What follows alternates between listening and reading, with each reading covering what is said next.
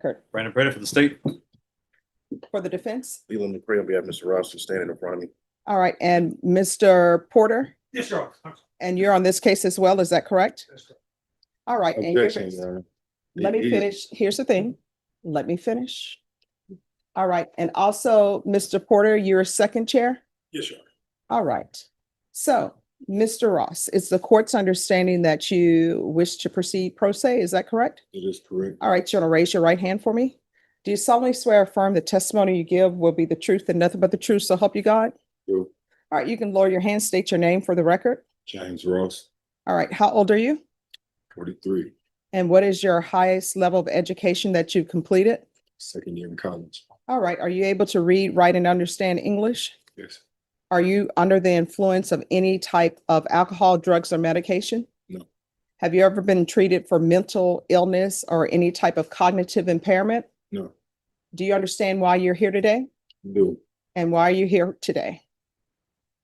Being accused of aggravated robbery and attempt to defend myself against these charges. All right, do you understand that in felony cases, you have an absolute right to have an attorney? I do. And do you understand if you cannot afford an attorney will be appointed to you? Understand that. And you understand the attorneys that have been appointed to you are Leland McCray and Robert Porter as second chair. Do you understand? I do understand that. And do you understand that the appointed counsels are trained in the practice of felony criminal law and trial practice?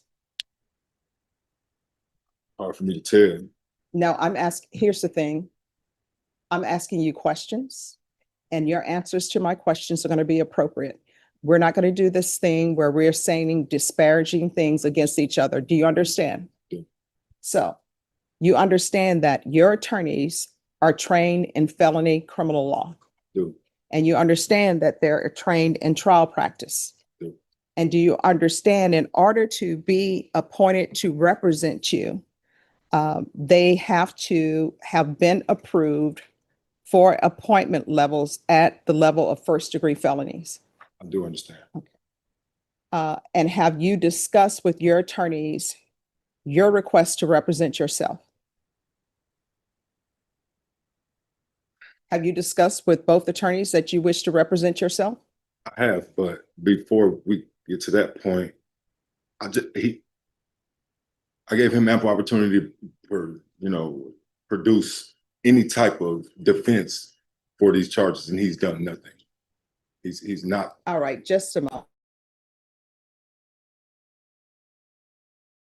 Okay, so I'm going to continue asking my questions and just, give me an answer. So it's my understanding, and we're back on the record, it's my understanding that you are asking to represent yourself. Is that correct? That's correct. Okay.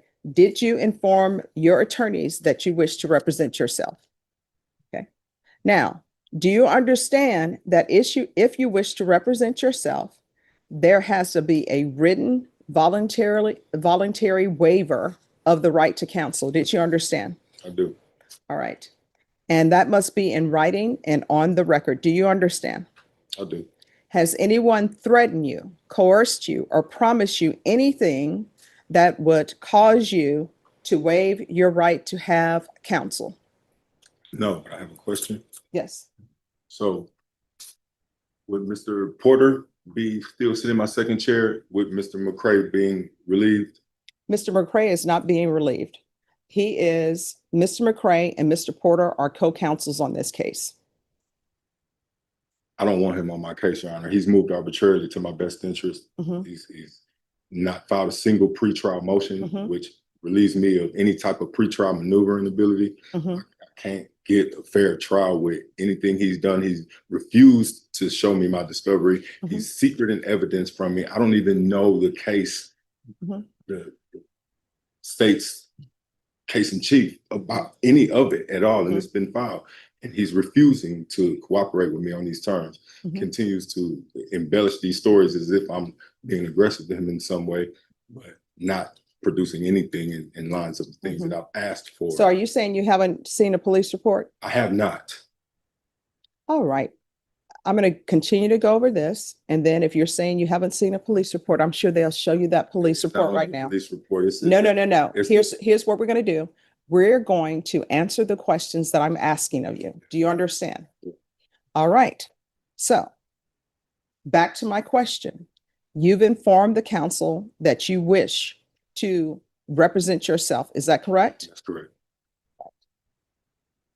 Now, do you understand that per the indictment, these are, of course, felony charges? Do you understand? I do. Do you understand if the state is able to prove up their enhancements? Well, I'm sorry, let me rephrase. For each one of these cases that are in the indictment, the state has to prove each one of those counts beyond a reasonable doubt. Do you understand? I do. If the state is able to prove those counts beyond a reasonable doubt, and if they are able to approve the habitual offender enhancement paragraphs, your range of punishments for counts 1, counts 2, counts 3, counts 4 are 25 years to life in prison and up to a $10,000 fine. Do you understand? I understand. And do you understand that if they are able to prove the enhancements, there is no eligibility for probation from a jury? Do you understand? I do. Have you received and reviewed a copy of the indictment? No, I have not. All right. Mr. Ross, I'm going to give you a copy of your indictment. And it says, according to Article 25.01, that the district clerk is supposed to. Well, hand that back to me. Thank you. Yaya, if you will please give him a copy of his indictment. Certified And copy let of the me- original. And excuse me, and let me explain something to you. When you have attorney that is representing you, He's not. the attorney will receive that, and the attorney will hand it to you, and that is through the district clerk. But we'll make sure you have that today. All right. Do you understand what you're being charged with in the indictment? Do understand it. All right. But, Do you understand the yeah. elements the state must prove? I do, and I object to the indictment. All right. I'm sorry. I object to the indictment. All right. But do you understand do you understand all of the elements that the state has to prove? I do. Do you understand the full range of punishment with regards to each charge? It's what you just explained to me. My question to you is, do you understand the full range of punishment? 25 months. So for the record, I'm taking that to mean that the defendant does understand. And do you understand you have a right to a jury trial? And if you choose not to have a jury trial, the state will have to agree to a waiver of a jury trial. Do you understand? I do. Do you understand that there will be 12 jurors that will be sitting to hear the evidence in this case? And those 12 jurors must come to a unanimous decision if they're able to. Did you understand? I do. Do you understand that during jury selection, there are available to you strikes and peremptory challenges? I do. Or die. All right. Yes. Do you understand if you're not a U.S. citizen, that you will be deported, denied naturalization, and reentry? Do you understand? I do. All right, then the court will allow the defendant to represent himself. And I'm sorry, after hearing all of the court's questions and answering them, do you still wish to waive your right to counsel? As in, do I? Do you still wish to proceed do you still wish to proceed in representing yourself? I do. All right, then the court will allow you to proceed to represent yourself. There will be standby counsel. You'll need to sign the waiver. And once you sign the waiver, we will bring the jury in. We'll start with jury selection. He needs to sign. Oh, you're gonna send? I'll sign one. Finish reading it. All right, take this off.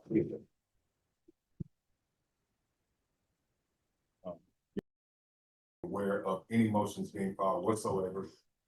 I'm completely in the dark about everything to do. All right, do you have a copy of the motion? I can print up right now, Judge. And if you'll give him a copy of the motion? Thank you, And Judge. again, I'll get to that motion right now ahead of time. If I cannot understand what this fingerprints are necessary to identify. And Judge, the motion was duly filed to the court as well as to defense counsel, Mr. McCray, before the defendant decided to represent himself. All right. Mr. It McCray is is time. not giving me any information about what's been filed in this case. And that's the reason that I asked before this proceeding began for him to be removed from our case. Also, I would like to bring up if Mr. McCray has threatened my one and only witness with arresting her if she's come to court and testify for me. That's my only eyewitness that has proof that this robbery did not take place. He told her that if she comes to court, that she stands the risk of being arrested. All right. Have you all printed out the motion? I'm pulling it right now, Judge. Thank you. Judge, we'd also make an oral motion in limine that the defense be barred from inquiring into any kind of criminal history of any of the witnesses. There are no convictions that I'm aware of. One of the witnesses. All right, so time out. One, we're going to let everyone speak one at a time. After people have concluded speaking, then everyone will have a chance to address whatever they wish to address. So you may continue. Thank you, Judge. Judge, we would make an oral motion in limine that the defense be barred from mentioning or inquiring into any kind of criminal history of any of the witnesses. There are no convictions, so we would ask that there be no inquiry into any kind of criminal history or any kind of criminal acts alleged or not. I would object to that, Your Honor, because two of the witnesses that are first and foremost, they get to know my whole background. So these people are holding me, saying that I committed a crime. Their backgrounds need to be able to be ascertained as well. Furthermore, one of the witnesses that he's trying to protect is on probation currently for drug charges. Drug charges prove that she is a drug addict, so which goes to the credibility of her statement. Furthermore, I also have a motion that I would like to. No, we're staying with this motion, and then if there are other motions, the court And will. in regards to probation, it's deferred adjudication. She has not yet been found guilty of any offense. All right. So with regards to the state's motion in limine, you'll need to approach before asking any question regarding any criminal history. And then at that time, I'll make a ruling. All right, next. And Judge, those are all the state's pretrial motions. I also have a motion that I would like to turn in. Now we're on the fingerprint, and then we'll deal with your motion. So with regards to the motion that the defendant be fingerprinted, that will be granted. Thank you, Judge. All right, and what motions do you have? This motion is actually a motion for continuance of 3 days, Your Honor, because I'm completely. I have not seen the motion. This is right here. May I make a copy of it and give it to the DA? Because I wrote this by hand. You'll just need to show it to the prosecutor. No, you don't bring it to me. The reason for this motion, Your Honor, is that I'm completely unprepared. I have not. I have not seen the motion. How do I let you see it? I wrote it here. This is it. So this is what I'm going to explain to you. When you represent yourself, I am not allowed to tell you how to file motions. I'm not allowed to assist you, because then I become your standby counsel, and I'm neither party's standby counsel. I'm just here to hear any evidence that's presented to me, any motions that are presented to me, and make rulings. That is all. I would like to bring to the attention of the court that I am under strict abilities that I can't participate like the district attorney does. I don't have access to a computer or a copy machine or any. Oh, no, here's the thing. It is fine that, it's fine that motions are written, but they need to be given to the court in a specific way, and they need to be filed. Now, I am not here to tell you how to file motions. That is something that you need to know how to do, and you need to do. You know how to do it, Your Honor. But if I was to file this motion, it would come past the time that this jury has been convened and it would cause a problem with the proceedings of court. So That's not the way the law works. What you just said, I don't know how else I'm supposed to file a motion. It's necessary at this moment when I don't have access to any of the basic things. I just inform you that the court accepts written motions. But as far as my telling you how to do that, that is not what I'm here for. That is for you to decide how to do that in representing yourself. So, Your Honor, I would like to make a verbal motion. The written copy of it is right here. May I? And Judge, we would object under the Code of Criminal Procedure. No, just a minute. It hasn't even been filed or brought before the court yet. And that is something that needs to be done. And so, Mr. Ross, this is what I'm going to tell you again, and I want you to hear me clearly. My role is not to help you with your case. I'm just here to listen to whatever is presented to me. That's it. If I seek to help you with your case, then I'm becoming your standby counsel. And then that means I'm not being objective. So I will not do that. And what I can tell both parties is I will only consider and rule on motions that are properly brought before the court. I understand it. And I would ask for the court to have mercy and understanding. There are things that I'm limited to that I don't have access to at all. My hands are tied in this form of being able to. This is what I'm going to tell you. It's not fair. No, this is what I'm going to tell you. And your attorneys will tell you this. My role in this case is not necessarily to have mercy and understanding.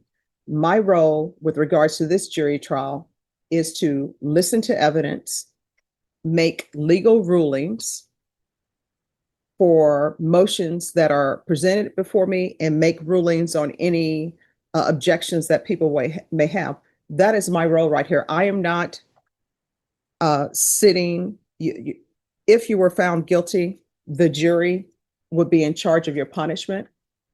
That's where mercy comes in. That is not with this court at this point in time. My only point is to review documents that are given to me.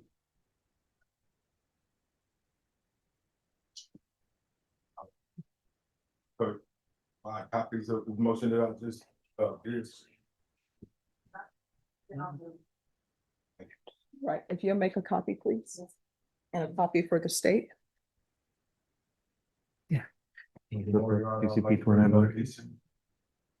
On record.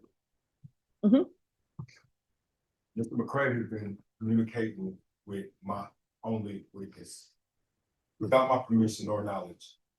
And Let me ask you this, and this is the only time I will ask this question. So, is it your belief that attorneys are not allowed to talk to potential witnesses? No, that's my question. it's not my understanding.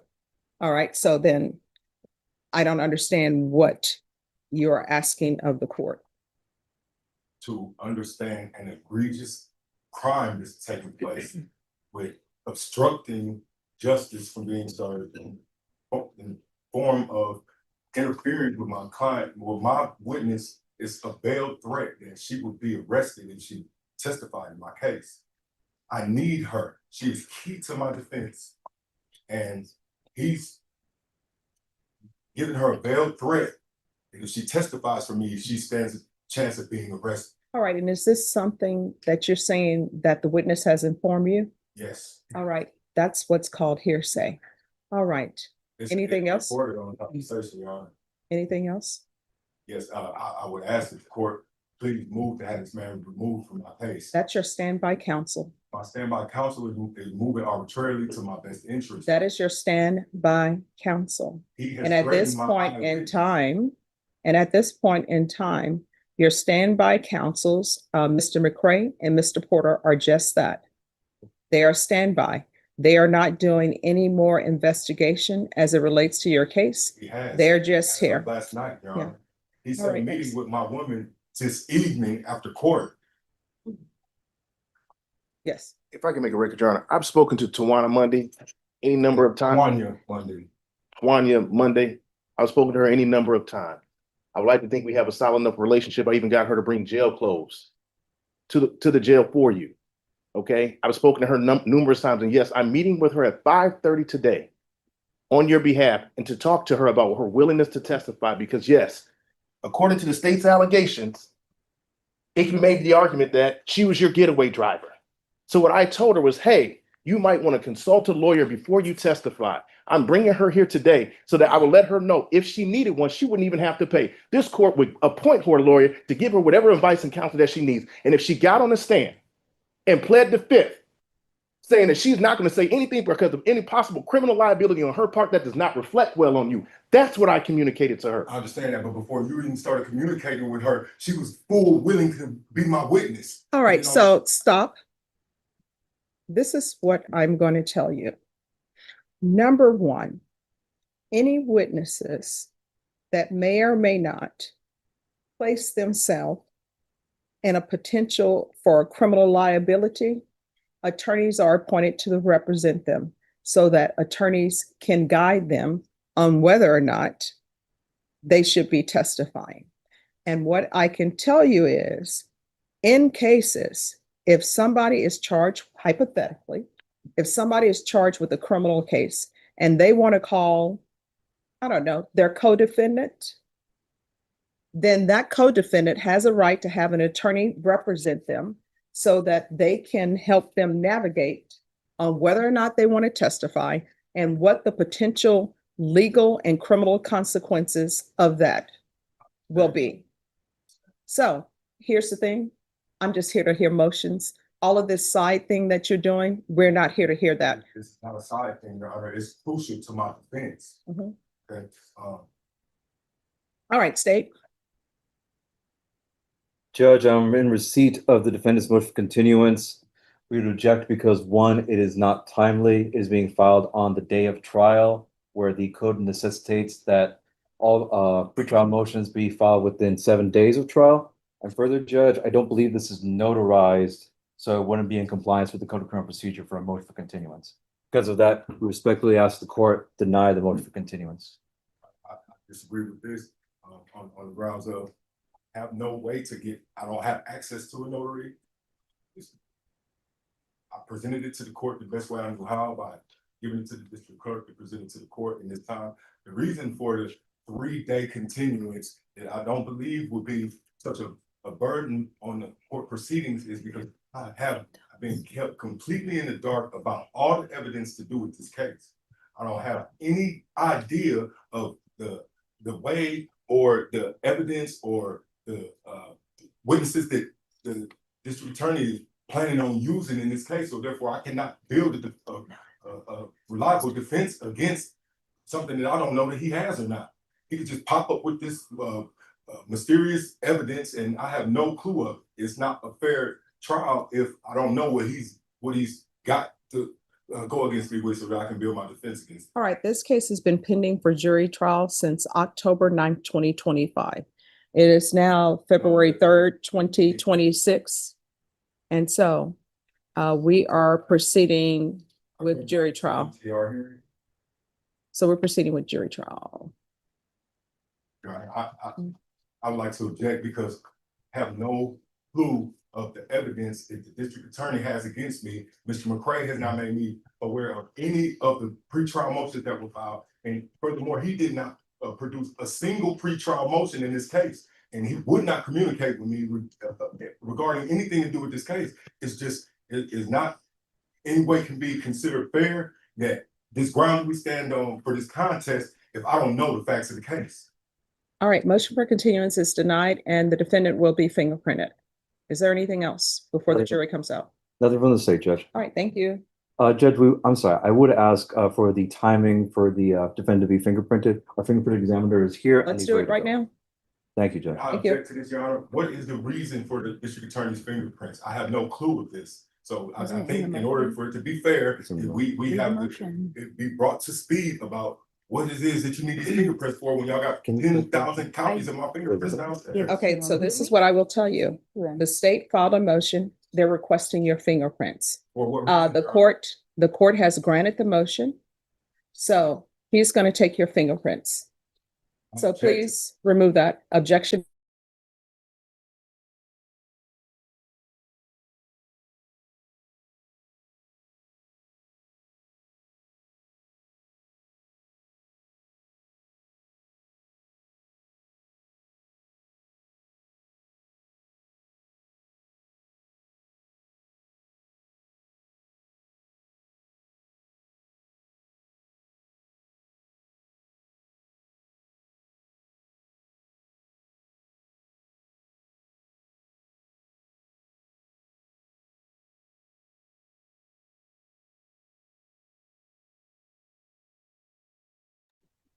Mhm. I need my witnesses, Your Honor.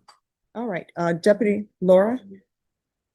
Put evidence on the record, which I've been denied the opportunity to do. All right, Deputy Laura, if you line the jurors up, please. Now, I'm going to call witnesses. Again, I'm going to state to you, I am not your standby counsel. Listen. There are procedures that are followed in criminal law for a jury trial.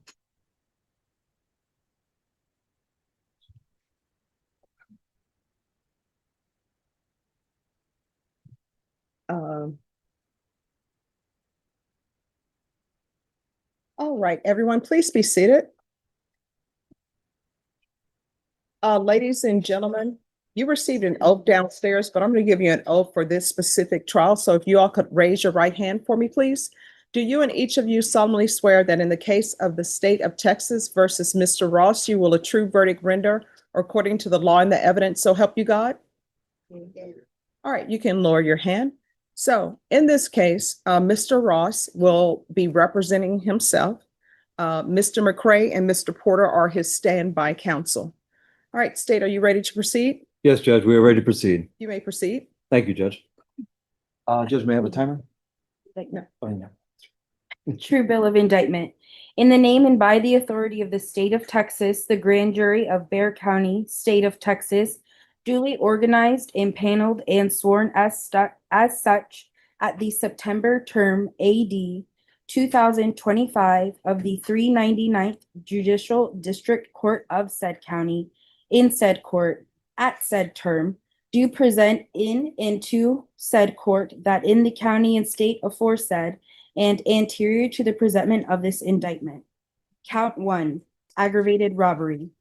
On or about June 1st, 2025, James Ross, hereinafter referred to as defendant, while in the course of committing theft of property and with intent to obtain and maintain control of said property, did intentionally and knowingly threaten and place Janice Jones in fear of imminent bodily injury and death, and the defendant did use and exhibit a deadly weapon, to wit, a firearm. Count 2, aggravated assault with deadly weapon. On or about June 1st, 2025, James Ross, hereinafter referred to as defendant, did intentionally and knowingly threaten imminent bodily injury to Alyssa Ramirez, hereinafter referred to as complainant, by pointing a deadly weapon at and in the direction of the complainant, and the defendant did use and exhibit a deadly weapon, namely a firearm. Count 3, aggravated assault with deadly weapon. On or about June 1st, 2025, James Ross, hereinafter referred to as defendant, did intentionally and knowingly threaten imminent bodily injury to Daphne Smith, hereinafter referred to as complainant, by pointing a deadly weapon at and in the direction of the complainant, and the defendant did use and exhibit a deadly weapon, namely a firearm. Count 4, unlawful possession firearm by felon. On or about June 1st, 2025, James Ross, hereinafter referred to as defendant, did then and there, having been convicted of a felony offense of aggravated assault with a deadly weapon, to wit, a firearm on April 30th, 2007 in cause number 09666641D and the 396th District Court of Tarrant County, Texas, intentionally, knowingly, and recklessly possess a firearm after the 5th anniversary of the defendant's release from confinement following conviction of the felony, and the defendant's possession of the firearm occurred at 4427 De Zavala Road, San Antonio, Texas, which was a location other than the premises at which the defendant lived, against the peace and dignity of the state. To those counts, how do you plead? Guilty, not guilty, or no contest? Not guilty. Definitely. All right, state, you all may be seated. State, do you have any opening statements? Yes, Judge, if I may proceed. You may proceed. Thank you, Judge. There's a man coming into my shop. I recognize this man. This man's been working with us for the last few days. But now he has a gun, demanding money from me. And he's putting it up to my throat, saying that I better pay him the money he's. The evidence will show that this is exactly what happened when the defendant walked into Janice Jones's shop after he had been working with her for 2 days and said that he was going to get paid the money he's owed.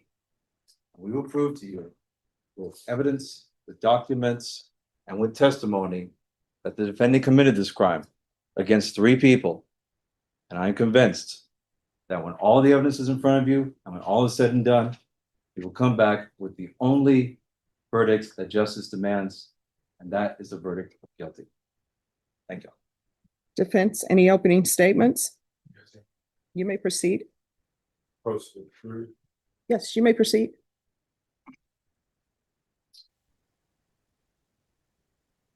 Janice Jones is the owner of Alterations and a gift shop on De Zavala Road. She's going out of business.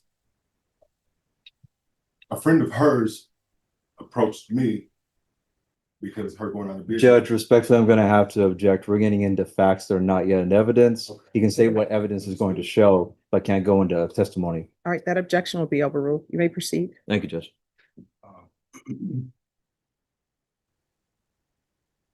On the day in question, I receive a phone call, or I make a phone call and inquire as to how to collect on these owed. I was instructed to, or the defendant was instructed to proceed to the shop on Sunday to collect. And they did. But the owner who instructed him to come didn't have the money that she told him to come pick up. Then they left. Then he went to the car, and as he's leaving, he says to his girl, like, can you please go back into the shop and ask this woman how to go about collecting the money that she owes me? She did. She spoke to this woman. This woman said, bring him back at 6 o'clock and I'll pay him then. 6 o'clock, she did not pay. Defendant got upset, cussed her out, and left. On the way home, the defendant and his girls witnessed the police at a high rate of speed going back to where we came from. That's all the defendant knows. There was no intent to this robbery. There was no robbery. There was no weapon. Thank you. All right, state, call your first witness. Thank you, Judge. The state will call Mrs. Lasagna Robinson to the stand. All right, thank you.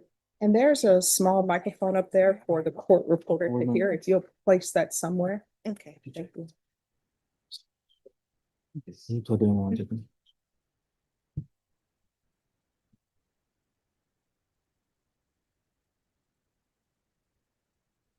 Okay. All right, can you raise your right hand? Do you solemnly swear or affirm the testimony you give will be the truth and nothing but the truth, so help you God? Yes. All right, you can lower your hand. Make sure you speak in the microphone so the jurors can hear and all of the attorneys can hear. If you'll state your name for the record, please. Lasagna Robinson. All right, state you may proceed. Thank you, Judge. Can I call you Lasagna, ma'am? Yes. Objection, Your Honor. Objection. I don't even know who this witness is. All right, your objection is overruled. You may proceed. Thank you, Judge. I think you stated your name for the record. Do you mind if I call you Lasagna or Miss Robinson? Either one. Okay, Lasagna, good? Mhm. Okay, thank you. Lasagna, what is your profession? Custodian of record / paralegal. Okay, and where are you custodian of record at? SAPD Communications. Okay, what does SAPD Communications do? That's the 911 call center where all the calls come in. Okay, so what would be your duties as a custodian over there? To pull, retrieve, maintenance, to answer upon request, and to appear in court. Okay. If I may approach the witness, Judge? Yes. Okay. Now, Lasagna, I'm showing you what's been labeled as state exhibit number 3. I think you listened to this earlier. Can you tell me what it is? It's the 911 calls. Okay, and how you know there are 911 calls? I listened to it and I initialed and dated it. Okay, and are 911 calls? Your Honor. The defense has not had a chance to review any of this. So this goes to the surprise tactics of the prosecution that I was talking about. All right, do you have a without do you have a legal objection?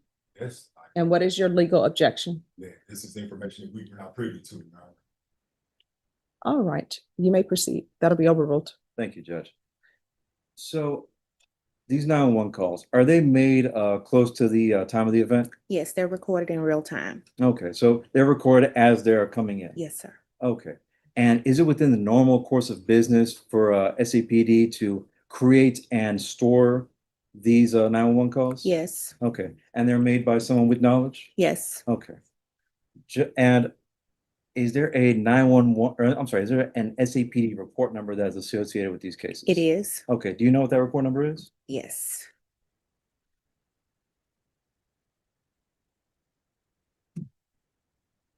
SAPD 221-50167.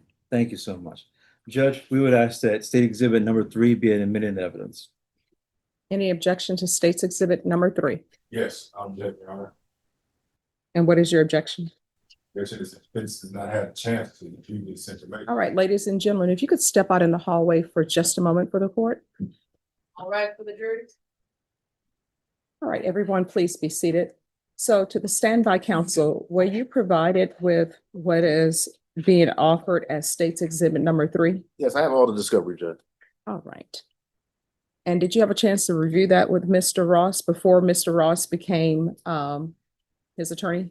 I've tried every opportunity to communicate with this man. He berates me, he intimidates me, such that I cannot have a conversation with him for much more than about 20 minutes. All right, so this is what we will do. State, if you'll play state's exhibit number 3, so Mr. Ross may hear it. Of course, Judge. All right, everyone, please be seated. State, you may proceed. Thank you, Judge. We would like to admit state exhibit number 1 into evidence. Is it state Saying- exhibit number? I'm sorry, state exhibit 3, my apologies. No problem. Any objection to state's exhibit number 3? And what are the objections? I can. No foundation to that at all. It doesn't create speculation in their minds, and it creates prejudice against me. All right, the defendant's objection will be overruled. Can I have parties approach? Playing 911 call number 1 from state exhibit number 3.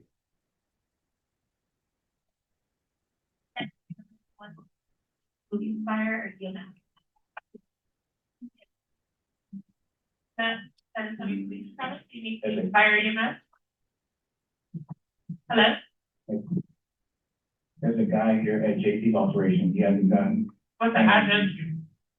JC's Alterations, 4722 Delta Valla Road. He has a gun. There's Bala. Yeah.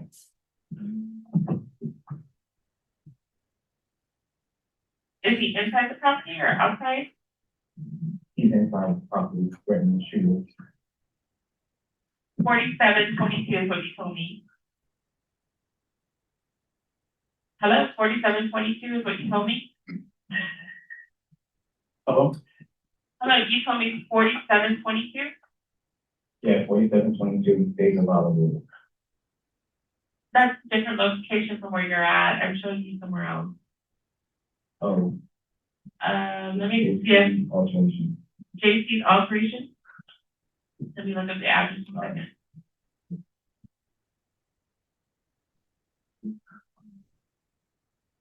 Oh, I'm trying to get the address. yeah, there's a Momo shop here. 4427 maybe? Yeah, 4720, days of Oliver. 44 and mail inside the. 7. She was 47. It is. I'm showing you somewhere else. I'm showing you somewhere else. No. Are you in like a little plaza area? Yeah, the farm area. JC's Alterations gift shop, correct? Mhm. Where are you at? Inside or outside or where? Hello?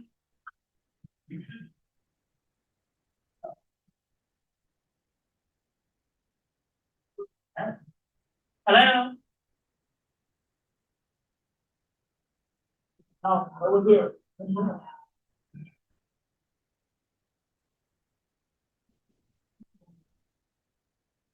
Guy, huh? He had a red Toyota Camry, he came in, pointed him at gunpoint, and he left. Purpose of the record, playing 911 call number 2 on state exhibit number 3. Sandy, number one, this is Pennsylvania Police, Fire, or EMS. Yeah, sure. Hello, San Antonio Police. Hello, can anybody hear me? Did I work for her? Yeah. Did I work hard for her? Yeah. Did I operate in good faith for her? Yeah. Then why the fuck ain't you paying me my money? Did I tell y'all something? You told me you was gonna pay me at 2 o'clock when I got here yesterday. Absolutely. I'm not waiting till you get finished. Give me my money. I paid the price and nothing against the flow, I tried to explain it. So when how are you gonna pay me today? You ain't gonna think you gonna pay me today? Well, what's the problem? Why did I send you a message telling you to have send you? I sent it to you. But I couldn't put it in there until later. I have to wait until later. Let's see you again without. You called me. Let's see you again without my money. I'm not playing with you. You took my gentleman for weed. I've been a gentleman in kind with you all the way through this process. I went hard for you. And this how you do me? Give me my fucking money. I know your story, man, I know what you did. Don't play with me tomorrow.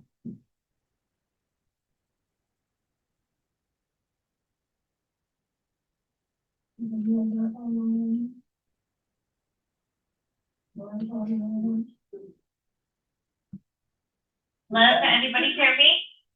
Hello, you good? I'm still here. What happened? I heard something him asking about money. Tell me your location, please. Ma'am, it's a. Can you still talk? Okay, can you guys speak freely or no?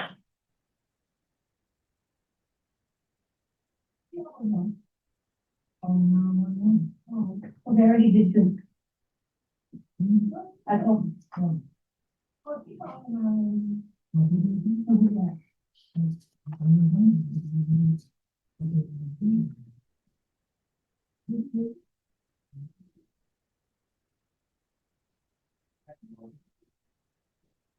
Yeah. Yeah.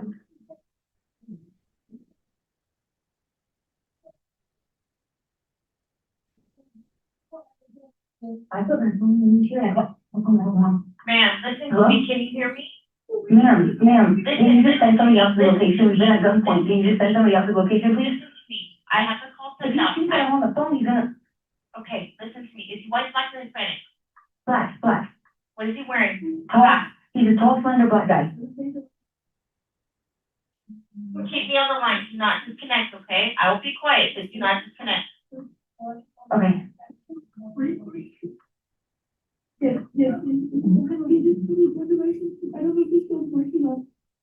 Is this a business or a house now?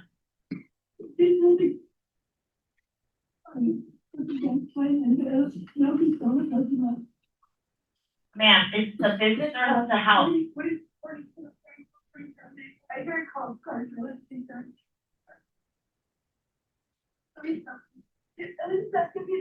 No, they're already here.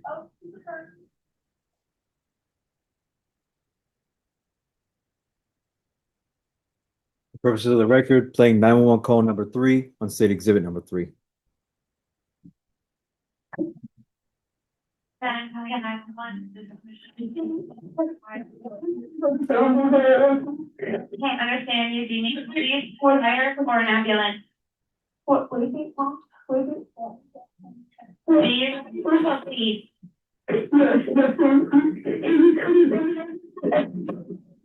stand anything you're saying? Take the phone a little bit of your face. That's fine, but I don't know if he's still in the parking lot. Where are you? 42, 44, 47, I heard cop cars, so it's been I don't know where you're at. What is the address? She's already here. Do not hang up. I do not know where you are, and I do not know if I have a unit there. Until I know I have a unit there, I can't do that. What, do you know where you're at? We're at, the court and the entrance to Witness Shop and on Gavel Road. My son was illustrated, like, cycling the Gavel Road, and a shopping center right there. You was injured. No, man. He picked me up and I was because my husband, no, he didn't. I thought he was. Ma'am, What? who had the gun to your head? Talk to me. Who had a gun to your head? Is he still there? Still there. Yes or no? Say yes or no. Is he still there? Is he black? Yes or no? Yes, What color shirt? I think it's white. White shirt. Is it a handgun? I don't know. Yes, thank you. Do you know the address you're at? I think it's 4427? Okay, 4722 Bigelow Road in Easton.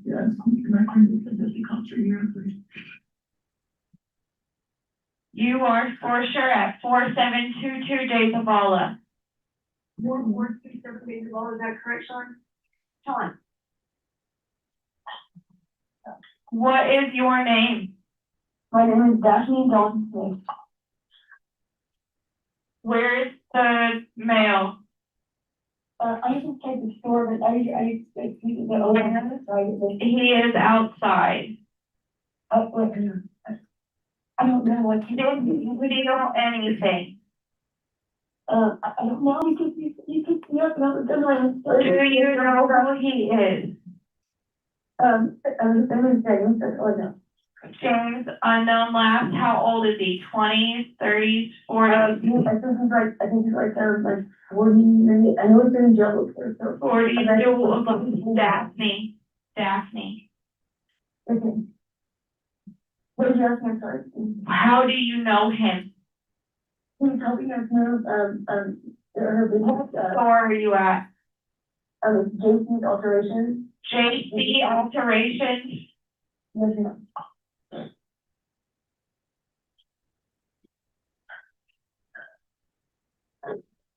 Do you know if the guy is drunk or high? I don't know. Oh my goodness. What vehicle were y'all in? No, we were still working and he just came in. I don't know. He has alibi clemency. You're not making sense. What's your phone number? It's 210-851-2161. 2161. Do you see the officers outside? Okay, let me look at this. Oh, yeah, just a minute, thank you. Can you speak to my officers? Okay, yes, did you need to speak to him or? Who are you talking to? Okay, hang on just a second. 911, working on it, right here. Hello? I'm sorry, who is?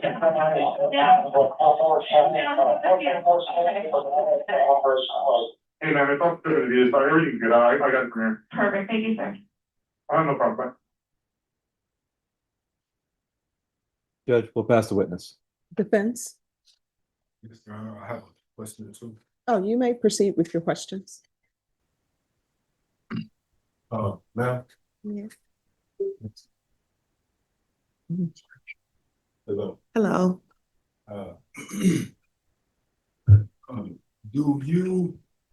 Could you tell us the exact times of these calls Uh, in succession with each other?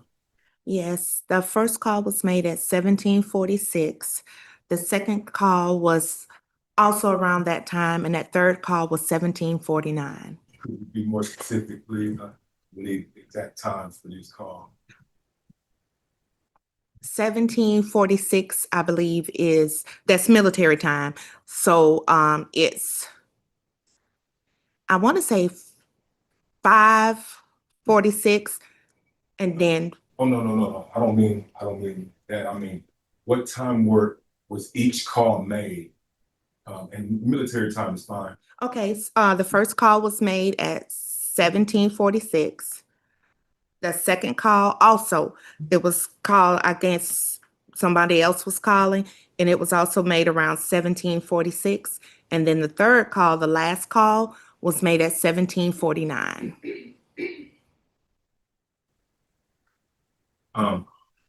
On the second phone call, there was the gentleman who was communicating with the 911 dispatch.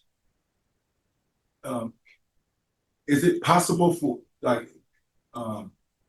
is he identifiable in any way? His phone number shows up on what's called the incident detail report, and that is the document that is generated once that call taker picks up the phone, and she can input or he can input all their information. So his phone number was identified. You're on. You just need to ask your questions.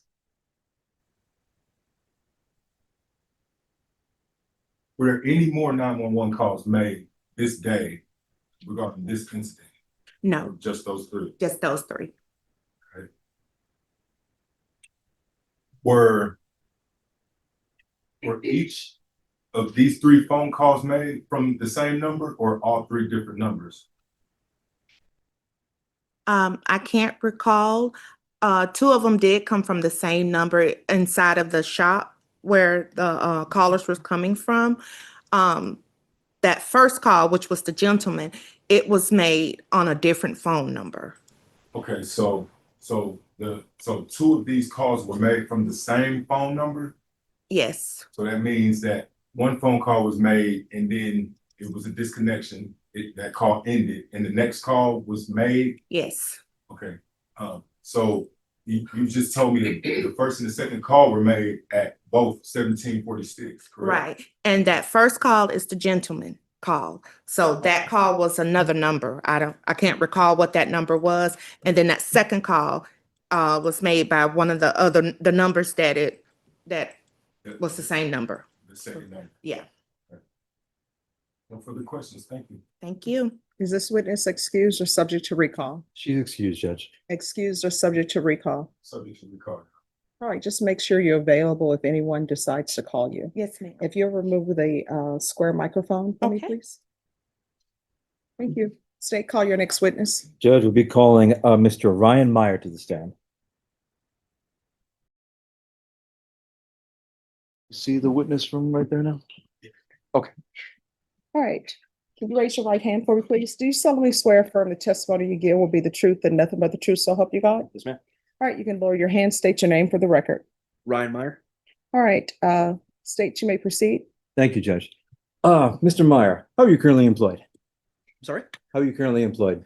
With the Bexar County Sheriff's Office. Okay, I can kind of tell by the patch right there. How long have you been working for BCSO? About 2 years.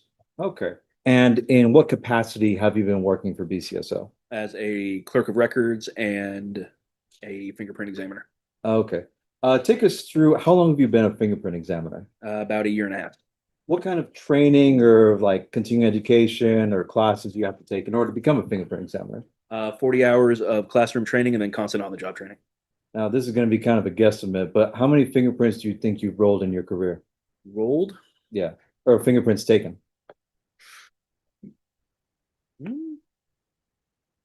About 30 people. Okay. And have you ever testified in this as an expert before? Yes. Okay. Judge, the state would like to bring in Mr. Meyer under 702 as a fingerprint examination expert. Defense? Yes, Your Honor. All right, Thank you. you may proceed. Thank you, Judge. May I approach the witness? Yes.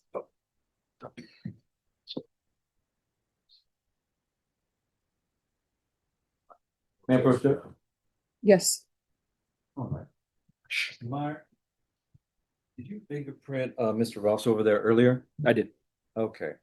And did you have a chance to compare those fingerprints to the fingerprints that are in state exhibit number 1? I did. Okay. And would the fingerprints that you took from Mr. Ross be a match for the fingerprints in state exhibit number 1? I'm unsure. You're unsure? Yes. Okay. Let's go through state exhibit 1 a little bit. Inside state exhibit number 1, there is a photograph of an individual. Yes, sir. And actually, let me move over to state exhibit number. Let me move to state exhibit number 2. Is this a copy of pages from state exhibit number 1? Yes, sir. Okay. And in state exhibit number 2, are there photographs that have been taken? Yes, sir. Okay. And in those photographs, there's an individual, correct? Yes. All right. Do you see an individual that matches that description in this room? Yes, sir. Okay. Can you point him out for the jury? The defendant, Okay. gentleman in black. Let the record show that the witness identified the defendant. And Judge, we would ask that state exhibit number 2 be admitted into evidence. Any objections? No objection, Your Honor. State's exhibit number 2 is admitted without objection. Thank you, Judge. Permission to publish? Granted. Thank you. All right, so Ms. Meyer, let's walk through state exhibit number 2 for the jury, because I have not figured out how to use the docket thing over there. So let's open that up. So on the second page, there's a series of photographs. Is there a person named there? Yes. Okay, what is the name? James Ross. All right. Is there a ID number? Yes. Okay, what is that ID number? Right. Let's move to page number 3 of that. Can you tell me, what am I looking at here? I'm blanking on the name. It's okay. Does it look like what's written The right judgment here? page. Okay, Thank you. So it's a judgment. All right. Is there a cause or a case number on that judgment? Yes. Okay. And what about, is there a name on that judgment? Yes. What is the name? James Ross. And what is the case number? 0966641 Delta. Now on there, I see there is a charge. Could you read into the record what that charge is? Aggravated assault with a deadly weapon, to it a firearm. All right. And on there, there's a date of the probation order and a date sentence imposed. What is the date of the probation order? October 24th, 2005. And what is the date of the sentence imposed? April 30th, 2007. Thank you so much, man.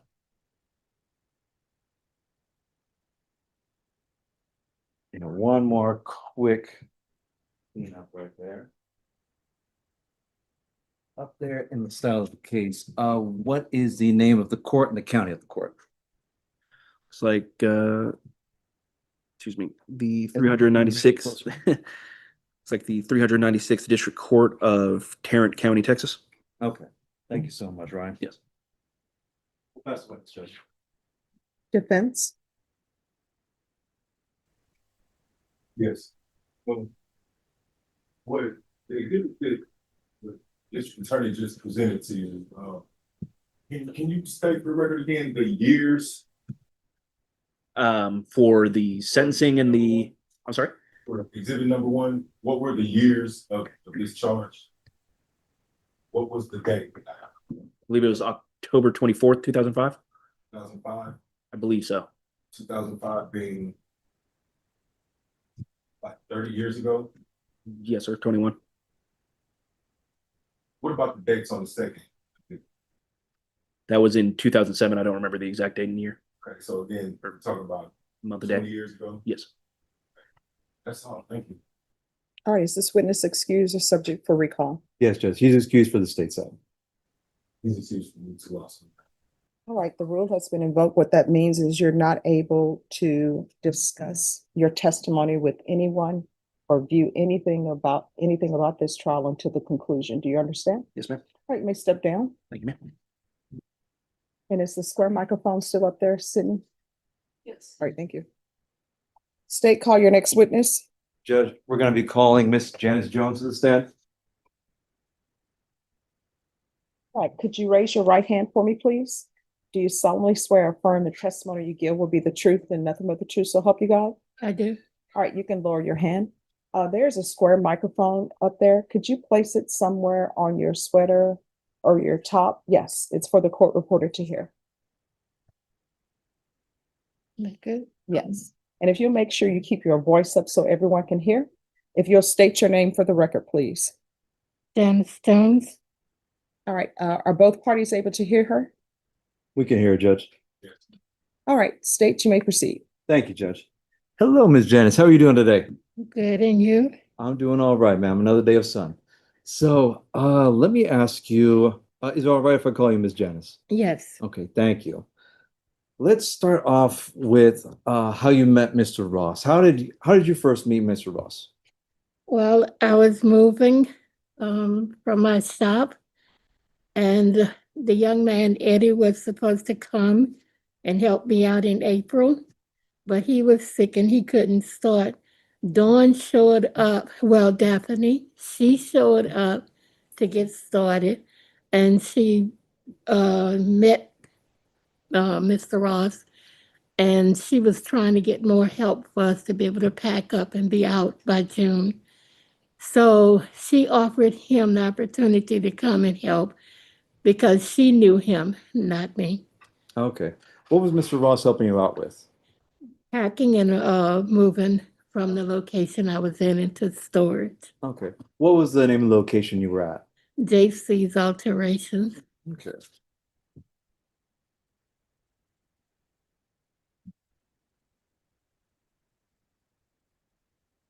May I approach the witness, Judge? Yes. Ms. Janice, I'm showing you what's labeled state exhibit number 4. Can you tell me what this is? This is my shop. Okay. And no doubt or question that this is the shop that you were working at Yes, that's where I work. on the day of the incident? Yes. Okay. Judge, you asked state exhibit number 4 be admitted to evidence. Have you tendered? Yes, Judge, I've shown it to you. Defense, any objection to state's exhibit number 4? No. All right, state's exhibit number 4 is admitted without objection. Thank you, Judge. Permission to publish? Granted. All right, so when did Mr. Ross first start working for you over at JC's Alterations?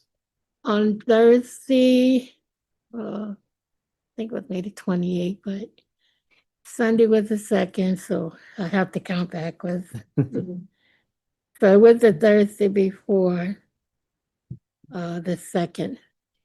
Did you come to an agreement with Mr. Ross about the nature of the work, pay, how long the job was? Yes, I did. Okay, When Dawn asked him to help out, he said to me, while they were out getting the truck, that Dawn didn't give him information on the pay and how long the job was going to take. So as we spoke, I told him what it was. I also told him that no one gets paid until the job was completed because I've gone through that before. Okay. You've had people get money up front and they've just quit the job that day? Yes, and I was left with packing. I moved here from Louisiana, from Atlanta and Louisiana, so I got stuck with a moving truck and no one to complete the job. So I learned not to pay first. Okay, there you go. So it sounds like, just to summarize, Mr. Ross was contracted with you to work for a certain amount of time, for a certain amount of money, with the expectation that he would get paid at the end of the job. Yes. Objection, Your Honor, leading. Sustained. I'll rephrase, Judge, my apologies. What were the terms of the contract with Mr. Ross? That they would get paid $50 a day, and the job was supposed to be completed by that Sunday, which was the 2nd, because my lease was up and I wanted to be out there before I had to pay another month. Okay. Did Mr. Ross stay and complete the entire job? On that Thursday night, that Thursday while they was out getting the truck, he began a conversation that he was talking to his bank about not cashing a $50 check. He also said that he had just deposited $15,000 in the bank the week before, and he did not understand why they wouldn't cash a $50 check. So as he was talking these conversations over a phone call, I overheard him ask whoever was on the other side about helping him get into his account because he was locked out. Okay. But he wanted $50. And so he came to me that night and asked me about getting some money so he can get smokes and a fix. And I told him, no, I didn't support that. And no one was getting paid until Sunday. Okay. All right. So what month was this? It was the end of May that we started. May 30th. I want to say May 30th, but we were supposed to, it was May 28th, I think. But we were supposed to be out by June 1st. Okay. But because of what he did and not coming back, I wound up staying till June 2nd. Okay. And what year did all this occur? It actually happened in June 2nd, 2025. So last year? Yes. Okay. Let's go to the day of, also, your shop, JC Alterations. Do you remember what the address was for that? 4427 Days of Olive Road. Okay. And this is going to be a weird question, but just go with me on this. Did Mr. Ross live there? Not at the shop. Okay, he did not live at the shop. No. Okay. And is that address in Bexar County, Texas? Yes, it is. Okay. All right. Let's go to June 1st, 2025. Walk us through the events from the beginning. What happened that day? Well, that Friday night, he asked me for money. I said no. He threatened me and told me if I didn't give him money, he wasn't coming back on the 1st. And so after we had a conversation, I stood my ground. No, you wasn't going to bully me. I said everybody was getting paid on that Sunday, so I'm not going to pay you. Objection, Your Honor. And he said, Just 1 second. Whenever either party says objection, I'm going to ask that you stop speaking, okay, and then I'll hear what their objection is. I will make a ruling. And if you don't understand whether or not you're allowed to speak after I make my ruling, just ask me, okay? okay. All right, what is your objection? To narrative, Your Honor. Sustain. Let's go. We can't talk about what happened on that Friday. Let's talk about what happened on June 1st, the day of the incident. Okay? On June 1st, he said that he wasn't coming back if I didn't pay him. Mm-hmm. And he didn't. So I had to find someone else to come and help out. Okay. Did he ever come back with any kind of weapon in hand? On that Sunday, because I didn't pay him, he came back with a gun. I was sitting there packing a box when he showed up. And because I didn't turned and addressed him when he walked in and shoved the chair down, Dawn walked in between us and was asking me about packing. And he just got up, he snatched Dawn up from behind and threw her up against the wall, and he pulled the gun from behind him. When he pulled the gun from behind him, he waved it at all three of us. He told them he was not playing. And then he pointed the gun and shoved it up under my throat. Overruled. You may proceed. He shoved the gun up under my throat and said to me that he would kill me if I did not pay him, and he was not playing with me. Okay. Do you recognize what kind of gun it was? All I know that it was silver. The silver gun? Yes. Okay. Did you feel threatened by Mr. Ross's action in shoving that gun up under your chin? Yes.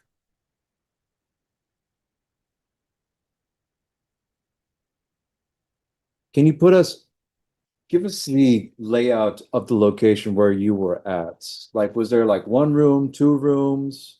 Like, where was everybody inside the room? I was in the middle of the room with eyes all around me. Dawn Okay. started out on the opposite side behind me. When she saw him come in, she came over to me to ask me a question. And Alicia was standing behind her to the right. And when he sat down, he sat like to my left.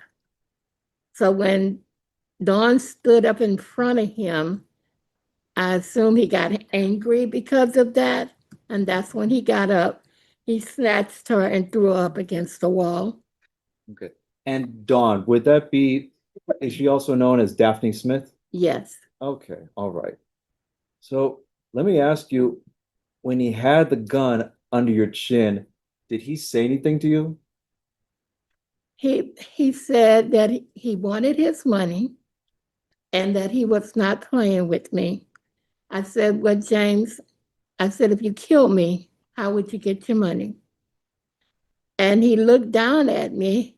I said, this is the reason I do not keep cash on me, because of things like this. He just looked down at me. He waved the gun at them again.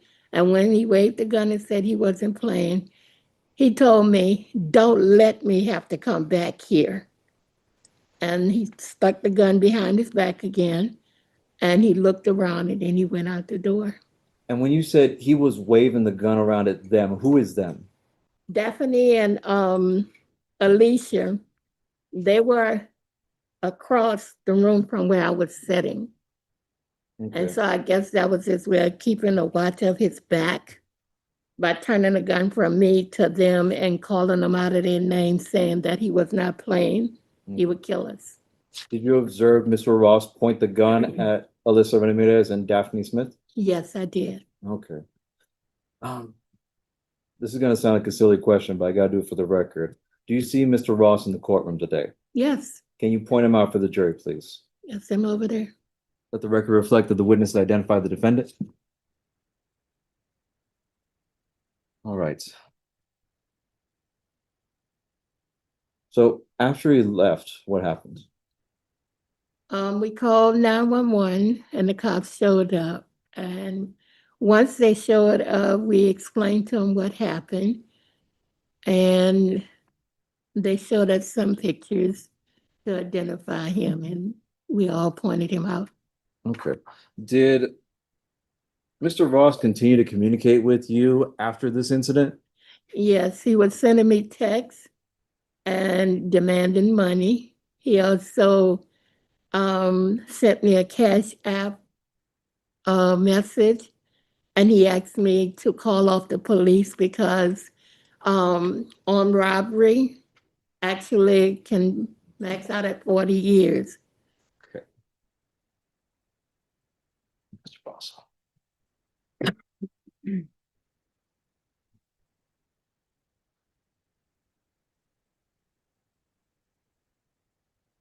First, with Judge. Yes. Janice, I'm going to show you what's labeled as state exhibit 5, 6, 7, and 8. Can you tell me what these are? These are messages sent from James requesting a payment, as well as messages that he can use Cash App since he didn't have a phone. He can send messages directly to me. And you can verify that these messages were sent to you from James? Yes. Okay. Judge, we'd ask that City Exhibit number 5, 6, 7, and 8 be admitted into evidence. Any objections? No, no. All right, States Exhibit 5, 6, 7, and 8 are admitted without objection. Thank you, Judge. Okay, permission to publish? Granted. Thank you, Judge. All right, let's go over State Exhibit number 5 right here. Is there a date on this?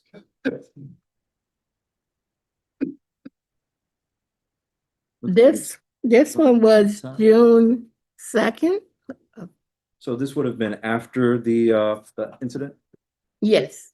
Okay. What does it say on there? He says, so you're really not going to pay me for the work I did for you, which was the business had not completely finished the packing and the moving. So like I told him, I was not going to pay until we finished, and everybody got paid at the same time. And Mr. Ross did not complete the job. No, he didn't come back after Friday. Okay. Let's look at State Exhibit number 6. Can you tell me what that is? This one. Let's see, it's gonna be this one right here.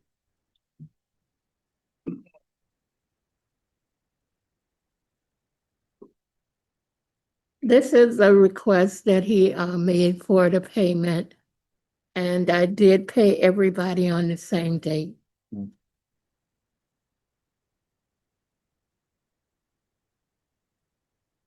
Let's look at State Exhibit number 7.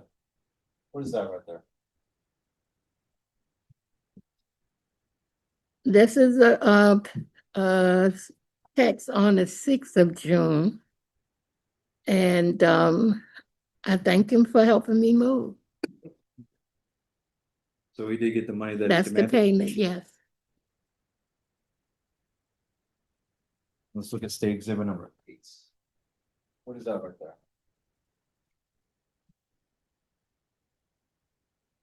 This is also the text on the 6th of June, where he asked me to call off the police because the robbery starts at, it is a felony, and it starts at 40 years. Okay. And I see on there, there is a name that's Samaj Rose. But that first one right there, is that James spelled backwards? Yes, it is. Okay. And the last name, Rosie or Rose, does that sound pretty close to Ross? Yes, it does. And this is James Ross that's sending these messages? Yes. Okay. On one of the texts, he stated that it was James Ross, and that was his Cash App. Okay, so he is on here asking you to call off the police Yes, because of the aggravated robbery. yes. Thank you so much. When the incident happened, Ms. Janice, were all three of y'all in the same room? Yes. Okay. Where was your back to? Was it to the wall or to the entrance or? My back was to the wall. The entrance was to my left, and I was facing another wall in front of me. Okay. And you described the firearm as a silver firearm. Was it a big firearm or a small firearm? It was a small one. Okay. Okay. Judge, we'll pass the witness. All right, defense. No, Ms. Jones. Hello? Yeah, I stand up there. Right. There's a bit of way I can't see. Yes, you may stand.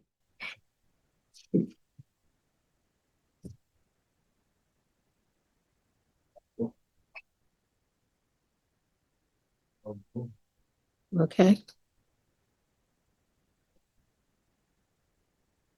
I'd like to ask you a couple questions. First being, was there a time before this incident that the defendant, I gotta refer to myself as a third person, that the defendant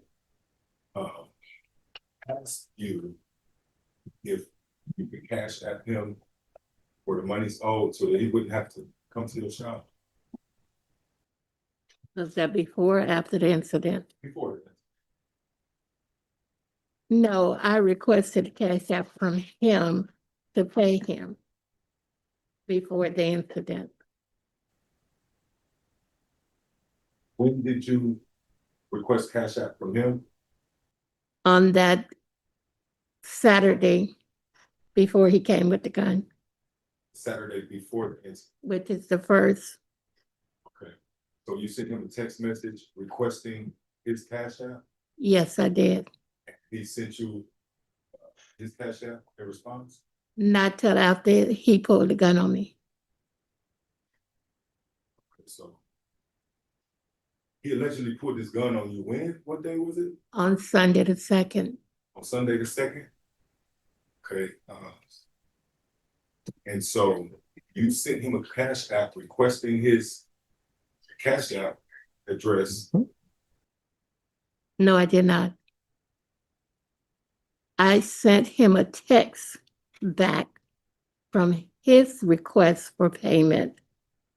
And he sent me a message saying, "This is James Ross and this is my cash app." So that is how I got his cash app.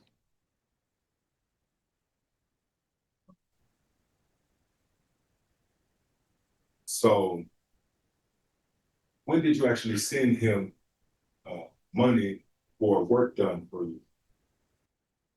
The job was completed on the 4th and everybody got paid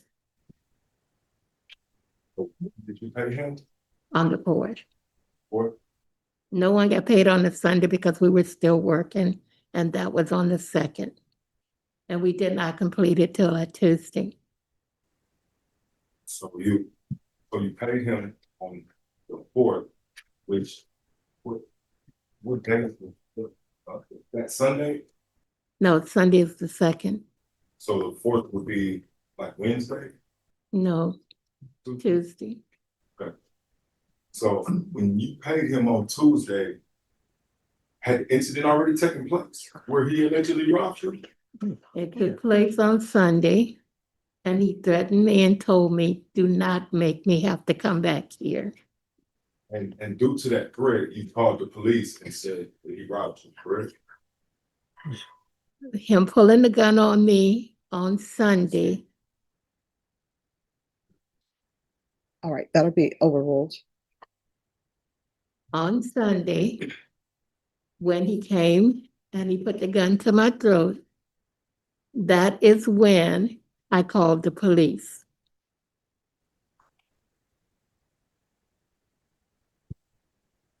After you called the police and this incident was reported to the police that you were robbed, after that incident is when you paid him? I did not pay him until that Tuesday.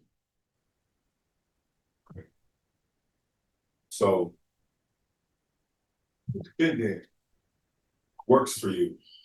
Let me make sure I got this right. Okay.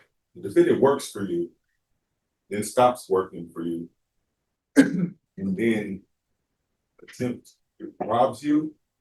And then after this robbery where you call the police and get the police involved in this matter, you pay him? I paid him because the promise was everyone would get paid when the job was completed. And you did the work, and since he did the work, I kept my word and I paid him. So, now I want to switch gears a little bit, if I may. Do you remember the day that he first started working for you? Yes, I do. What was your interaction with him? What was his vibe like? How did you two interact with each other? Well, on the first day is when they were out going to get the moving truck. And we sat and we was talking, and he began talking negative about Dawn and Alicia. And I began to tell him about God. My question was, how were you and the defendants, I'm not asking specifically about the conversation that you shared, but did you feel comfortable with him? No, I did not. Did not? No, Did you have cookies there for the defendant that day and the rest of the workers? I ordered lunch for the group that was working. This way we can get it done, and they did not have to leave. They can take a break, eat and drink. So no one had to go out and purchase anything. I even fed him because he said that he was hungry and his cupboard was low at home. So again, I asked, did you have cookies there? Cookies. I had cookies, I had sandwiches, I had wraps, I had drinks. I literally did a catering for each and every one to have something to eat for 2 days. Right. Okay, now. It's the defendant's belief that you two were establishing a good relationship.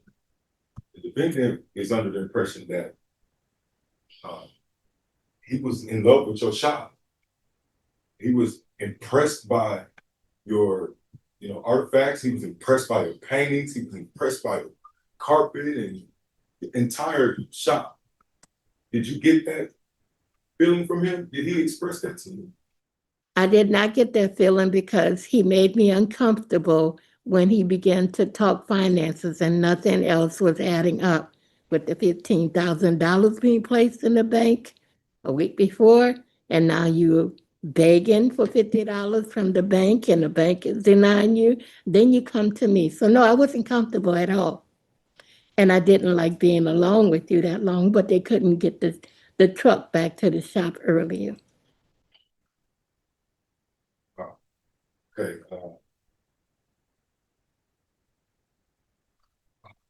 So at the end of the first day of work, when you did not feel comfortable with this man, the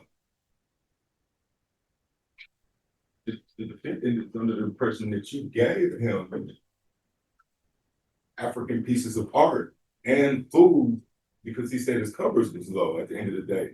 And is that true? I have kept a food bank for many, many years because Excuse me. I'm encountering people who are hungry. Excuse me. I need you to ask the questions correctly, please. Question is, did you give the defendant African artifacts and food at the end of the first day? Judge, I'm going to have to object to this on relevance and also that's been asked and answered. It would be cumulative questioning. All right, that'll be overruled. Thank you, Judge. Please proceed. Yes, you can ask your question. Okay. That's that again. At the end of the first day of work, when you didn't feel comfortable with the defendant, did you freely give him 2 pieces of African art along with food from the company of your shop? Because he said he had nothing to eat. Yes, I did. Okay. These 2 pieces of African art, the reason that I ask is so to gain an understanding of the value of these things to the defendant. So to the defendant, these pieces of African art were extremely valuable. Okay. And he expressed that to Ms. Jones. Now, Ms. Jones, if you didn't feel comfortable with the defendant, why would you give him valuable pieces of artwork and food and be expecting him to come back the next day for work? That doesn't add up.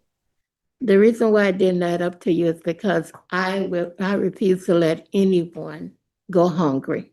I keep food around and I cook food and I feed the neighborhood. I believe in the love of Christ. And I do believe in being kind to people. And those artifacts that I gave you didn't really mean anything to me. It was given to me. And so if it was something you like, I wanted you to be happy with it. Did you find that the defendant was happy with those? You seem to be excited to get it. Continuing, at the end of that first day, of work, after you gave him these artifacts and you gave him food, did you drop the defendant off at his home? I did not, but my friend, you rode with my friend. And when we followed you, you seemed to be thankful that, somebody gave you a ride. And so in this, you knew where the defendant lived. Not exactly. We dropped you off in front of the building. And because I was uncomfortable with you, I turned and told my friend not to bring her purse into the building anymore because you made me very uncomfortable that day. I beg your pardon, can you repeat that? I didn't hear what you said. While we dropped you off in front of the building, we didn't see what apartment you went into. And I turned and told my friend not to bring a purse in because I wasn't going to do it. I was very uncomfortable with you. And so we stopped carrying a purse that day. I want to ask you again, when you dropped the defendant off, were you in the car with him? No, I wasn't. Okay, so who were you in the car with? I was in the car with Clara and you were in the car with her husband. Okay, so that's two different vehicles? Yes, it is. And I'm in the vehicle with your co-owner's husband? Yes, And you're in the vehicle with your co-owner? yes. And so when we got to my apartment, how many trips did I make into the house before I could get all the stuff that you gave me in? Do you recall? No, I don't recall, but you didn't have that much stuff. More to now, let's switch gears again to the day of this alleged incident. Actually, a day or two before. Okay. Did the defendant contact you by phone and ask you how was he to go about collecting payment from you? I don't recall. Defendant is in belief that he did. Okay. And the response, so you don't recall giving him a response of come to the shop at 2:00 Sunday? Oh, yes. No, I said I would pay you on Sunday. I said at least by 2 if we complete the job. That was in thinking that everybody would be done by Sunday, not that you were going to not show up on Saturday because I'm sorry now. I don't mean to be rude at all, so please forgive me if it sounds as such. But the question is, do you recall a conversation where you told the defendant to come to your shop on Sunday at 2:00? yes, I do know. Did the defendant come to your shop at 2:00 Sunday per your instruction? No, not No? 2:00 Sunday. You came with the intent to rob us because we were supposed to be finished Saturday. Your Honor, can you please ask the defendant to answer the question? All right, if you'll just listen to the question and answer the question, and then if the state have more questions to ask you, they'll have an opportunity to ask you. Okay. All right, you may proceed. So we gathered now that you instructed the defendant to come to your shop Sunday to collect his pay, correct? I said I would pay everyone I'm on sorry. Sunday. Yes or no question? On Sunday, I didn't give you a time. Defendant is under the impression that you told him 2:00. And so at 2:00, he came to your shop. And what happened when he came to your shop at 2:00? What Well, did let me rephrase that. I'm sorry. Excuse me. How many times did the defendant come to your shop on Sunday? How many times did he cross the threshold of your door Sunday? That Sunday? As far as I know, once. Once? As far as I know, once.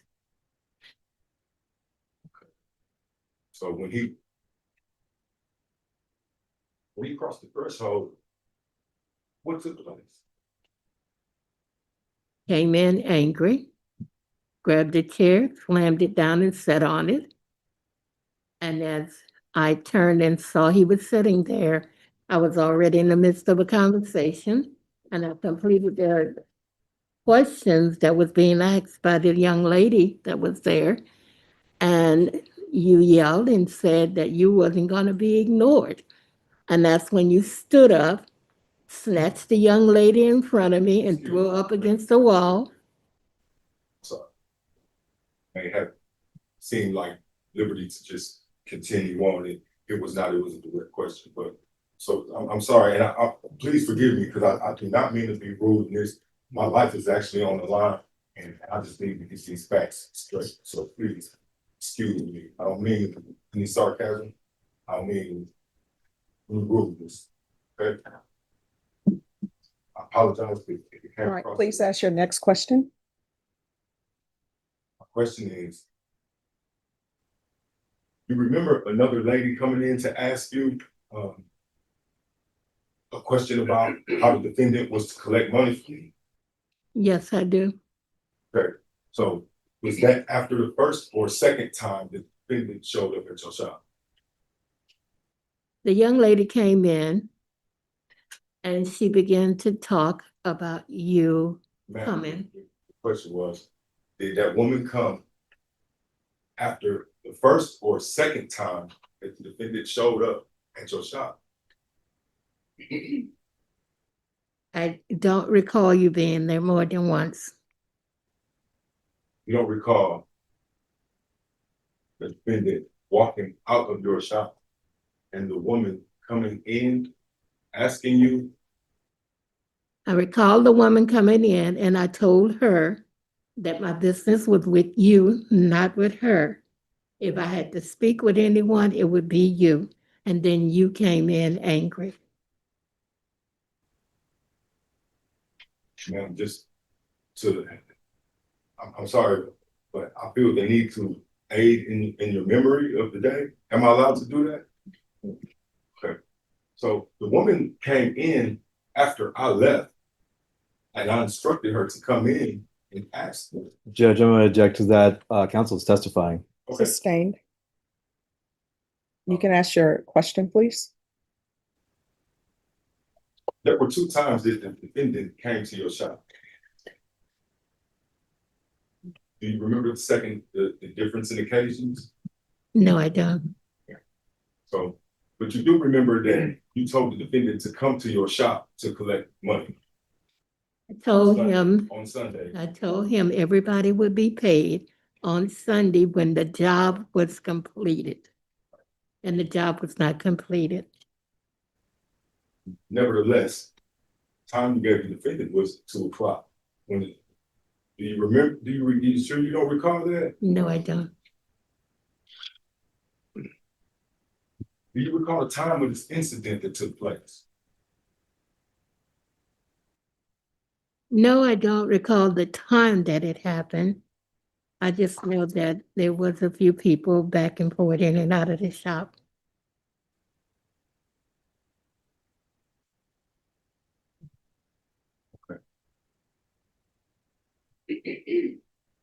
Would there be anyone else that would remember there being twice that the defendant came to your shop? I'm not sure. I can't speak for anybody else.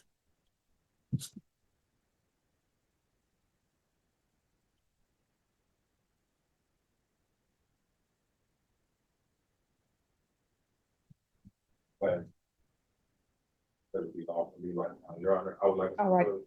Any questions? A few questions, Judge, if I may proceed. You may proceed. All right, Ms. Janice, let me ask, this incident that happened, was it the first Sunday in June? Yes, it was. That was in June 2025? Yes. Okay. Would it surprise you that the first Sunday in June is June 1st, not June 2nd?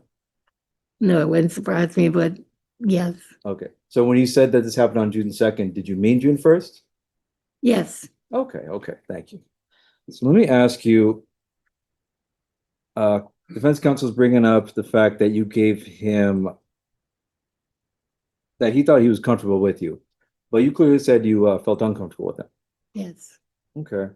I gotta ask you, Ms. Janice, if the defendant made you uncomfortable, Why did you allow him to continue to work for you? I had to be out of that location by the first of the month, otherwise I would have to pay another month's rent. And Dawn and Alicia introduced him, and by them spending time with him, I'm one of those people. I believe everybody deserves a second chance. And if it was somebody they know that needed help, I was willing to help. Okay. Was that also because you already had like a business arrangement with him? Yes. Okay. Objection, Your Honor. Basically, he worked Hold on. really well. Hold on one second. Judge. Oh, I'm sorry. Leading. All right, the objection to leading will be sustained. Thank you, Judge. I'll rephrase.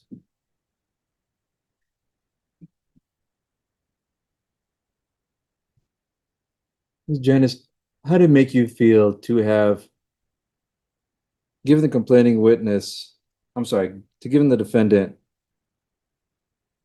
artifacts, giving him cookies, but still have a gun put under your chin? How did that make you feel? Well, I was believing God was going to work things out. So I didn't fear him. It was just I didn't trust him. And in a weird way, I really did appreciate him because he worked really hard. He packed up, he moved stuff. And if it wasn't for him, we probably wouldn't have gotten half as much done that quick. So he did a good job. He did a great job. Okay.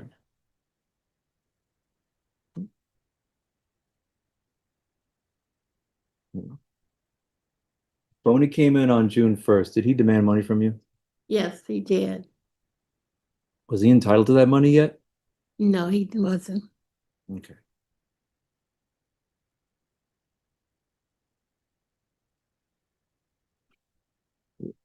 Were you concerned that he would pull the trigger?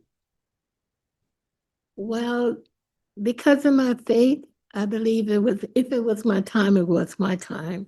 But I believe God was watching over me, so I didn't have fear of being shot. I just wanted him not to hurt the girls because they didn't deserve it. They trusted him as well. But you felt threatened having that gun under your neck? Yes, I did. Objection, Your Honor. Leading. Sustained. Thank you, Judge. I apologize. I'll pass the witness, Judge. Defense. Ma'am. So you agree that the defendant asked you for money that you owed him? The defendant demanded I give him the money at that moment that he was threatening me.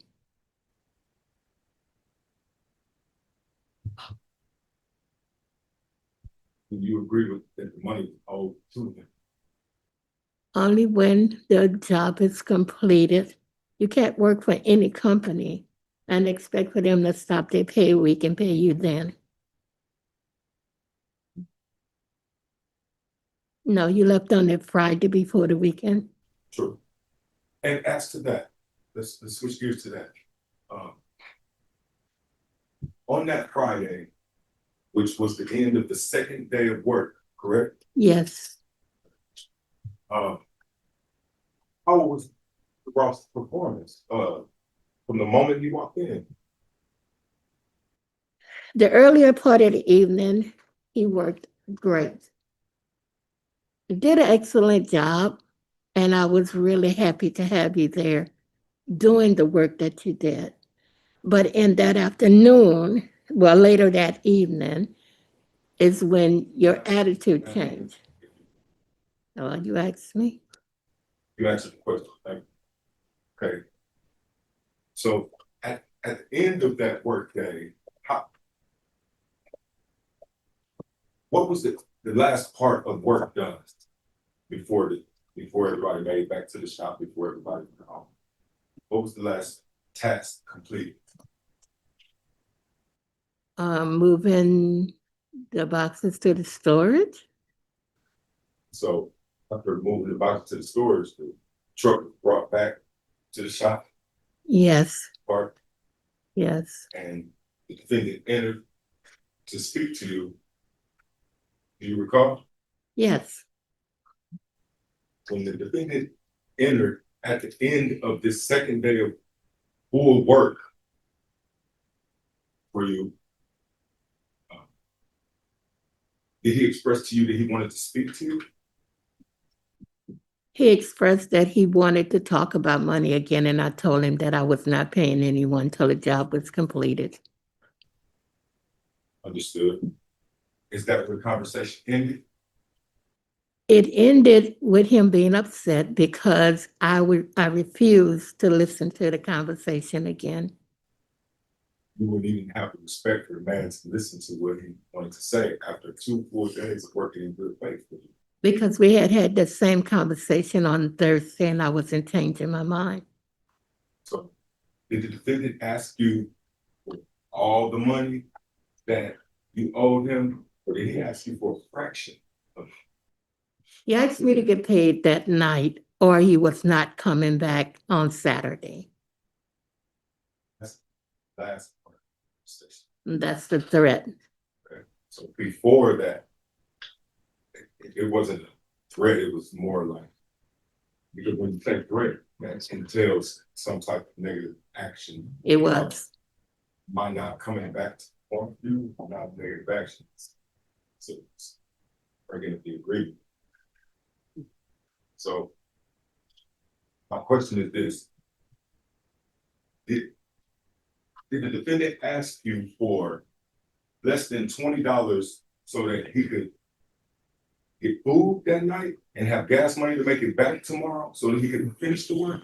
Or did he ask you for an entire day's pay or his pay in full? He asked me to pay him, and if I did not pay him, he will not come back on Saturday. Please answer the question directly. Question is, did he ask you for a fraction of the funds that you owed him, just enough so he could get something to eat that night and gas money back tomorrow specifically? Or did he ask you for all the money that you owed him for working? He asked me to pay him for the work or he was not coming back. Did the defendant at all ask you for a fraction of his pay? Judge, I'm going to object. This has been asked and answered. We're in cumulative questioning now. Sustained.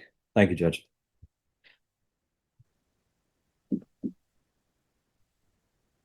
After the first day, did the defendant ask you for food and gas money at any point to make it back to work? The defendant asked me to pay him or he was not coming back on Saturday. Not the question. Question is, after the first day, The first day was Thursday, the second day was Friday. first day, the defendant asked you at any time for gas money and food so that he can make it back to work the next day. The defendant told me that he had to show his girlfriend he was working somewhere. It's a yes or no question, man. He had to prove he was working somewhere. Please ask it. All right, if you'll ask your question and if you'll listen to the question and just answer the question. All right, ask your question. After the first day of work, was there any time that the defendant asked you for food and gas money to make it back to work the following day? The defendant asked me to pay him or he wasn't coming back. She's not answering the question.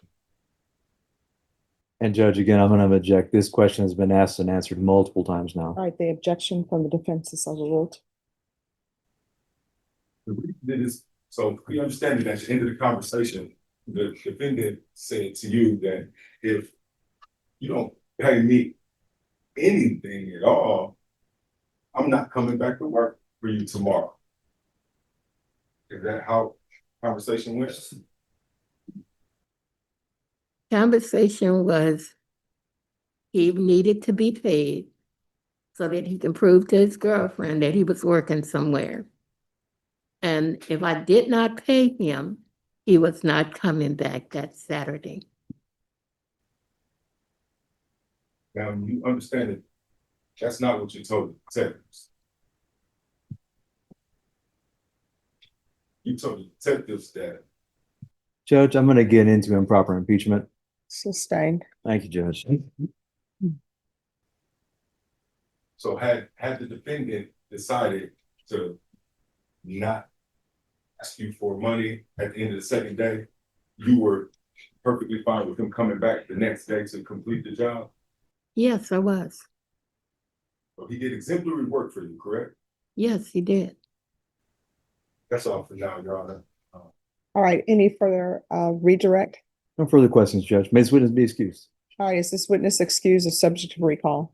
Subject to recall, please. All right, the rule has been invoked. You're not allowed to discuss your testimony with anyone. You're not allowed to view anything about this case. Do you understand? Yes. And that rule will remain in effect until this case is concluded. Do you understand? Yes. All right, if you will remove your microphone. Oh. Thank you. So do I stay for today? Oh, no, you can leave for today and go back home for today, okay? Okay, All right, thank you. All right, guys, we're gonna go on the record. The court is calling 2025 CR 011026 State versus James Ross. Can I have parties announce? Brandon Prater for the state. Laura Espinoza for the state. And Ross of the debates. Leland McCray, stand by. Reporter, stand by. All right, so, Mr. Ross, I'm gonna have your standby counsel explain to you what standby counsel is and their duties. So have you all had a chance to let him know what that is? Either one of you? I would say that generally speaking, my understanding of it is if you have a question or a concern, in any way I can help you, I'm here to help you, but I will not be making any statements on the record in terms of any legal objections, arguments, cross-examination, or questions. As you've seen so far, I'll pass you notes if I think it's helpful. You use it as you see fit. And then also for the record, your witness that you want to have been subpoenaed. So if you ask her to be here, she'll be here. All right, so I just want parties to be clear on what standby counsel means, but just so parties know, I'm not going to interfere with any notes that are being passed between Mr. Ross and the standby counsel so that everyone is clear. All right, let's bring the jurors in. All rise for the jury. All right, state, you may call your witness. State calls Christian Benavides. Could you raise your right hand for me, please? Yes, Do you solemnly swear affirm the testimony you give will be the truth and nothing but the truth, so help you God? Yes, ma'am. All right, you can lower your hand. Just make sure you keep your voice up so everyone can hear. Yes, ma'am. State, you may proceed. Thank you. Mr. Benavides, are you a resident of Bear County? Yes, ma'am. How long have you lived in Bear County? 34 years 4 years. How are you currently employed? with the San Antonio Police Department. How long have you been employed with the San Antonio Police Department?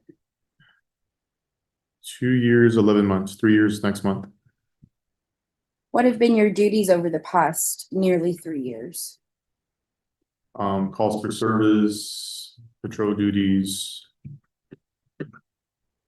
making arrests, traffic stops. Are you considered a patrolman? Yes, ma'am. Are you a certified peace officer? Yes, ma'am. What kind of education is required to become a certified peace officer? I believe high school education, Do you have any specialized trainings? specialized trainings. Yeah, to become a certified peace officer, do you go to an academy? Yes, ma'am. I went through an classes? academy, Do you know approximately how long the academy is? approximately 8 months. What was your position with San Antonio Police Department on June 1st, 2025? A patrolman. A patrolman.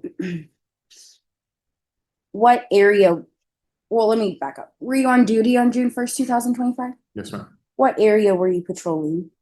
I work Peru, which is Huebner, Vance Jackson, Bandera, 1604, La Cantera Parkway, Medical Center. Now, is San Antonio broken up into segments or districts? Yes, ma'am. So if you're on duty as a patrolman, are you the only patrolman on duty? No, No, so there's multiple. there's about 6 per side. There's 3 sides in Peru. There's about 6 to 7 patrolmen in each side. Okay, and what were the hours of your shift on June 1st, 2025? 1:30 p.m. to 9:30 p.m. Okay, and are you familiar with a case under San Antonio Police Department 25110099? Yes, ma'am. What case is that?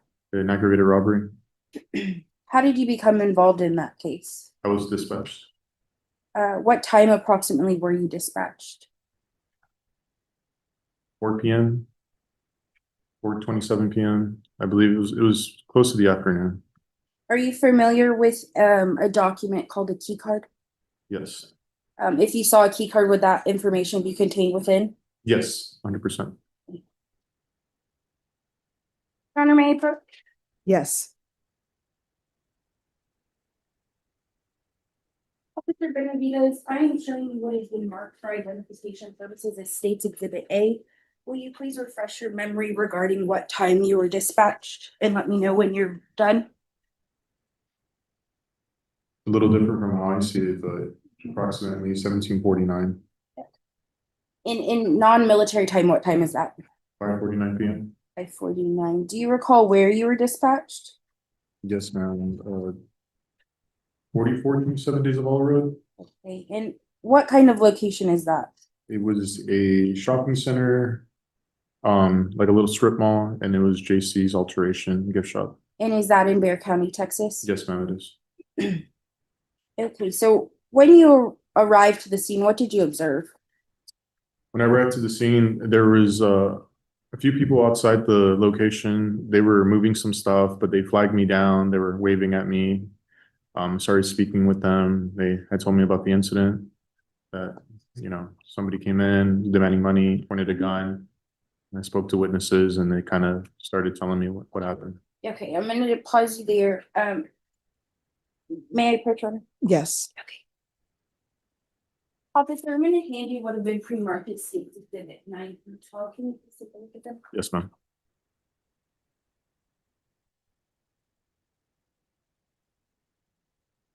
Yes, this is the location. Do you recognize them? Yes. How do Yes. how do you recognize them? How do you recognize them? Just from the day that I was there. That Are was they, the store. are they fair and accurate depictions of the scene on June 1st, 2025? Yes, ma'am. At this time, Your Honor, State would move to admit what had been marked as State's Exhibit 9 through 12. Any objections? All right, States Exhibit 9 through 12 are admitted without objection. Permission to publish, Your Honor. Granted. Okay, Officer Benavides, I'm gonna show you State's Exhibit 9. Do you see the black door in this photo? Yes, ma'am.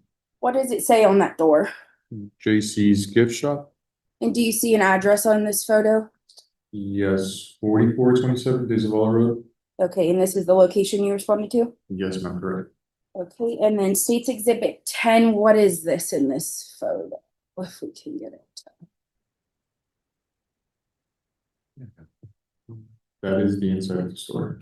Okay, and what do we see in this area? You see a bunch of things packed up, kind of what I was saying earlier when I first arrived. They were moving out. They were packing up. Okay, and can you tell in this photo where this photo was taken? I believe as soon as you enter the store, maybe a couple feet in. Okay. In State's Exhibit 11, can you tell us what's in this photo?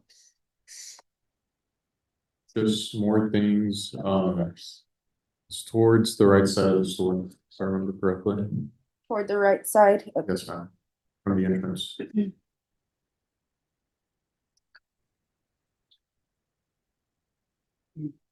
Ooh, okay. And then State's Exhibit 12, can you tell what that is?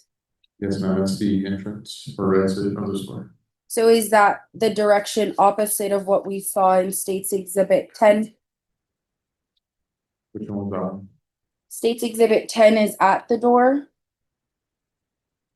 And is this a view of from the other side of the store? Yes, ma'am. Okay. Okay, so what did you do when you arrived? So I began speaking with the caller and some of the witnesses. From what I remember, it came out as gun disturbance. Mhm. I was told that a gentleman was there. demanded money because he was working with them to help them move out. Objection, Your Honor. Hearsay. All right, that objection will be sustained. We can't talk about what people said, but we can talk about generally what you did. Okay, so you got there and you spoke with individuals. Do you recall the names of the people you spoke with? The main caller, I believe, was Miss Janice. I don't recall last name. Mhm. And then the other two witnesses were Daphne and Alicia. And again, I don't remember their last names. So, right. In your, I guess, investigation, did you develop suspect information? Yes, ma'am, I did. How did you develop this suspect information? From one of the witnesses who said they knew the suspect because she had actually asked them to help. Hearsay. Sustained. When you arrived, did you observe any suspect on the scene? No, No. Did you learn a suspect name? yes. Okay, what did you do next? I investigated the name and I found somebody closely matching that description with the same name. And what did you do after that? I put it out over the air and on our computer for other officers to be on the lookout for that person. What further involvement did you have in this case? I called the follow-up unit, which was the night CID, to inform them of what happened, and they came out to do further investigation and interviews. And what does that stand for, night CID? I don't know, honestly. Might it be criminal investigation? Oh, yes, Some- yes, yeah, Night yeah. Criminal Investigation Division. Okay. You recall the name of the night CID that came out that night? Yes, ma'am, it was Detective Landrum. I pass the witness, Your Honor. Defense, any questions? Yes. So, hello, officer. So you were not at, you were not present when this supposed crime happened. No, sir. And when you got there, did anyone seem to have been assaulted? No, sir. Born at all? No, sir. So there was no ambulance or medical personnel or fire trucks there to render aid to anyone who had been assaulted. That's correct. No EMS was called. So the knowledge that you gained about what happened came from the witnesses that were there. Correct. Did you have any reason to believe that they could? Did you feel they were being truthful? Yes. Did you notice any inconsistencies in their statements? Not that I recall. When you interviewed them, did you interview them all together or did you separate them? All separately.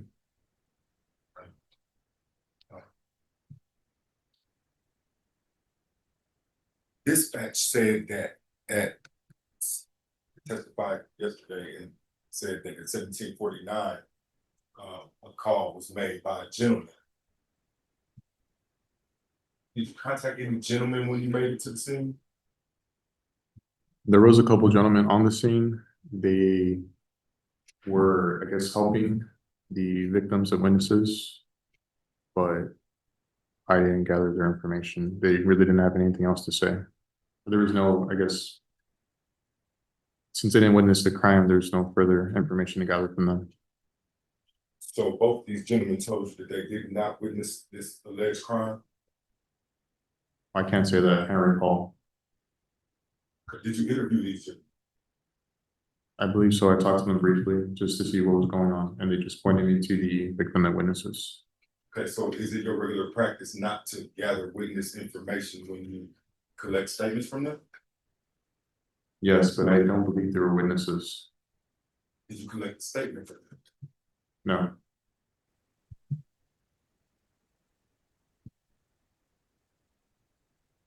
But they didn't give you any.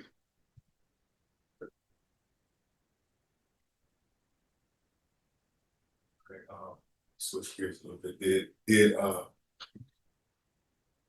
This is reported as an aggravated robbery, correct? Yes, sir.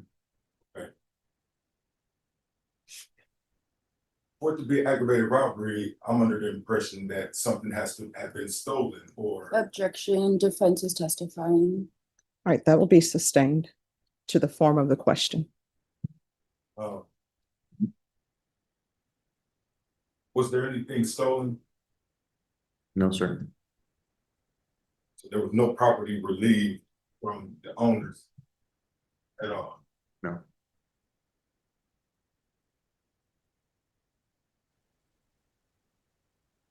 I really want to go back to the gentleman that you interacted with. You interacted with him, but you did not collect a statement, correct? Objection asked and answered. That'll be overruled. You can answer that question. Ask the question again. These gentlemen that were on scene when you got there, you did not collect a statement from them, or you did? I talked to them briefly. I didn't collect a formal statement from them. Why? It just wasn't pertinent to the case. I needed to talk to the witnesses and the victims that had more information.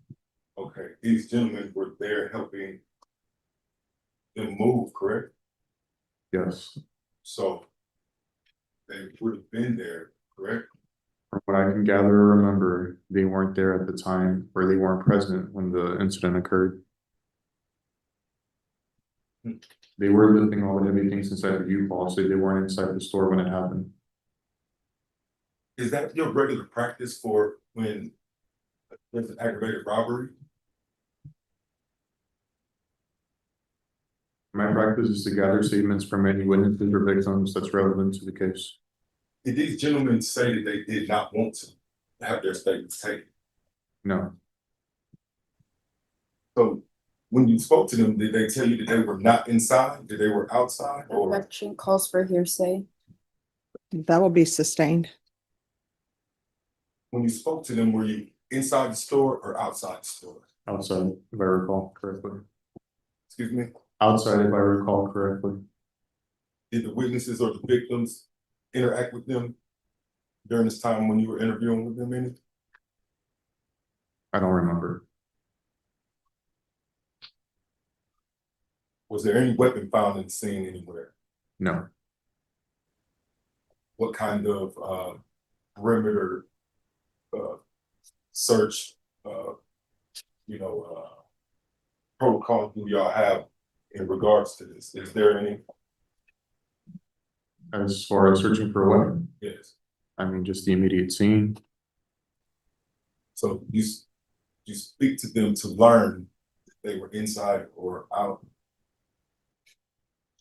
Again, if I remember correctly, I just spoke to them what was going on. They flagged me down and they just pointed me to the right direction of who to talk to about what was going on. Neither one of them said that they called the police? Can't say I recall. Did you have on your body cam? Yes, Was it active and recording yes, when you spoke to these gentlemen? yes.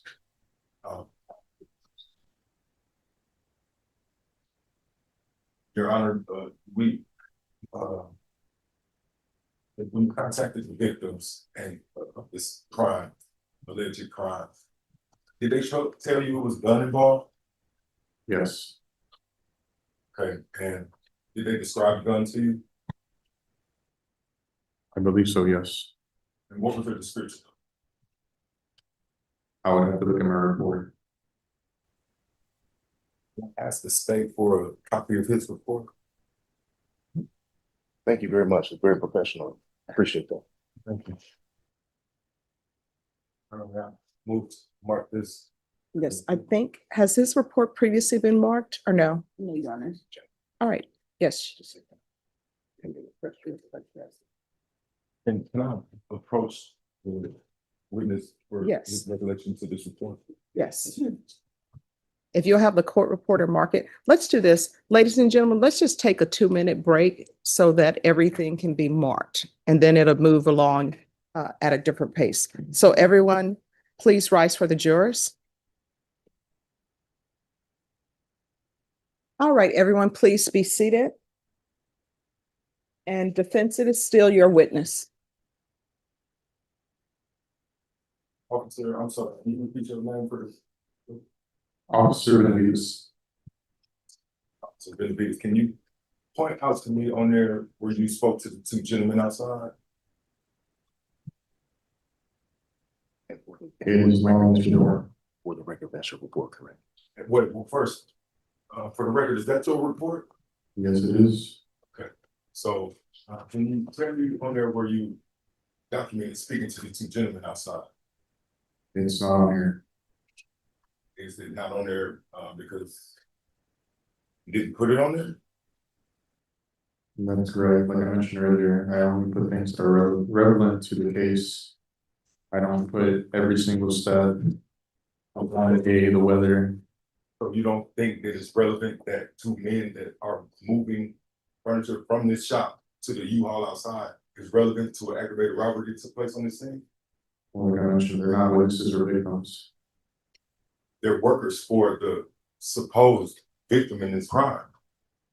That's correct. So why wouldn't you take their interview? Why wouldn't you interview them? Because again, they're not victim or witnesses.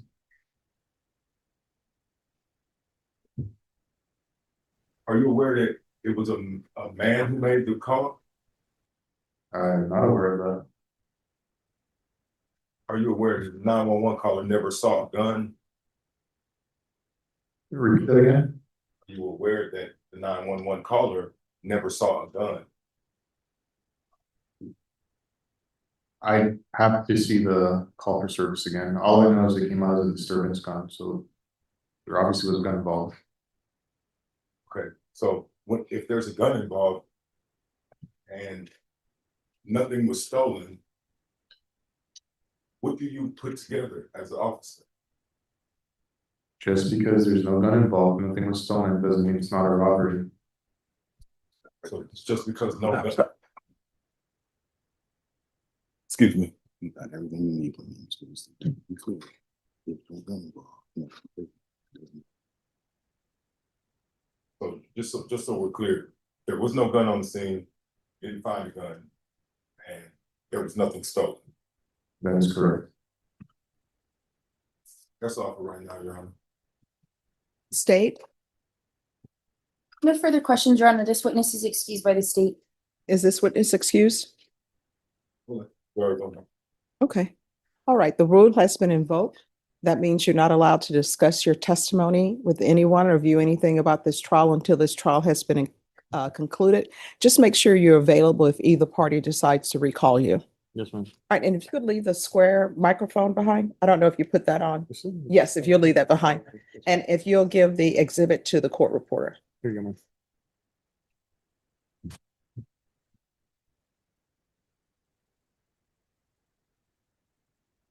And state, you can call your next witness. Judge will call Miss Alyssa Ramirez.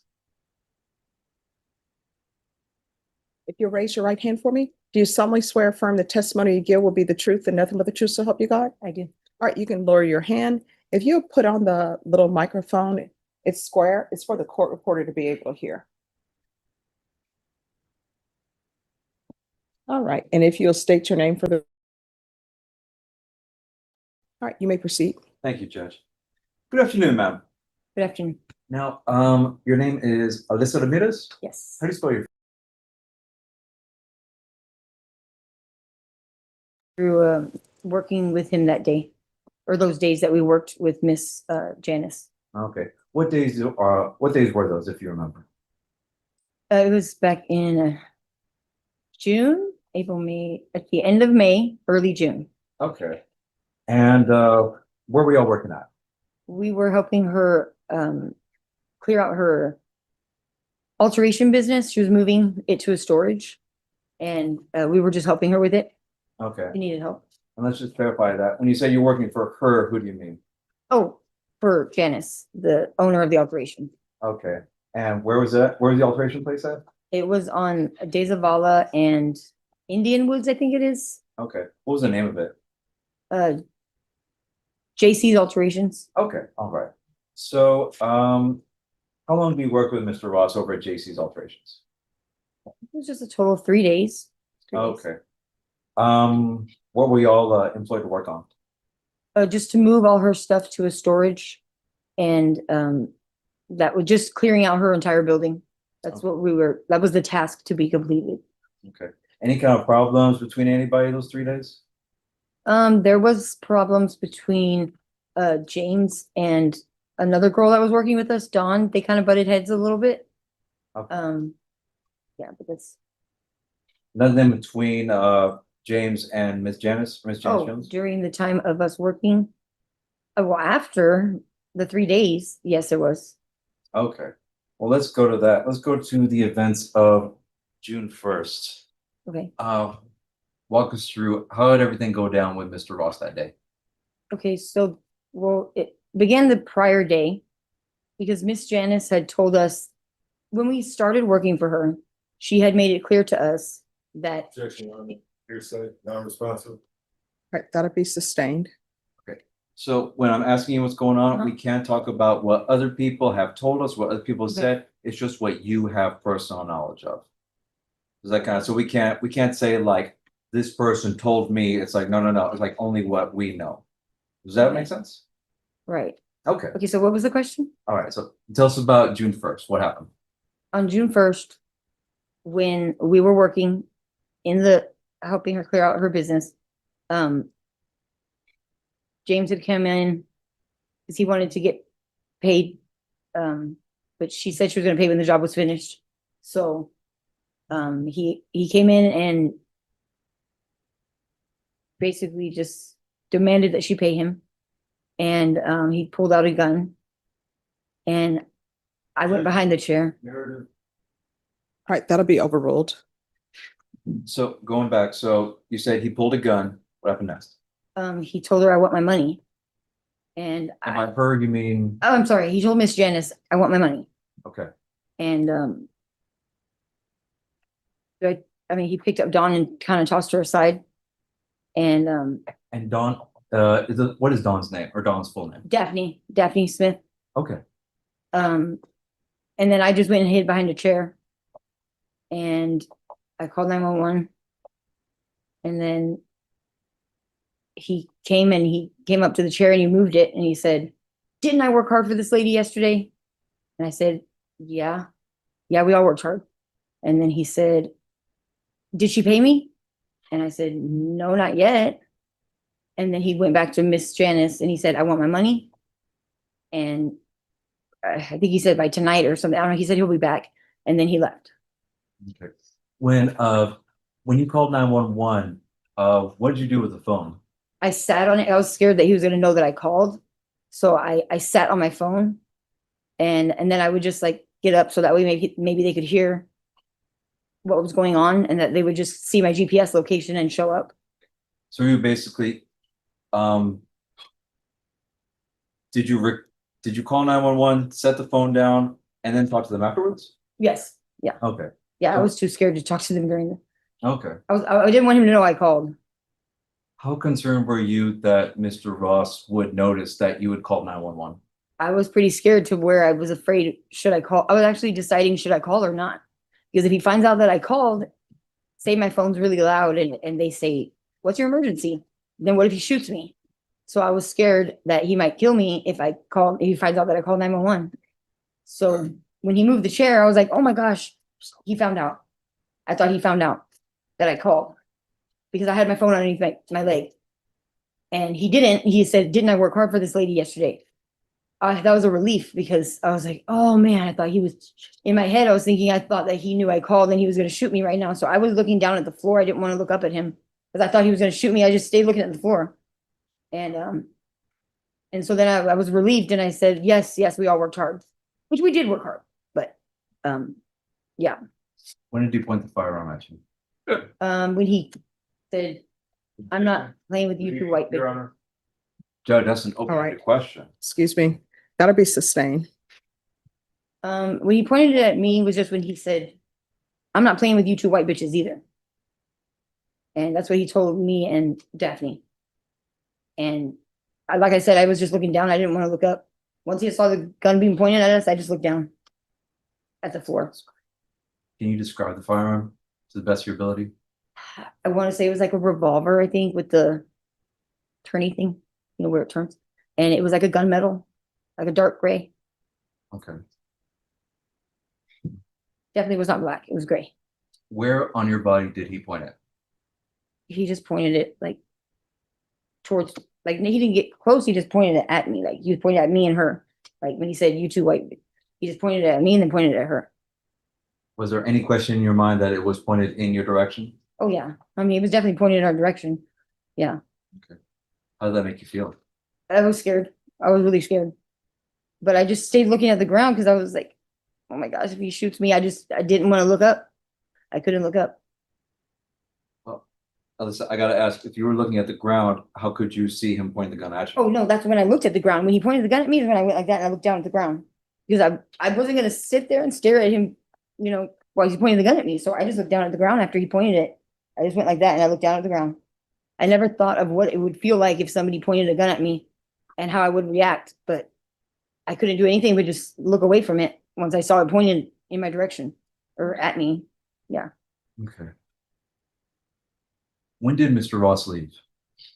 Right after pretty much like 15 seconds after he had told me, didn't I work hard for this lady yesterday? Then he went back to Miss Janice and he said, I want my money. I'll be back. And then he left right after that.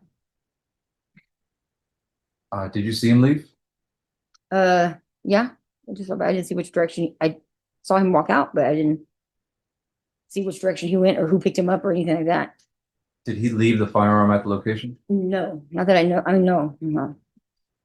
I believe he actually put it back in his pants. Okay. I was gonna ask, did you see when he first pulled it, where did he pull it from? So I can't remember if he pulled it from the front or the back. But I just remember him pulling it like I just saw it come out and I said, oh my gosh, he's got a gun. I can't remember if it's the back or the front. And that's honest. I cannot remember. That's okay.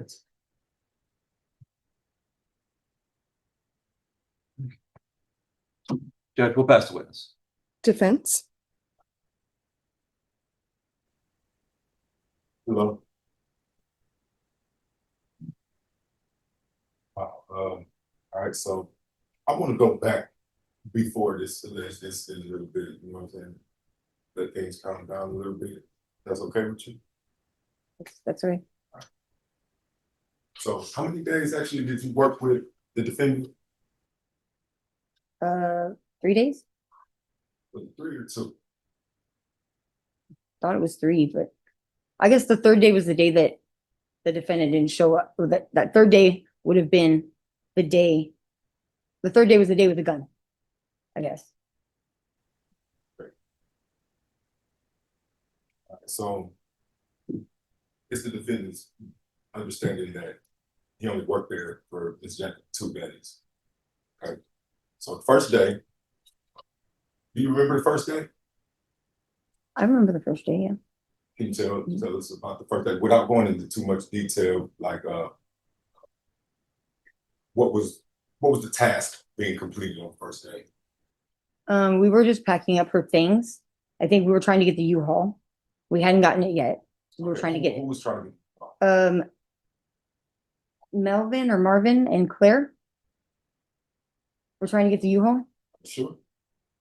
Yeah, and Daphne, and she was trying to get the U-Haul. Me and Daphne went over and met Claire and Melvin at the U-Haul place. And Which U-Haul place? I think it was over there off of Zavala, or it was off of I-10 somewhere. I wasn't the one who drove. But I think it was off of I-10 somewhere. How far was it from shop that this U-Haul place that y'all went to? Was that?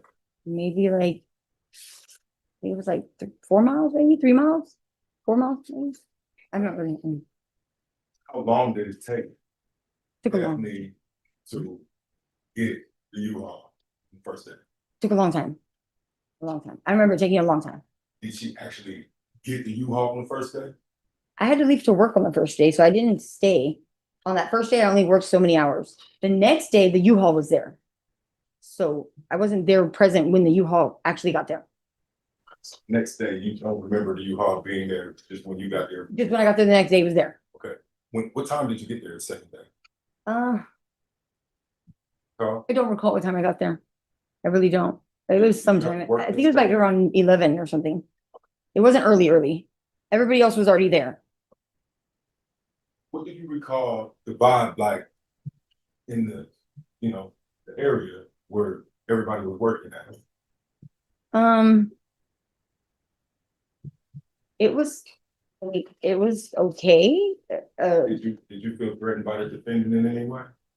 I did not at that time, no. Did you feel that Ms. Janice did?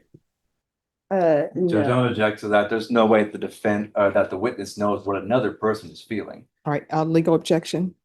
Speculative. Your No. Honor, Yes. I need a little bit of latitude here so that we can ascertain the complete vibe of the place. All right, so the state's objection to speculation will be sustained. Thank you, Judge. The first or the second day, did you notice the defendant have any disagreements with Ms. Janice? On that first or second, on those days, no. So there was no conflict with, was it like a happy time? At the end of the second day was when the defendant, No, we're not talking about. Okay. The second day. We're talking about during the work, when the work. during the work, no. During the work, no. As to the quality of the work, did the defendant, how was his work ethic? It was good. It was very well. I mean, the work ethic was good. And you said you didn't feel threatened by him at all. Not at that time. So at the end of the second day, you and the defendant actually were, before the meeting at the shop at the end of the second day, at the storage unit, you recall? Yes. Okay. Is that right? Sorry. Is that when you when Daphne went and crying? Is that the one you're talking about? Yes. Okay. I remember that, yeah. Okay, so do you remember a gentleman and another lady being there? Yes. Okay. Do you recall what they were doing?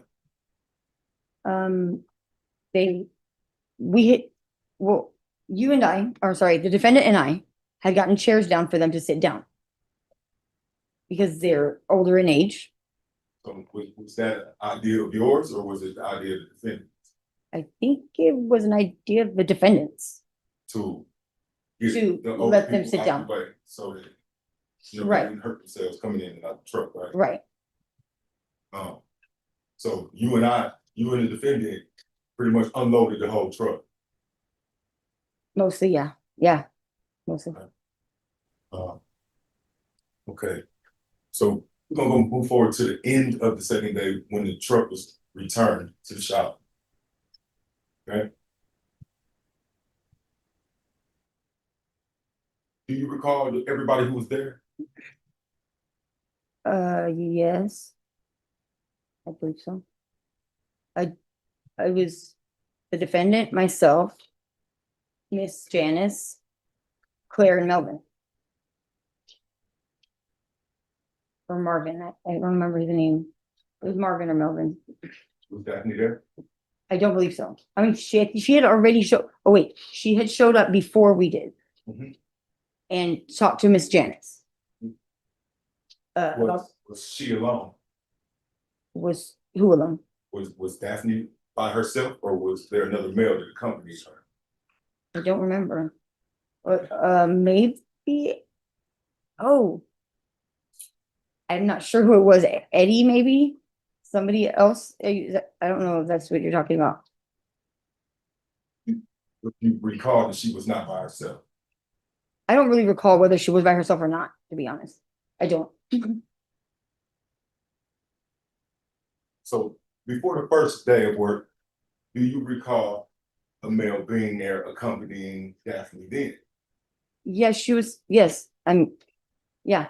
Do you recall his name? Eddie. Eddie? Yeah. Okay, what was going on with Eddie and Daphne at the time when everybody was beginning work? They were having an argument, like a fight. Like he was there slowing down her working because he was telling her, what happened last night? How come you didn't come back? It was personal problems, personal issues with each other. Would you say Were there drug-related problems? Drugs I involved? don't think so. Judge, I have to object to that. We're getting into the possible criminality of witnesses that I don't think are even involved. All right, and the legal objection, just 1 second. If I could have the legal objection, please. Judge, we'd object to relevance and also improper impeachment. All right, that would be sustained. Thank you, Judge.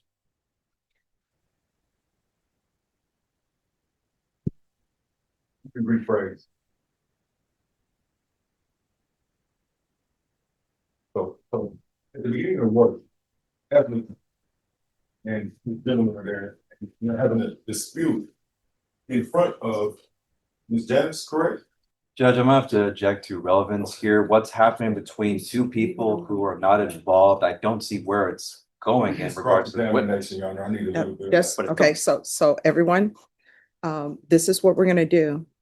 I will hear objections. Once I've heard the objection, then I can hear the response, and it goes for both sides, and then I'll make a ruling.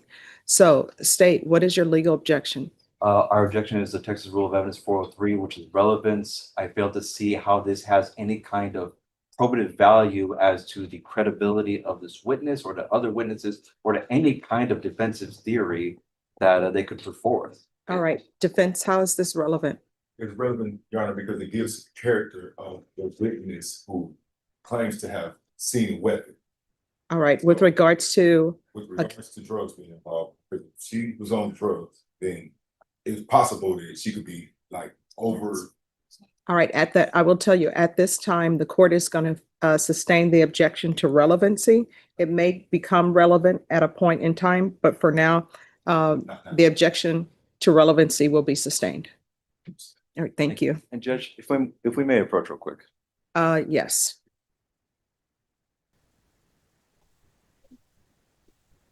All right, and Mr. Ross. Your Honor, I'm not asking about convictions. Let me say this, and then I'll hear it. The state filed a motion. And let me just tell you what that motion means to the court. And if my interpretation of it is incorrect, please let me know. The motion in limine, Mr. Ross, is that you are not allowed to question witnesses about any prior bad acts. So that includes any alleged drug use. You're not allowed to question them about criminal history. The only way that can be done, because I've ruled in the state's favor in this way, with regards to the motion in limine, there are to be no questions about those subjects. If you want to ask the witness a question about that subject, you need to let the court know before that's done. And this is the only thing I will say. You will need to ask to approach, and then it needs to be heard outside the presence of the jury, because the jury is not allowed to hear things that are included in motions in limine. So I want you to review the state's motion in limine. So there will be no violations of the motion in limine. And then if there is something that you feel in that motion in limine that you need to ask a witness, it needs to be done outside the presence of the jury so that the court can make a ruling whether or not it can be asked in the presence of the jury. Do you understand? All right, so does anyone have a copy of the motion in limine? I believe he did it orally, Judge. It was an oral motion, Judge. If you could repeat, and for the record, this is outside the presence of the jury, if you could repeat the oral motion in limine. Judge, to the best of my recollection, it was a motion in limine to bar any kind of questions or testimony regarding criminal acts, be they convictions or alleged criminal acts in front of the jury. All right, so criminal acts, convictions. Just hold on, I want you to internalize what they're saying so that there will be no violations of the motion in limine. Now, criminal acts, Mr. Ross, may include drug use. This is what I can tell you. This witness, the questions you were asking this witness concerning drug use, was it about this witness's alleged drug use or someone else? Someone else. All right, so the court is going to find, and I've already ruled that it's irrelevant at this point in time. So I'm gonna sustain their objection to relevancy. And you're not allowed to question this witness about any alleged bad acts of other witnesses until the court deems that it's relevant. At this time, the court is finding that it's not relevant. Correct. And Judge, we would ask that if they may instruct the jury to disregard the defendant's previous questions. I will instruct the jury. Thank you, Now, Judge. with regards to this witness.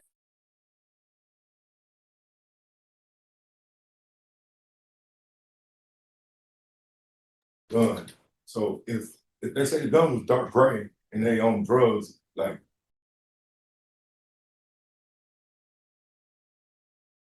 With regards to cross-examination, you are not allowed to just ask any question that there's not any real basis for it.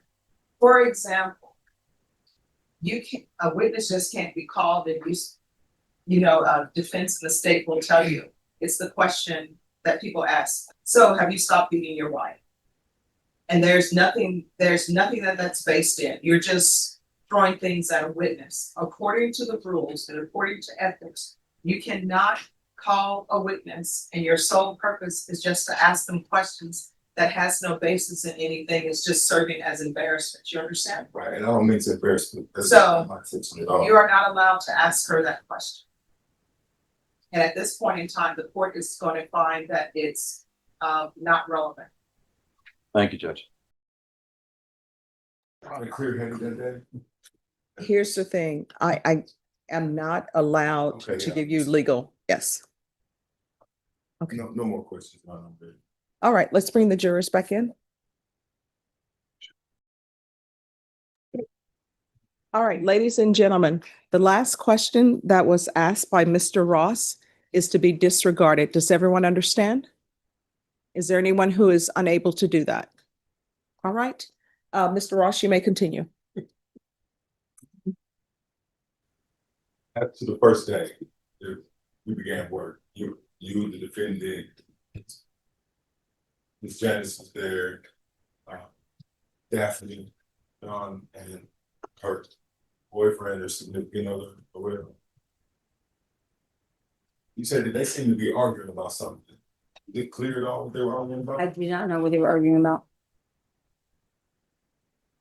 What was the defendant's reaction to their interaction? Recall? I don't recall what the reaction was to, no. I just remember Janice saying, Eddie, we don't need that personal business here. And he left after that. I don't recall what the defendant's reaction was. Did Eddie immediately leave or did he linger about? He lingered a little bit. And then he left.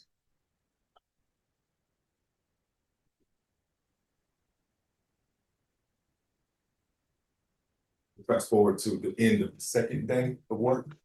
Okay. Okay. At the end of the second day of work, when everybody made it back to the shop and everything was done, truck put up, and all the workers were inside the shop about to leave for the night. Mhm. Do you recall that time? Yes. Okay. Do you recall the defendant's behavior? Frustrated.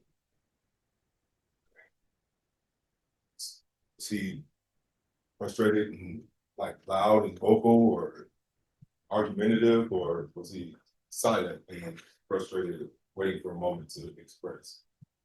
Frustrated because he was, I guess, waiting for a moment to talk to Janice alone. Not with everybody there. Did Dennis allow for this moment? I believe so. I'm not sure, actually. I don't really remember if she left for it or not, but I think so. Do you remember a conversation between him and her? I do remember him saying, yes. He said, if I don't get paid today for the work that I did, I'm not coming back tomorrow. Okay. If you could rewind just a little bit. Okay. Do you recall what he asked her for? I don't recall that. What? I don't remember what, like how, the amount, or what are you asking? Okay, I can't lead you to, like, so what it's like is, do you remember whether he asked her for all of his pay, or did he ask her? for Partial. It wasn't all of it, no, it was partial pay. I just don't remember the amount. Right. Okay, but it wasn't but was it a complete day's pay? Did he ask her for? I don't remember whether, he just was asking her for some kind of payment that day. It's in record that said that he asked her for money to buy drugs. Was that true? She told me that. Judge, I'm gonna object to that. There's no way the witness knows what other witnesses Right. we're talking about. All right, that'll be overruled. Excuse me, that the objection to that will be overruled as far as to speculation. Judge, we would also argue that this is all facts that aren't in evidence. And if anything, I would say it's also a misstatement of what was previously said. These facts All are- right, with regards to the misstatement, that will be overruled. All right, you can answer the question. How did you ask the question again? I'm like, Number two. Okay, sorry. Okay, go breathe. Let's let it breathe for a second.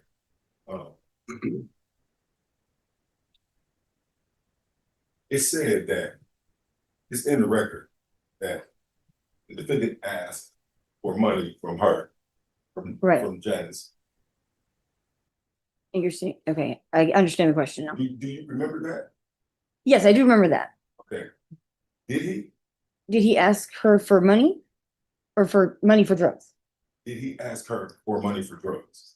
I did not hear that, You. but Janice told me that. What did you hear? I just asked him to ask for money for pay for the day because he worked really hard and he needed some payment. Janice told me later on that he asked for it for drugs, and she said, I don't condone that. But I did not hear it personally myself. No, that's the honest truth. But Janice, you know, I don't think she would lie. I don't think she would lie. She's a Christian lady and she has no Okay. reason to. All right, so at the end of the conversation, the defendant said what? Did the defendant say what? How did the night end? The night ended with Janice saying, she stayed firm in saying, I'm not going to pay until the job is finished. I told y'all that at the beginning and y'all agreed to it. And so Marvin ended up giving the defendant $20 bill and gave me a $10 bill for gas. Then I gave the defendant a ride to his apartment, dropped him off, and I went home. That's how the night ended. Did the defendant make you feel, did you feel threatened or intimidated or any At such? that time, no. Not at that time, no. So the next day, did the defendant show up for work? No. Do you recall the day following that, if the defendant showed up for work?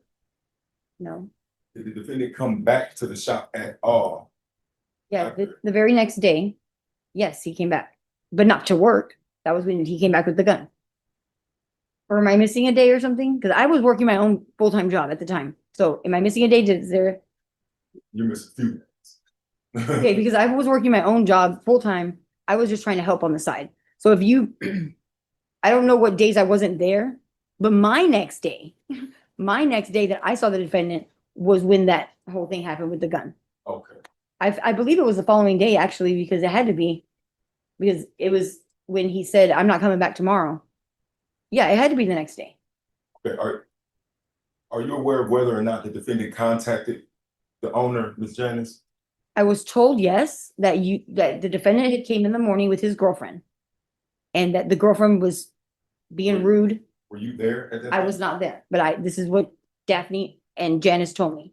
I had no idea. I don't mean to say like, that's enough, but like. I had no idea. Okay. So, but you were there when he.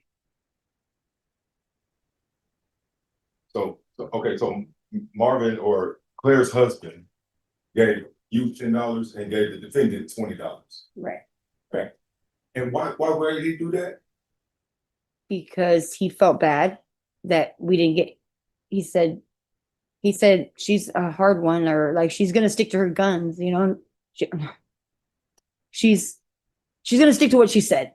So he felt, I guess, felt bad for us, and I needed gas, so he gave me $10 and he gave the defendant $20. Out of this $20, did the defendant give you any money to put in your gas tank? He was going to, He didn't? not out of the 20. Through Cash App, he did, That's yes. what I mean. But out of that $20 bill, no. But previously, yes, out of Cash App, $5, yes. So a man who witnesses the defendant working hard, and the defendant asks for some money from, who he's working for, not an entire day's pay, but a portion of it so he can make it back, the gas money. This man witnesses this and he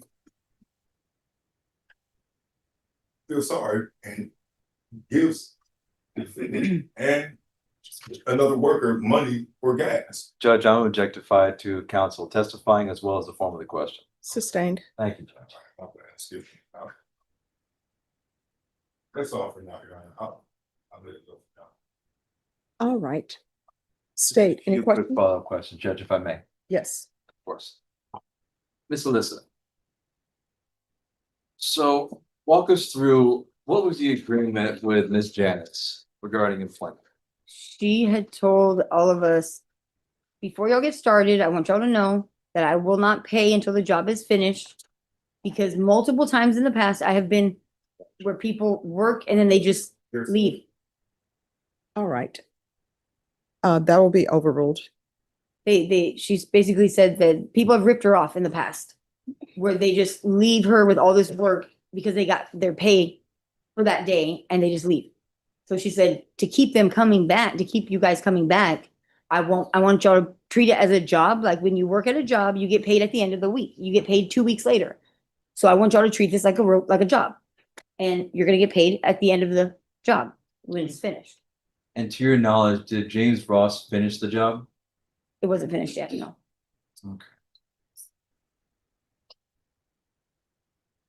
And was the payment to be the same for everyone? I really was not told an amount of payment, to be honest. But when people would be, Your Honor, speculation. That'll be sustained. but when was the time that was agreed upon that everyone would be paid? Just whenever we finished. If Okay. it took us a week, it was gonna be at the end of the week.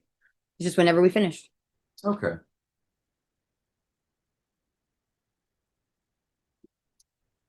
So let's walk through, let's clean up the days a little bit. So when did the job start? Like What the day? date, Yeah, well, what day did it start? I can't tell you, I remember what day it was, to be honest, I don't know. Geez, I'd have to look back on my text messages on my phone to see my text message from Janice and Daphne, cause I really honestly don't remember the exact date. That's okay, that's okay. So let's count backward from the day of the incident. How many days before the incident did the job start? 2 days. Okay. The third day was the incident. And that was June 1st? Yes, And on cross, do you recognize James Ross? yes, Was James Ross the person who pointed the gun at you on June 1st? absolutely, yeah, You recognize the person who pointed that gun at you in the courtroom. yes, Can you point him out for the jury? he's right there. The guy that's been talking to me. Can you describe him by an article of clothing he's wearing? For the record. Oh, he's wearing a black t-shirt. Let the record reflect that the witnesses identified the defendant.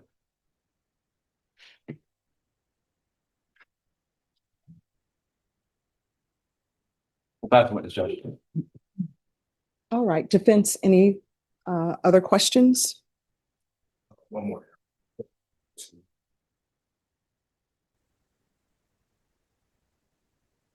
Do you remember defendant's girlfriend?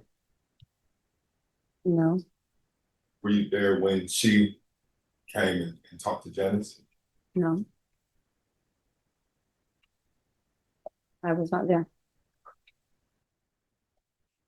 I wasn't there in the morning. That was that happened in the morning and I wasn't there till later. When the defendant's girlfriend came. I didn't see it, no, I didn't see a girlfriend. What time did you get there that day? I want to say like 11.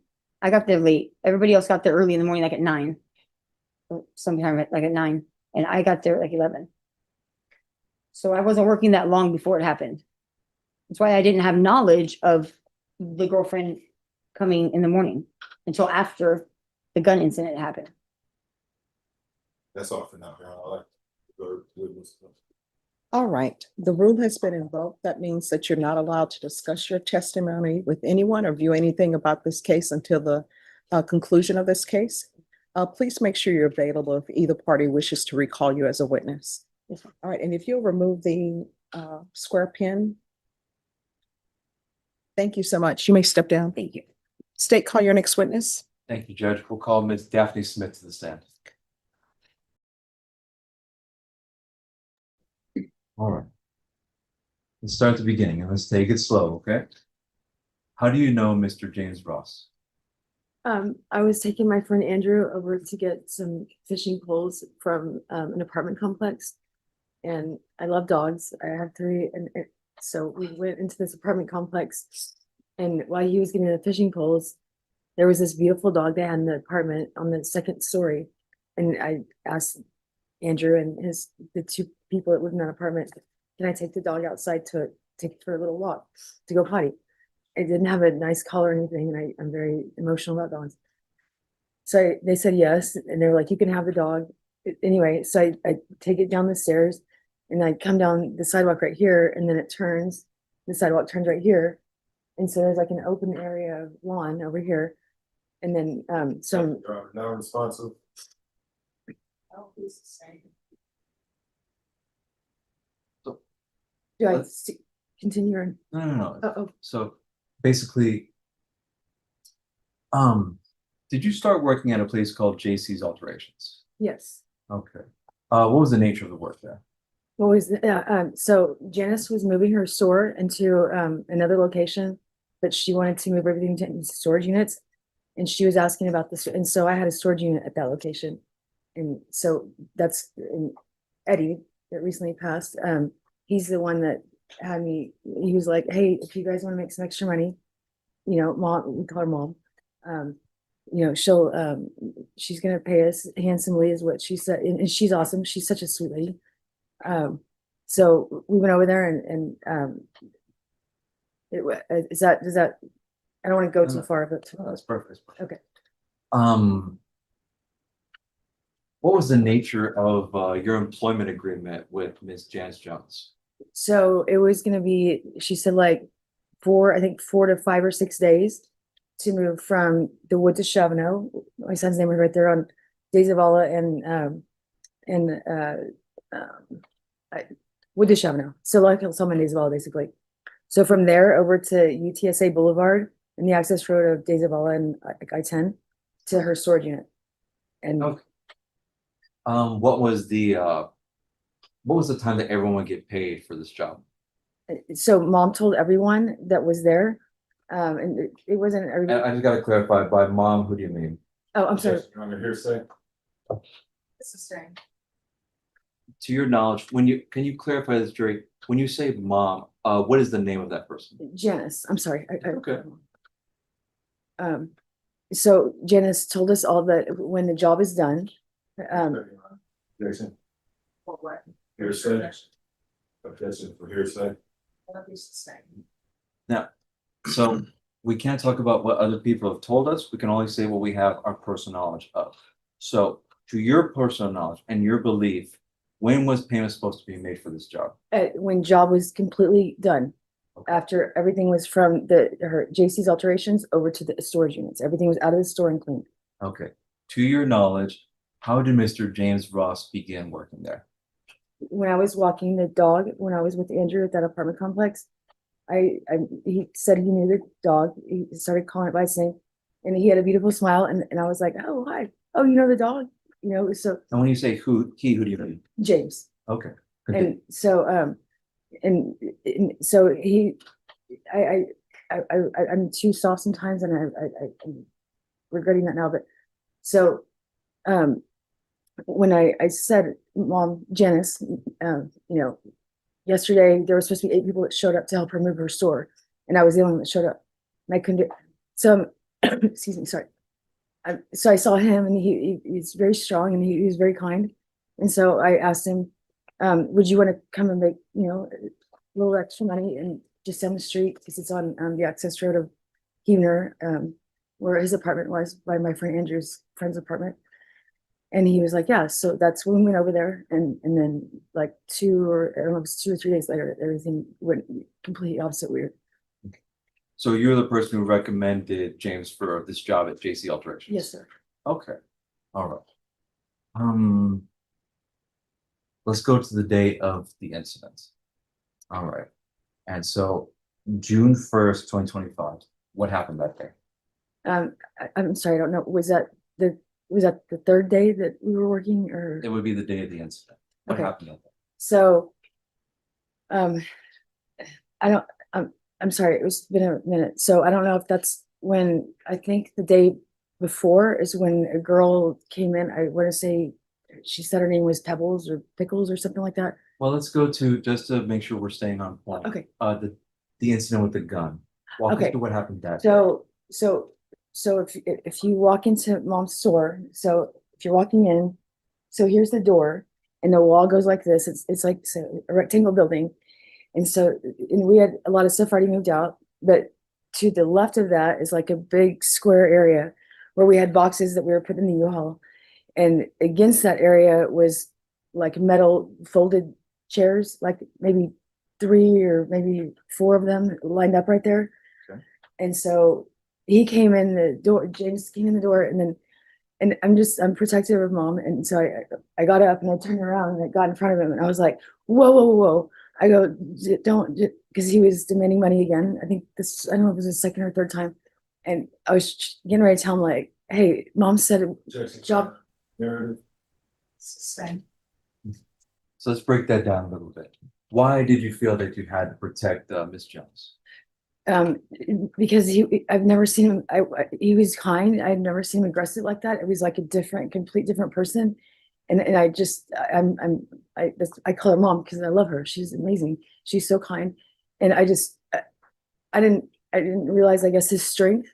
So as soon as he walked in and he grabbed one of those folding chairs and he slammed it down on the ground, and Mom's sitting in the middle of the room over here. And he can I stand up or no? No, probably not. Okay. It's okay. So anyway, he had on long shorts and a shirt, and so when he slammed the chair down, his legs were wide open like this, and he said, "Where's my money?" And she was like, "James," she was sitting there, she was very calm. She's so awesome. She was so sweet and calm. She goes, "James, I told you that when the job is done, I told everybody that." Again, we can't go into what sorry. other people said. Okay, So we okay. can only talk about what we I'm sorry. observed, what we saw, what we heard, what we felt. Okay? Okay, sorry. Okay. So anyway, when I stood up in front of him to try and stop him, I didn't know if he was gonna hurt Mom. Like I said, it was a different side I've seen of him. He picked me up by I had a sports bra and a Who tank picked you top. up? Okay, sorry, what? It's okay. Who picked you up? James did. Okay. He picked me up and he threw me against the wall over here, and I landed literally against the wall flat like that. And but before he did that, he had a gun like this big, maybe, I don't know what, silver gun, and he had it to my head. And then he's I don't remember what he said now because it's been a minute, but it's something like bitch or something. I don't remember. I don't remember what he said, but I literally, when he threw me against the wall, I laid there and I had my hands up like this because I didn't want to think I had a gun or a phone or anything. And I was just praying for my dog and my son to be able to see them again. And then I don't know, Elisa was over here on the wall next to me. And I don't know, because my face was down around. I was just praying. So I don't, I just remember that I was, like, while my head was down, I don't know what, between him and Elisa, what happened, but I just remember I heard the gun, something like right next to us, while I was laying on the ground, and he said, I felt like it was like right here, but he had already held it up to my head before he threw me. But when, against the wall right there, he said, he asked Elisa and he asked us, I think, 3 questions. He said something like, did I do a good job? And he did do a good job. He did a great job. And he said, did I do what I was supposed to do or something? And I don't remember exactly, I'm sorry, what the questions were that he asked us, but I don't even know if I fully was paying attention. I was just so scared. So I thought that the right answer to say to everything was yes. So I just finally said yes. And then, I thought I was gonna die, but, and then and then If I may, it's okay, Daphne, take a deep breath. You need a moment? oh, okay, yes. Let me know when you're ready. Just look up at me and nod, okay? Ready? Yes, sir. All right, so let's go back a little bit and let's unpack that. Okay. So you said that James Ross was the person in this whole incident. Yes, Okay. yes, sir. You recognize James Ross? Yes, sir. Was he the person who pulled the gun on you? Yes, sir. You recognize him in the courtroom? Yes, sir. Can you point him out for the jury? Can you describe an article of clothing that he's wearing for the record? A black t-shirt and glasses on his head. Okay. The record reflect that the witnesses identified the defendant. All right, so let's go a little bit forward. Do you remember what the gun looked like? It was like maybe like this kind of, and I think it was silver, I think. The I don't silver know. gun? Yeah, I'm sorry. It was a silver gun? Yes, I think so, yes, sir. Okay. And did he point it at you or He did put it was on my head right here. When he walked in, because when I went up to him, like, whoa, like kind of leave mom alone. So when he slammed that chair down and I was over here, and so I walked up and I'm like, whoa. So when he picked me up from my sports bra and my tank top, he put it right here and it picked me up. I mean, my feet were not even touching the ground. I'm sorry, this is so weird. It's okay. Did the firearm make contact with your head? Yes, sir. Were you able to see the firearm when it made contact with your head? Not necessarily, because it was up here. So When did you see it? so when he pulled that chair out, he went like this. He didn't walk in with it like in his hand.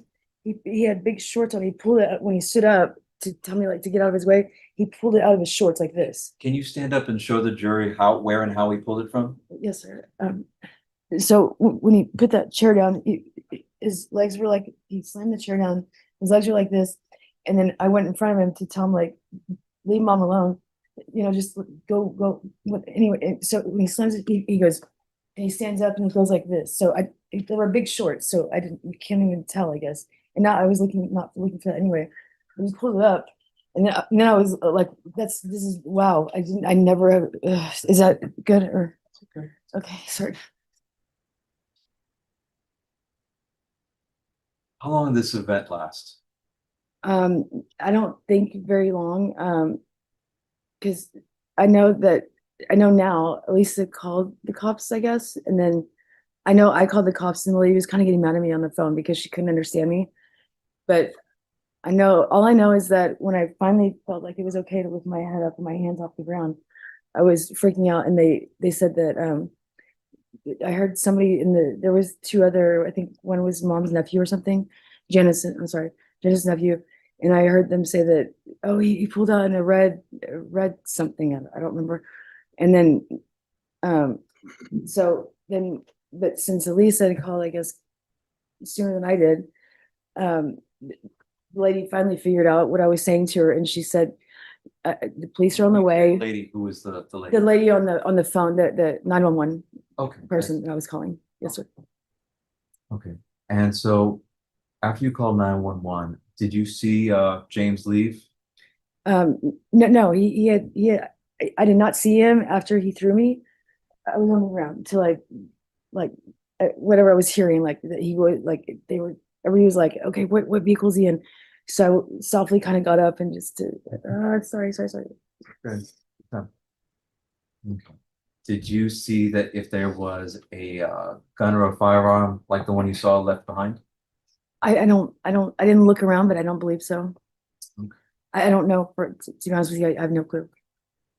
And this is gonna be a silly question that I gotta ask you. How did you feel when you had that firearm to your head making contact? I was just praying to God that if I die, that God will take care of my son and my dog. Did you feel threatened? Absolutely, yes. I was scared. Did you feel threatened by James's actions? Yes, sir.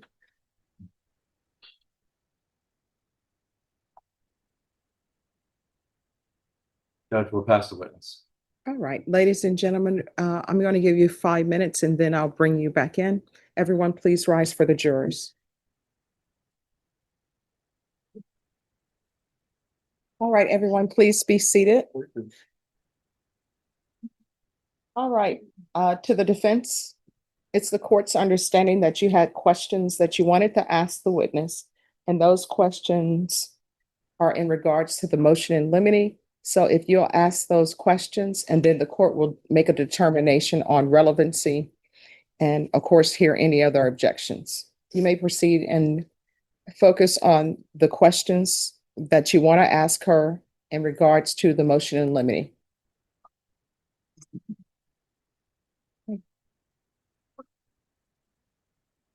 All right, so we're going to focus on the questions with the motion in limine.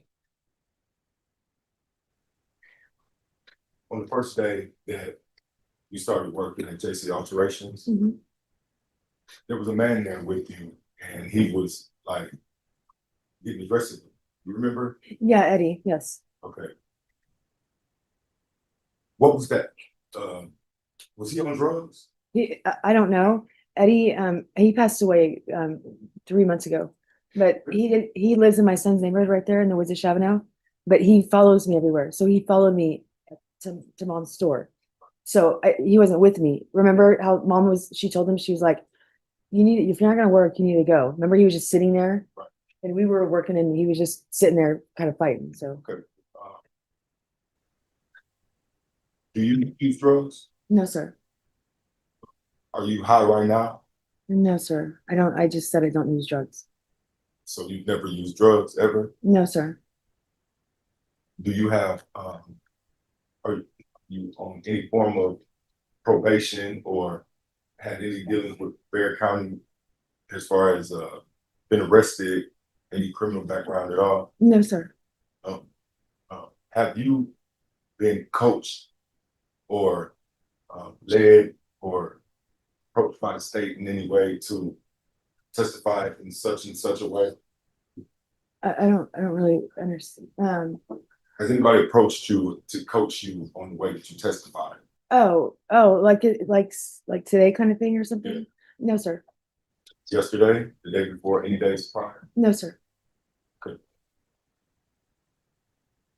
And again, you're testifying that you're not on felony probation right now. Correct.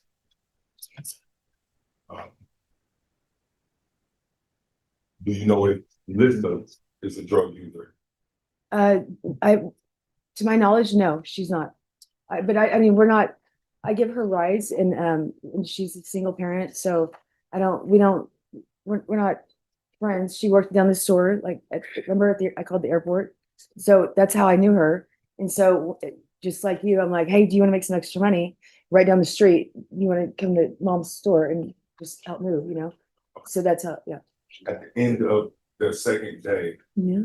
when you got done working and everybody got back to the shop, Uh-huh. do you remember the interaction that took place with everybody in the shop? All right, so here's the court's question. Oh, okay. Do your questions have anything to do with the motion in limine? If it does not, that's questions that needs to be asked in front of the jury. So is there anything else to do with the motion in limine?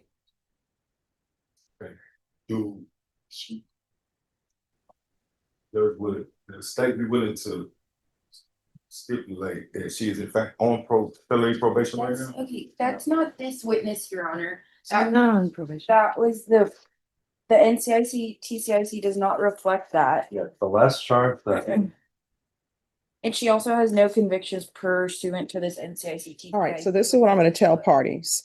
Number one, if this witness is on a deferred adjudication, you will not be allowed to question her about that unless there is some sort of relevancy related to that. What the state is informing the court, and they can show it to you, they're informing me that this witness is not on a felony probation. Judge, I'm sorry, can you repeat the question? Is this witness on felony probation? No, Judge, she is not. All right. She's not on probation, not on deferred. She's not on any kind of community supervision. All right. So, Your Honor, it's Alyssa, actually, it's on probation. all right. So you can't ask this witness that question. And then with regards to any of allegations of drug use, yes, you may proceed. Did the defendant ever ask Janice for money for drugs? Wait, I'm sorry, are you the defendant again? Okay. I'm speaking to myself not- first. To my knowledge, no. I've heard that both Mom and Alyssa said that, but no, I never heard you ever say that to any of them. All right. So with regards to asking this witness questions about her criminal history, I'm being informed that she's not on felony probation. She doesn't have criminal history, so you're not allowed to ask that question. With regards to this witness and asking this witness any questions about any illegal substances, she has told you that is not the case, and I'm going to find that asking her those questions are not relevant. Again, it may become relevant, but at this point in time, it is not relevant. All right, is there anything else? Can we save this line of questioning for Alyssa because she, in fact, is on? No, let me just tell you what will end up happening. The state will call whatever witness they call. And then if there's something concerning a motion in limine, we will take a recess. You will be able to ask your questions, and then I will make a ruling on whether or not it's relevant.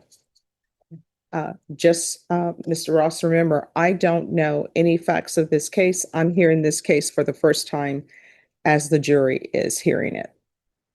That's why with regards to motion in limines, I always tell both parties to approach before they ask any questions about the motion in limine. All right? I would like to also make an objection post, your ruling on that motion because I was never given the opportunity to object to that motion. Well, what I'm going to tell you with regards to oral motions, they made an oral motion.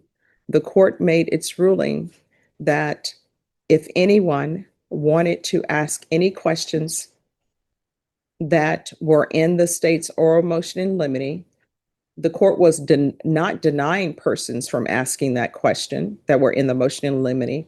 The court's ruling was that if you want to ask those questions, then we will have a hearing outside the presence of the jury. And again, I'm not your attorney. However, the court's ruling on the state's motion in limine and allowing that to be heard outside the presence of the jury is appropriate. All right. So are we ready to bring them in? Ready, Jackson? Yes. Okay. And how many more witnesses does the state have? I think we have One more here today. one more here today, and then we'll have the lead detective tomorrow. I'll say, so you have a total of 2 remaining. All right, so what we'll do, call back they're available. Of course, And, Judge. and we'll be starting tomorrow at 1:30. I guess I'll make a point on this because I served the subpoena. Tawanya is served. I have her on text message. She's telling me she can be here all the way up to Friday. I told her, even if it runs into Friday, you still got to be here because you got a subpoena, let your employer know that. So she's been informed, she has it, she's been served, and that's been filed. All right. All right, let's bring the jurors in. All right, Can I stay here? No, yes, just stay here and stand. Okay. All right, you may proceed with your questions. Smith, when you walked in here initially, you were in tears. Is there a reason for that? I was just nervous. I mean, you know what happened that day. I got scared. I haven't seen you since then, so I don't know what's going on or what. Well, I did see you that one day when I was here with mom and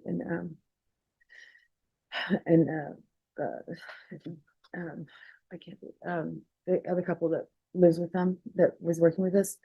And I heard you yell at your attorney over there somewhere and I saw them take you in that room over there. So I was just nervous. I'm not, I think you're a nice guy. I just, you scared me and I just don't want you to hurt anybody. That's all. Understand it. I have no intention of hurting you, ever, never in 3 months. Judge, I'm gonna object to that. That's testifying. Sustained. Thank you, Judge. I get into this. Might be a little bit uncomfortable. Really, okay. This lady, I supposedly had this gun to your head. Are you absolutely positive that it couldn't have been anything besides a gun? I saw it come out of your shorts. I know it was a gun. What color did you say it was? I think it was silver. I think I'm pretty sure it was. It happened. Yes. I mean, James, you know. I know exactly. I don't want to fight with you. I'm so scared. This is so uncomfortable. I'm upset with you. And I'm glad you didn't kill me. Thank you. Okay, like no, like it's okay. This is serious business here, and so we can't cloud it with emotional things. We have to give people the truth. Okay? My life is on the line as well. Judge, I'm gonna object to that. That's going into. Sustained. Thank you, Judge. We gotta get back to this case. So this day, this gun, can you describe it again? I don't. I told you long ago. I don't. I mean, it came out of your shorts so fast, and you picked me up like you with my sports bra, my tank top, and you held it to my head right here, and then you threw me against the wall. So it was not. I mean, it was like all of milliseconds of you pulling. I was facing you when I was trying to get in the way of mom because I didn't want you to come Okay, bother. let's rewind to this here. Yes. Let's rewind. How many times did the defendant show up? When I say defendant, I'm speaking. Okay. Me. How many times did the defendant show up to JC's alteration that day? I think it was two. One time was with that girl in the red t-shirt that I think Pickles or Pebbles or something like that was her name. Okay. Before you came in, and So you she was think trying to two ask. Yes, sir. I think so. It's been a minute, and Okay, that's cool. That's you answered the question. The first time when the defendant came in, was Pebbles with him? Was she with him? no, she was by herself, Okay. and she was asking for money for you, and then Wait, mom. wait. Okay, okay, go ahead. It's okay. It's okay. Look, we're in the same place now. Okay. So when the defendant came into the JC's operations first time, did you understand or were you under the impression or did you know whether or not Janice invited him there or was it a random him just showing up? Honestly, I do not know the answer to that, so I'm not going to try and answer. I do not know the answer to that. So when Janice came in that first time, was he aggressive? Verbally, yes, and scared all of us, but me, Elisa, her nephew, or her adopted nephew, mom, and then Okay.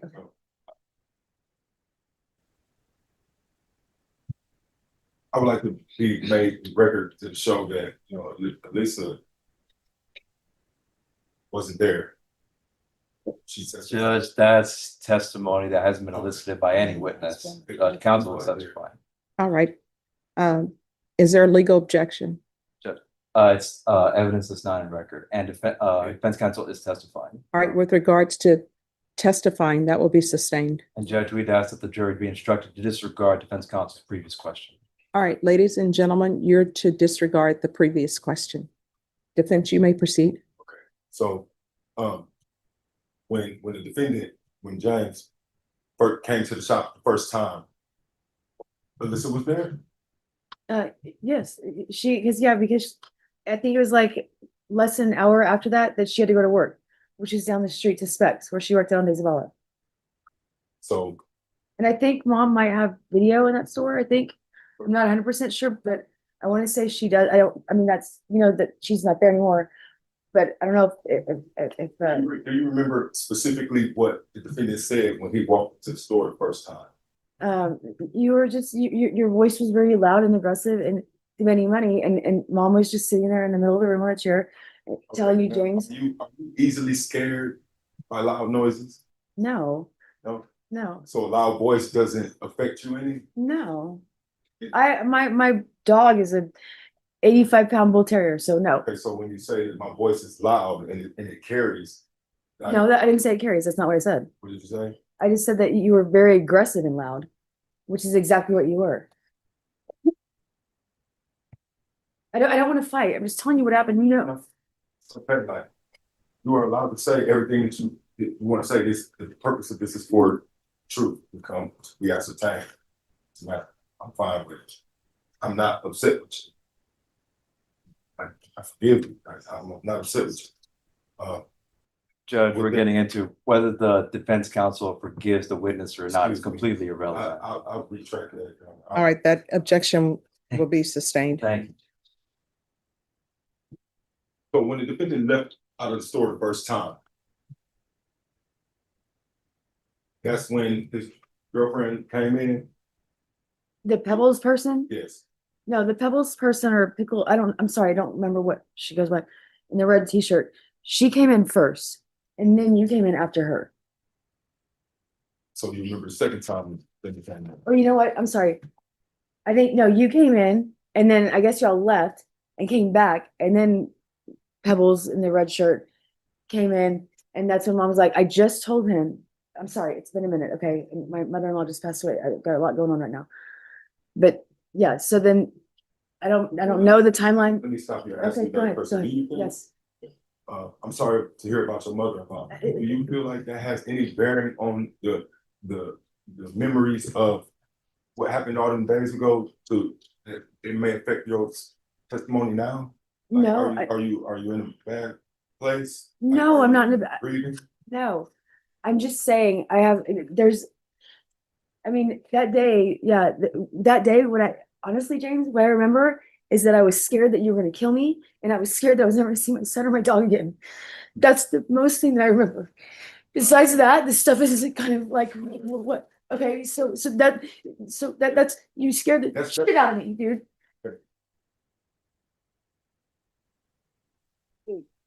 Sorry.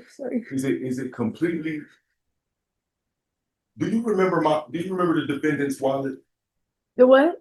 The defendant had a wallet. Do you remember it? I never saw your wallet. Do you remember the defendant's phone? I never saw your phone. We worked. Right. I'm talking about on the day in question. Well, which day? We were talking about 2 different days. No, the day in question is the day that this alleged robbery took place.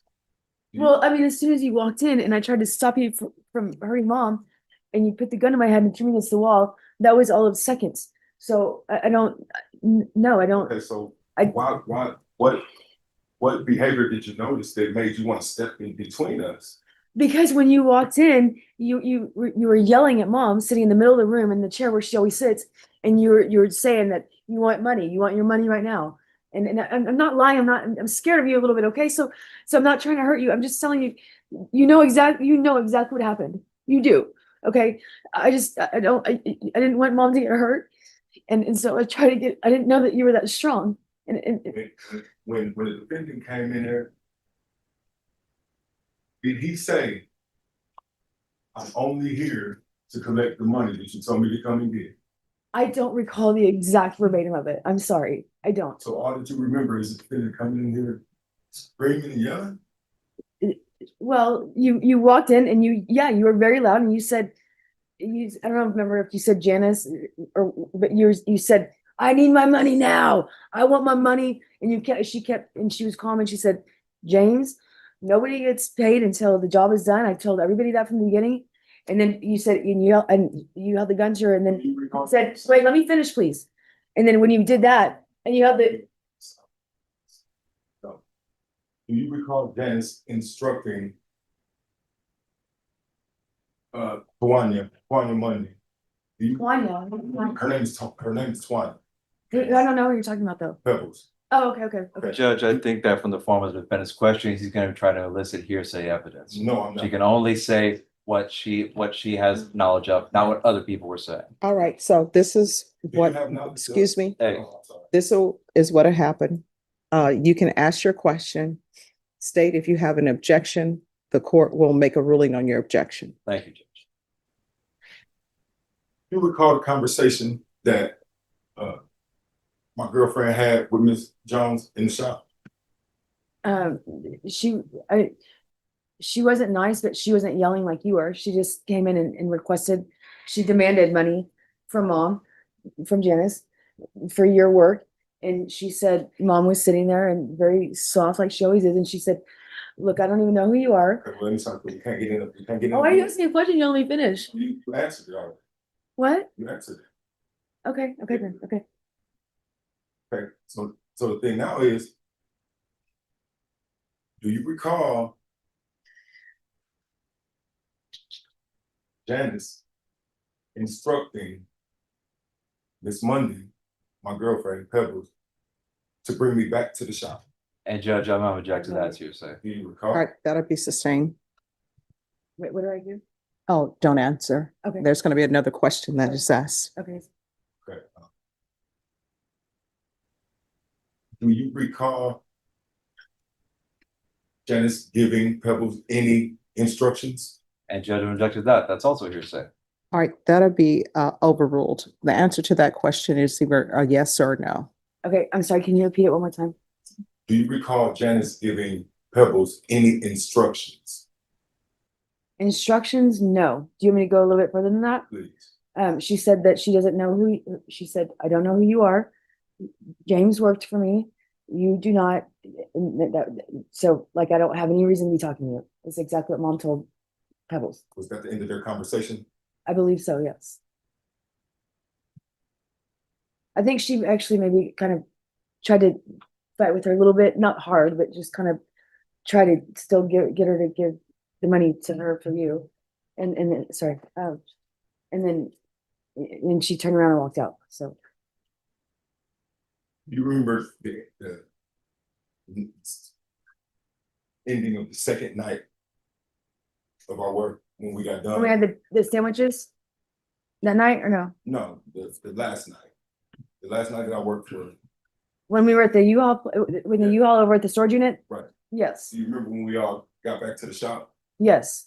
Do you remember the conversation that took place then? Well, I mean, you gotta be more a little specific than that, because there was, Okay, well, let me ask you this. Do you recall having someone with you that night? no. Okay, so when you got back to the shop, did you come back with me and Alyssa, or did you come back alone? Yeah, you drove the U-Haul, you know that, Right. right, and Alyssa was already at work. You know that too. No, end of the second night. The end of the second night, I didn't drive the U-Haul back. I just parked. Judge, defense counsel testifying. Sustained. And Judge, we'd ask that the jury disregard the previous question. All right, ladies and gentlemen, you're to disregard the previous question that was asked by defense. You may proceed. You remember the storage unit? Yes, yeah, because I had a storage, yes. I remember I had my storage unit there. That's how I showed mom where to go, right there. You remember when we completed the work at the storage unit? Yes, yeah, you worked very hard. You were sweating and, yeah, you were awesome. Do you recall leaving before me? Yes, because you yelled at me and then you scared me and I started crying. I'm not trying to be mean, but you know. I don't take it. I'm not offended. Sorry, okay. I'm not upset with you at all. At all. Yeah, and when I went back down the street, the back way of Ranch Jackson to De Zavala with the Chavano in mom's shop, I was still crying when I got there, and she was like, "What's wrong?" And I just told her, I said, Was there anyone else with you? "No, I was by myself." You know that? There wasn't another man with you? No, you know that because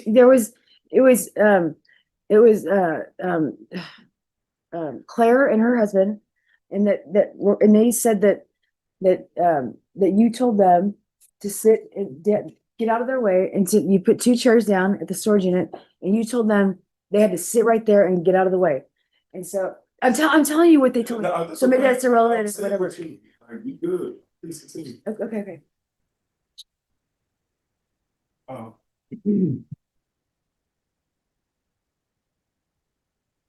On the day of the incident, did the defendant leave with anything? Did he steal something, take anything? Did he remove from Miss Jones any of her property at all?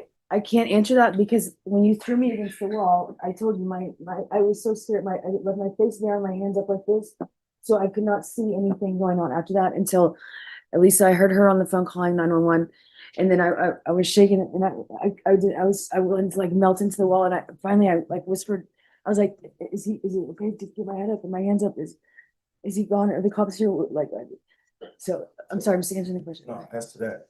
So I picked you up with one hand and held a gun to your head at the same time. So when you walked in the door, right? Why are you out? You know the Just gotta truth. get it clear for them. Okay, that's fair. Can I stand up? Is that okay? Or no? Or That's for the defense. Please, like, if you would show us, I'm okay with it. How I picked you up and had a gun to your head. so okay. So it's okay to stand up now? Or- Yes. Okay. So when you walk through the door, so it's like a rectangle building. And so the door's right here, and we had it open since we were doing boxes in and out of the draw. And mom had the most of this area, the main kind of back area was empty when we had, oh, sorry. This, like, so when you walk in right here, this big area is where we had boxes, like, kind of acting them up, whatever. You can skip forward to the part where I. Okay, well, you asked a question, I'm getting there. So when you walked in though, so when you walked in and over here in that square area, you got one of those metal chairs and you slammed it down. And then that's when I got in front of you and I was like, ooh, because I don't remember what you said to mom, but you're making money, whatever. And I didn't want you to hurt her, so I got in front of you. And so if you're like this and I went in front of you, I remember the gun was over here. So I guess with this hand of yours, you lifted me up like this from my orange sports bra and my black tank top, and you had the silver gun right here on my head and said bitch something, I don't know whatever it was, and you threw me against the wall and I landed literally against the wall right there. And then I just, that's when I told you I put my hands out and my face down and I was praying. Does that answer your question? Yeah, it does, but it doesn't allow for. Can you describe this gun? It was so fast. I just told you like 3 times exactly what happened. Okay, so is it?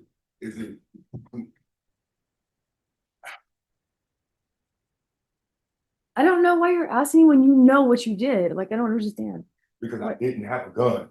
Oh my gosh. Judge, I'm gonna object to that. That's defense counsel. It's my head right here. Yes, you did. And Judge, we'd ask that the jury be instructed to disregard. All right, ladies and gentlemen, you did this to disregard the last question. I passed away this, but I would like to reserve her, please. All right, thank you. All right, state any further questions? Judge, we have no questions for this witness. We ask that she be excused. All right, the rule has been invoked. What that means, you're not allowed to discuss your testimony with anyone or view anything about this trial. Just make sure you're available if either party wishes to recall you as a witness, okay? Oh, someone will call you and they'll let you know whether or not they want you to testify again, okay? All right, if you'll leave. No. If you'll leave the square mic behind, that belongs to the court report. All right, thank you. You may step down. Thank you. Could I have parties approach? At this point in the proceedings, I'm going to have you all back here on Thursday at 1:30 p.m. I have a document in the morning that I have to take care of, and then we'll proceed with testimony. Remember my previous instructions. You are not allowed to do any investigation. Everything that you need to know about this case is to come from inside this courtroom and nowhere else. Does everyone understand? Do not view anything about this case. Do not even think about this case unless you're sitting in the box. Does everyone understand? All right, so I'll see you all here tomorrow at 1:30. And things will run smoothly, I promise you. You can hold them to the 1:30 start time. All right, ladies and gentlemen, you're excused for today. Everyone, please rise for the jurors. Yes, we're ready. Rise for the jury. All right, everyone, please be seated. State, call your next witness. State calls Kevin Landrum. All right, could you raise your right hand for me, please? Do you solemnly swear or affirm the testimony you give will be the truth and nothing but the truth, so help you God? I do. All right, you can lower your hand, state your name for the record, please. My name is Kevin Landrum. All right, state, you may proceed. Thank you, Judge. Mr. Landrum, are you a resident of Bear County? Yes, I am. How long have you resided in Bear County? My entire life. Okay. How are you presently employed? I'm a detective with the San Antonio Police Department. How long have you been employed with SAPD? I've been employed 25 years. What have been your duties over the past 25 years? The first 10 years I was on patrol. In the last 15 years, I've been a detective in the night CID unit. Okay. Let me back up. What is night CID? Night CID is a night criminal investigations division. We are the unit that handles all felonies that occur at night between the hours of 7 and at night and 5 a.m. in the morning. So prior to night CID coming on to shift, who is assigned to do detective duties? During the daylight hours, it's the daytime units, and then between 5:45 and 7, there are usually some gap detectives that stay over from the other units that handle things until we come on at 7. And you stated, is that called the gap period where you said? Yeah, there's a gap. Daylight detectives duty hours end at 5:45. Night CID's hours begin at 7, so there's a small gap in there. During that period, does, I guess, response time or assignment of detectives, is it a bit slower? Yes, there's not as many detectives on duty at that time, and so sometimes officers will try to get a hold of a gap detective. They may have some difficulties, and if they do that, they'll hold the call until we come on at 7. Okay. What was your position on June 1st, 2025? I was a detective at night CID.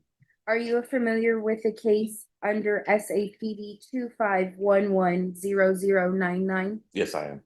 What case is that? It was an aggravated robbery. How did you become involved in that case? I was contacted by a patrol officer by phone after our duty hours started. Do you recall the name of the patrol officer? Benavides, I want to say. I don't recall. Yeah. Okay. Do you recall the approximate time that you were, I guess, called about this case? It was a short time after 7 p.m. Okay. So generally, what are your duties that you're responsible for as night CID? Like I said, we begin the investigation on all active felony cases at that time. So generally, my duties are to go out and begin statements with witnesses, make sure the crime scene is processed. Okay. What does processing a scene involve? Normally that would involve having CSI out there and collecting any evidence, photographs, fingerprints, any type of evidence that is available after the crime. Do you recall the location you were dispatched to? I believe it was JC Alterations, and I want to say it was located at 4427 De Zavala. Okay, and is that located in Bear County? Yes. What did you observe when you arrived to the scene? When I arrived, noticed it was a strip center type mall. The business was in somewhat of disarray. Looked like they were moving. Patrol officers were there. It was calm at that time. Okay, what did you do when you arrived? When I arrived, I made sure CSI was doing the processing that they needed to do, and then I began speaking with the victims and the witnesses. Do you recall the names of the individuals you spoke to? I believe I spoke with a Janice Jones, Daphne Smith, and an Elisa Ramirez, I believe. Okay, do you recall whether anybody else was present on the scene other than officers? That I don't recall. Okay. When you spoke to these individuals, did you find their statements consistent with one another? Yes, I did. During your investigation, did you develop a suspect? Officers had developed a suspect and had given me a name who they believed was responsible. Did you do anything else to further investigate that? They had notified me that before I went to the scene. At that time, I pulled up a mugshot or located a mugshot of that individual, and I took it to the scene with me. Do you recall the name of the suspect? It was James Ross. What did you do next in this case?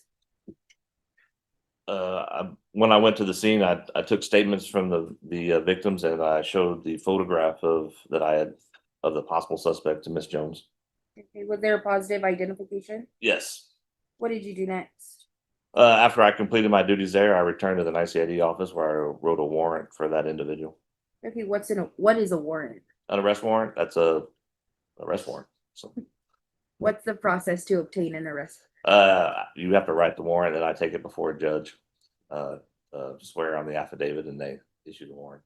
Okay, and then what happened after that? After that, I completed my report, and that was it. Okay, so is that the end of your involvement in the case? Yes, that was. And what happens with the case next? All cases that we handle at the end of the day, when we're done, they forward it to the follow-up unit, and we never see them again. And for a case like this, what is the follow-up unit? Would be robbery.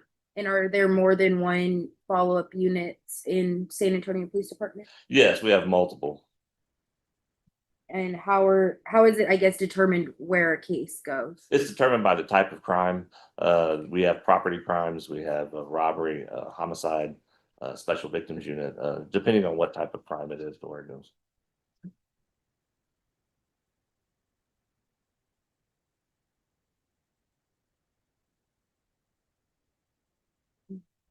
So you briefly mentioned that the scene generally is processed, correct? Correct. In this case, was the scene processed? Yes. To your knowledge, were photos taken? Yes. To your knowledge, were prints taken? I know they were possibly attempted. I don't know if any were collected. I pass the witness, Your Honor. Defense. So. Okay,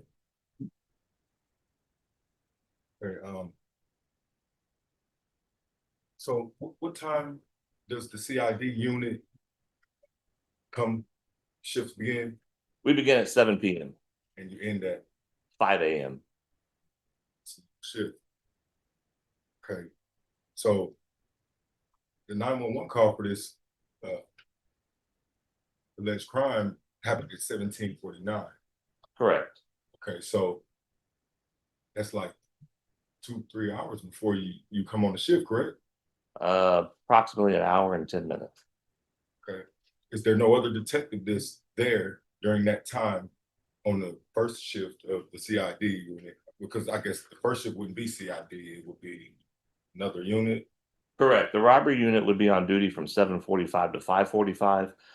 After 5:45, there are detectives throughout the city that stay later that cover the gap until we come on. I do not know who those detectives were that day. Okay. So there was no detective contacted. It was as if they waited for you to get there to the scene to pass this on up to a detective. I don't know if they were attempted to contact a detective and couldn't locate one, or if they just waited till I was there. But yeah, I was the one contacted after I came on duty. Okay, and that was by Officer Benavidez, correct? Correct. Okay. Were you made aware immediately or not of the effects of the case as is? Was there a weapon, or was there anyone injured, or was there anything stolen? Were you made aware of these facts? When the officer contacted me, he relayed the facts as he knew them and the evidence that they had gathered and what he knew. That's how I determined whether I need to make the scene or what my role in the investigation is going to be. Okay.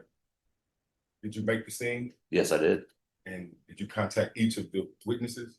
The 3 witnesses that I named, yes, I contacted all 3 of those, yes. Okay. Were there any more civilians there that were involved in moving things from the shop to the U-Haul? There possibly could have been. I don't recall. Interview anyone else? Other than those three, no, sir, I didn't. When you interviewed those three, did you notice any injuries on anyone? No, I did not notice any injuries, no. Did any one of them complain of injuries? Not that I recall. Okay. Was there anything stolen? As far as my recollection of what it was, nothing was taken. There was only demands made. So I like the record reflected, nothing was stolen. And no one was injured. Okay. Was there an affirmative finding of a weapon? I'm sorry? Was there an affirmative finding of a weapon? There was no weapon recovered at the scene, no, sir. Did any of the witnesses inform you of the whereabouts of the suspect? None of them knew where the suspect was, no. So did any of them tell you where the suspect lived? I don't recall. I believe possibly one of them thought you possibly may have lived a certain apartment complex or a certain area, but I don't recall there being an exact location of where you live, no. So this aggravated robbery, these alleged victims said that I robbed them, or did the defendant rob them and didn't inform you of his location where he resides? They did not know your exact address.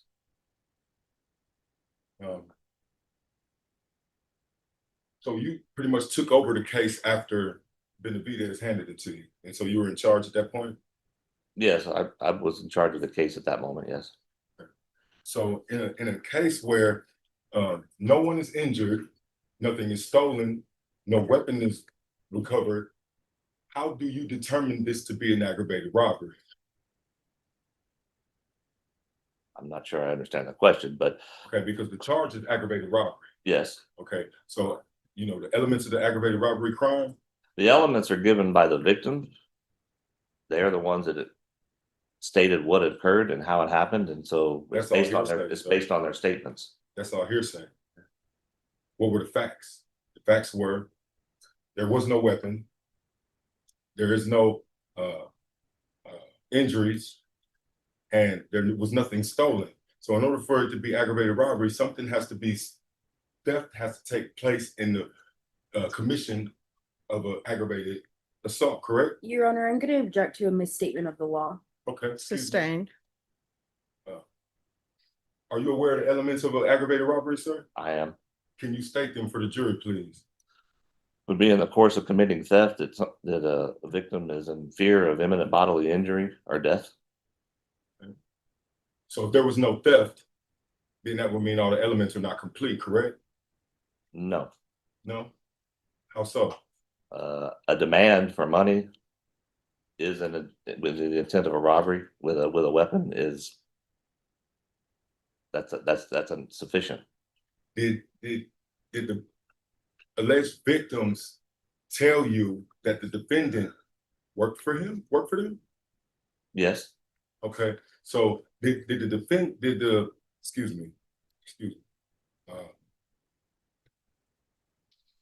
the owner of the shop tell you that the defendant worked for her? Yes. Okay. Did the owner of the shop tell you that she owed the defendant monies for work completed or work done? She did say that there was money to be owed, but she had also stated that there was a time that you had been advised that you were going to be paid. Gotta cut you off right there. So you're aware that it was money owed to the defendant or to the suspect of this crime? Reportedly. Okay. So we have that by your testimony that the owner owes this suspect money for work that he done for her. And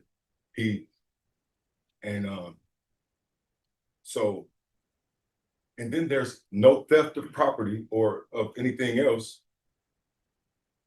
Again, I ask, how do you determine this to be aggravated robbery?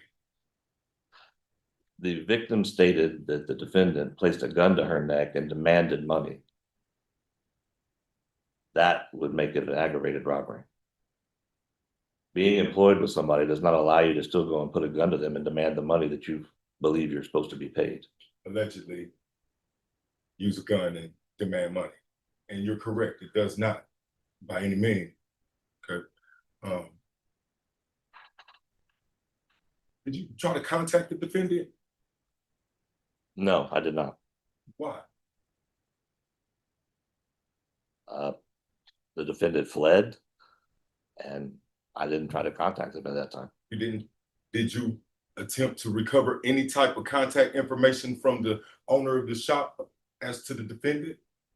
The officers there had gained information for you, I believe a credit card, a cash app, things that have been done, yes.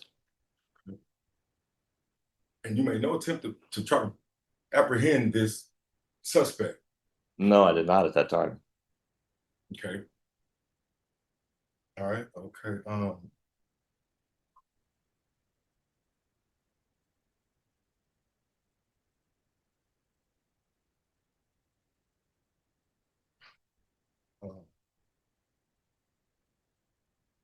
Who do you pass the case to after you get done with it? And how long, well, excuse me, let me rephrase this. How long did you have a case before you passed it on?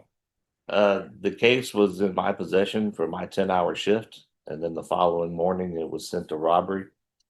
There, a sergeant would assign it to a detective. I have no idea how long it took them to do that. Okay. I think I heard you testify earlier, and correct me if I'm wrong, please, that you printed up a single photo for the owner to view and determine that to be the suspect. Is that correct? Based on the information that the officers had given me and who they believe the suspect was, yes, I did. I printed a photo of that person. And did you show it to the shop owner? I did. And did she positively ID that picture? At that time, yes, she did. Okay, there was another time when she didn't? That was the only time I showed the photograph to her. So yes, at that time, she did positively identify that person. So then she positively identified that picture as being the suspect that robbed her? Yes. Okay. Where was the suspect located? Where was he at? I have no idea. So the picture of the suspect that you printed for her to view, that she positively ID'd, was it the defendant? Was it you? Was it me? No, it turned out not to be you. Okay, so this woman positively ID'd somebody that wasn't the defendant as being the man that robbed her. Correct. How did you find out that he wasn't the man? I found that out today, sir. You found it out today? Yes. Oh, okay. So, as I've told you, I haven't seen this case again since the day it left me. I don't know when they decided it was you.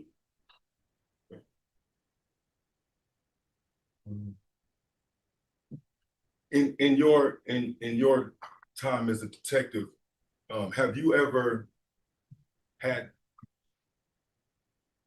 victim of a crime misidentify a suspect? This is the first time that's occurred to me in 16 years as a detective. Really? Correct. Wow. Okay. All right.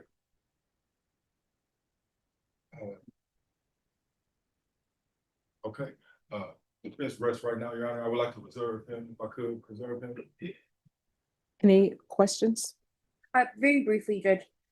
Detective Landrum, when you send a case to the follow-up unit, what information is sent or passed on? My reports, all information, they receive all the information that was gathered, the officer's reports, anything that was collected by CSI, all information that I've gathered and anything that I've done, they receive all of that.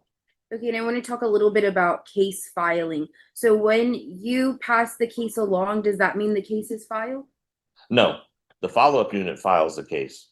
Okay, and with filing, are you familiar with the term of an at-large case? Yes. What is that? That's usually a case where they file it at large. The district attorney at that time will attempt to take it to a grand jury and receive an indictment rather than write a warrant. And does that differ than an arrest case? Yes. What's an arrest case? An arrest case is when the person is arrested on the scene at the moment of the crime. And what kind of case was this case? This would have been an at-large case. Okay. No further questions, Judge. I have one more. So in your 16 years, how many did you say you were a detective? I'm sorry. I've been a detective for 16 years, 15 years, going on 16 years. Okay. So you've never seen, as you testified to earlier, a crime victim misidentify a suspect. In the years when I have shown a single photo because the person is a known suspect to the victim, I have never had one misidentify an individual. Okay, my next question is, in the event that that does happen, what's the protocol to be followed? Well, considering that I didn't know at the time that that was, and that was discovered later in the investigation, at that time, I believe he would have done another lineup, which would have probably been a 6-photo lineup to try to see if the person could do it then, because the single photo would be tainted. Right, but if this crime victim, alleged victim, positively IDs a photo, and it's not the person who allegedly committed that crime, wouldn't that not, would it not make her a credible, reliable witness? It could, or victim? it could make a question about her reliability. In this instance, I think there was several other victims though, and so that there's more information. It wouldn't necessarily totally eliminate. Okay, so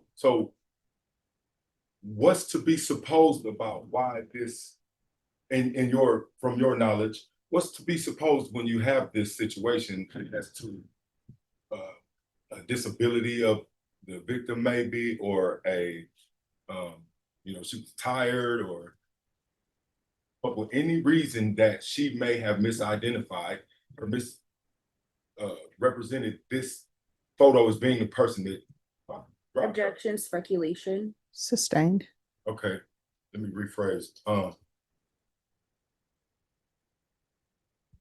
What would be a reason that a person who's been robbed could misidentify the alleged perpetrator? There could be many reasons. One could be stress from just having a gun placed to their neck and demanded money and thought that they were going to die at that moment. But with the threat removed and in the safety of the San Antonio Police Department, what could be another reason? Sometimes the trauma from an incident like that can last quite a long time. She testified she wasn't sure. Oh, so, Objection form. Sustained.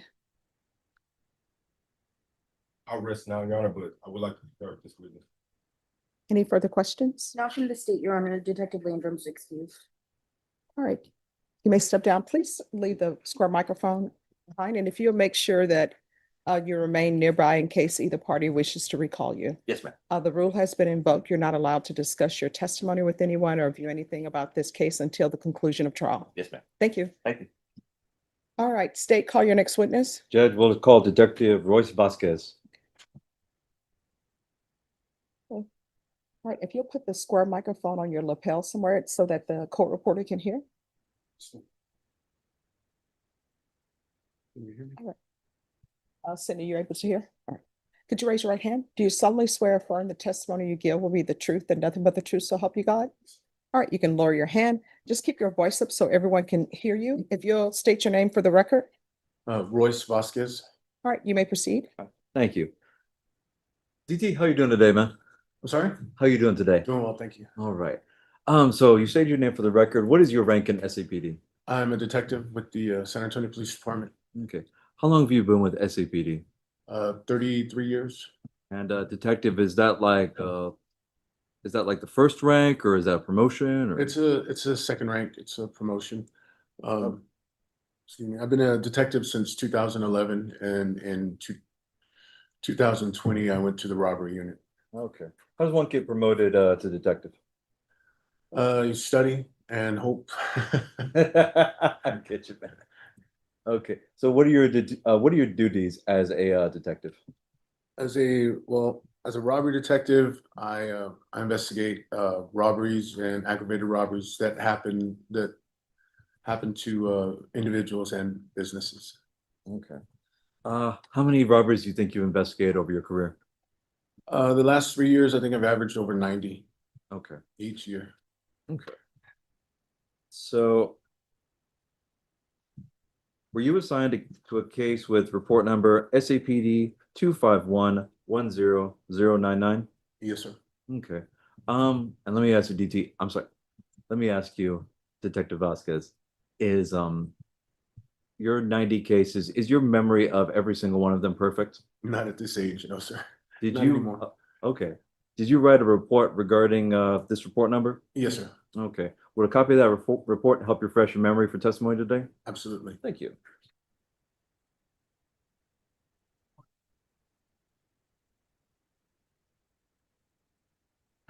All right. Let's start at the beginning because it's a very good place to start. When were you assigned this case? I was assigned the day after it happened. And what day would that be?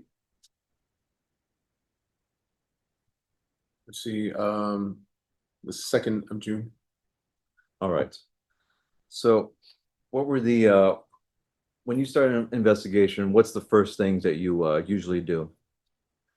You go over the offense reports, generally go over the offense reports. If the body cam is available, you try and go over the body cam.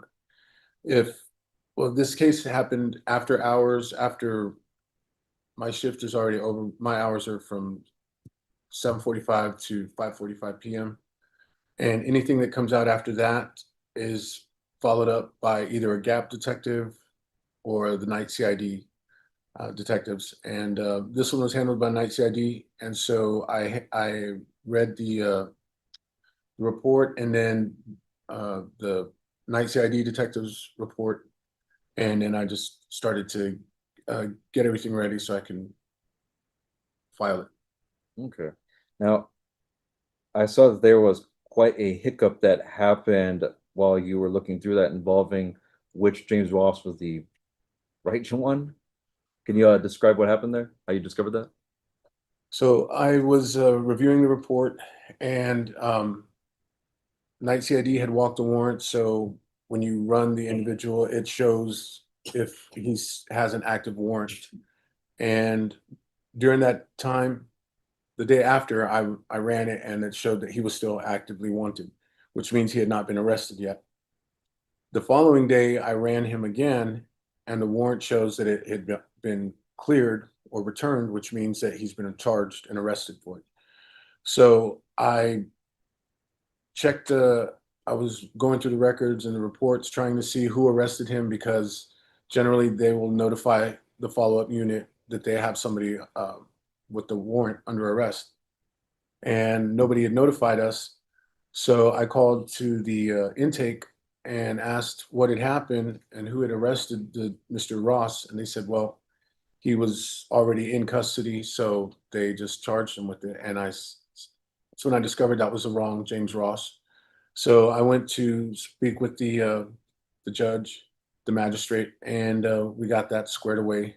And so then I picked up on the investigation now, and I called the number that was given to the as for the defendant.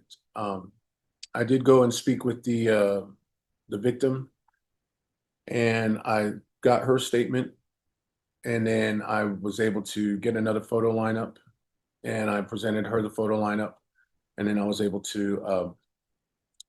She picked the defendant. What was the name of the person you showed the photo lineup to? Miss Janice Jones. Okay. And what kind of format was this lineup? Was it a single photo? Was it a 6 photo? A 6 photo lineup. Okay. How are the 6 photo lineups put together? We send a request to Central Records and they will compile a photo lineup and then just put it together and show it to the victim. Okay. Is it usually of people like with the similar features, similar appearance? Yes, sir. If it was a person like me, then it would be another 50-something-year-old Hispanic male with beard or with similar features. So they want to make sure that you positively identify the right one. Okay. What was the date of this photo lineup being shown? I don't know I don't know that I wrote it down. Okay. Do you know where the photo lineup was done? I don't remember that either. It was either, no, I believe it was at the shop. I don't believe it was at her house. Okay. I'm sorry, I'm not 100%. That's all right. That's all. So out of these 6 individuals who were shown, Ms. Janice picked the right James Ross. Correct. Well, she Okay. picked James Ross. So Picked him. what happens is we'll get our suspect and we know his name, but Central Records will just pick other people and we don't get really we get their SIDs, so we could research them. But she picked James Ross. Okay. So when you're showing this to her, I gotta ask this. Did you give her any indication of which one was the right answer? No, sir. Okay, very good. Did you ever try and contact the defendant, Mr. James Ross? Yes, I did. So after I had spoken with the victim, she gave me his number, and I didn't think that. Well, I figured that the phone was in the property room because I thought he was under arrest until I found out that it was the wrong one. So I called him and I asked him, I'm looking for James Ross. And when you say him, you're referring to? I gave, yes, ma'am, the number that was given to me for James Ross by.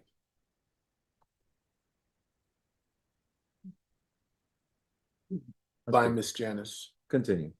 So I called it and I said I was looking for James Ross, and he said it was him, that he was James Ross, and I was kind of surprised because I wasn't expecting to speak with him. So I said, okay, thank you. And so I hung up because I was going to just start the investigation through the phone number. But then he called back and he started asking, why I was looking for him. And I explained to him that I was following up on an incident. And he said that he wanted to come in and talk. Okay. And were you able to, through your investigation, find out Mr. James Ross's date of birth? Yes, sir. Okay. And what is the correct James Ross's date of birth?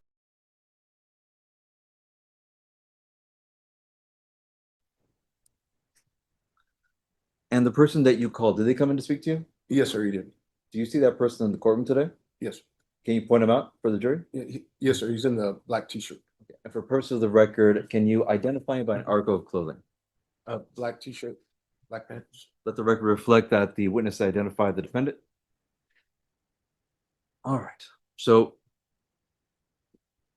was Mr. Ross detained, under arrest, or anything like that at this point?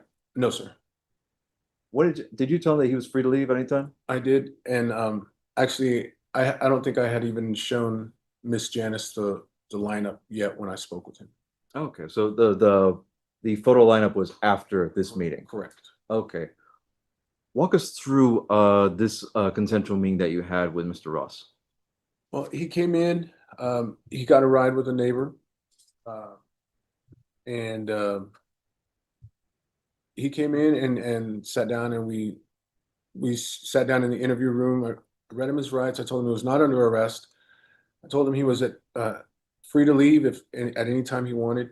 I told him that I would not. He came in on his own free will.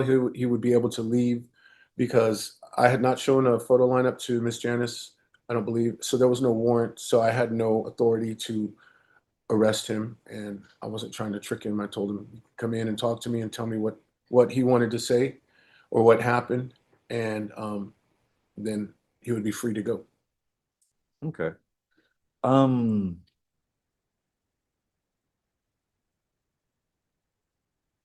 What was Mr. Ross's rendition of events that he told you?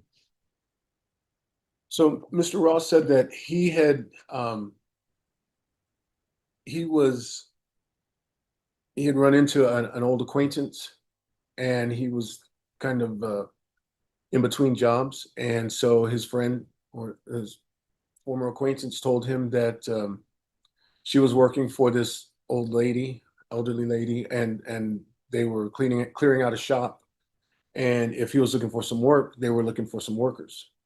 So he said that he went over there and spoke with her and was pretty much hired on. And then Miss Janice said that she explained to him that she would not pay him until the job was done because she'd been burned before. And so he explained to me how he had been doing a really good job, pretty much did all the work because he was the youngest, I believe, male that was doing all the labor. There were a couple of ladies that were there and some elderly gentlemen, but they really couldn't do a whole lot. Mr. Ross being younger and fit, he was able to do pretty much literally all the heavy lifting. And so he explained that at the end of the first day, he tried to get some money for the work that he had done, and she told him no. And he told her that, hey, I need gas, baby needs Pampers, we need food. And she stuck to her guns and said, no, you're not getting anything until this is over. He told me. What is your objection? I'll recant that objection. I'm sorry, what? I'll take that objection back. I'm sorry. All right, you may continue. But he told me that he explained to her, look, I got to get stuff, I need supplies at home, I need gas money. And when I got her statement, she told me that he had told her that he needed money for drugs. I didn't, but yeah. So anyway, so he told me that he had explained to her he needed some money. She said no. So then on the second day, after pretty much a full day of the full labor, he approached her again, asking for some money.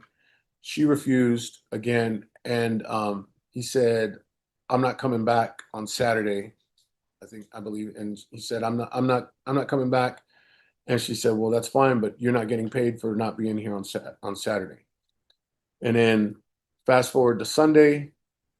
I'm not sure exactly how many times he went, but he had gone to the store where they had been working, asked her again for the money. She said no. I believe he said he kind of like losing it. So he walked out and he had his friend who had given him a ride over there. She went in and tried to be a liaison, like, hey, how can we get his money? And, I don't know what's going on here. How can we get his money? And we can just be out of it. And then she told her, I believe Miss Janice told her that, again, she's not paying him until the work is done. They still weren't finished clearing out the shop.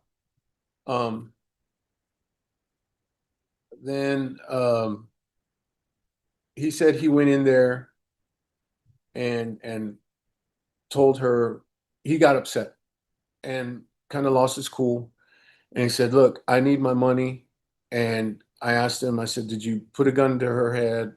And he said he denied having a gun, denied pointing a gun at her. And I said, well, on the report, it says that you pointed a gun at her. I said, did you have your cell phone or something in your hand? And he said, I might have had my wallet in my hand. And I think he said he had like a silver, like one of those credit card wallets that look. Did he ever show you the silver wallet or silver credit card holder? I think he did. I can't recall, but I think he did. Okay. Let me ask you something. Okay, this is gonna sound like some silly questions, but work with me. Do you have a wallet? Yes, sir. Okay, where do you store that wallet? In my back pocket. Okay, how long have you had that wallet? Couple years. Okay. You had other wallets before it? Yes, sir. Okay. When you pull out your wallet to take it to somebody, do you pull it from the front of your waistband? No, sir. Okay. Do you take your wallet and put it up to somebody's head? No, sir. Do you take your wallet and put it up under someone's chin? No, sir. Okay, thank you.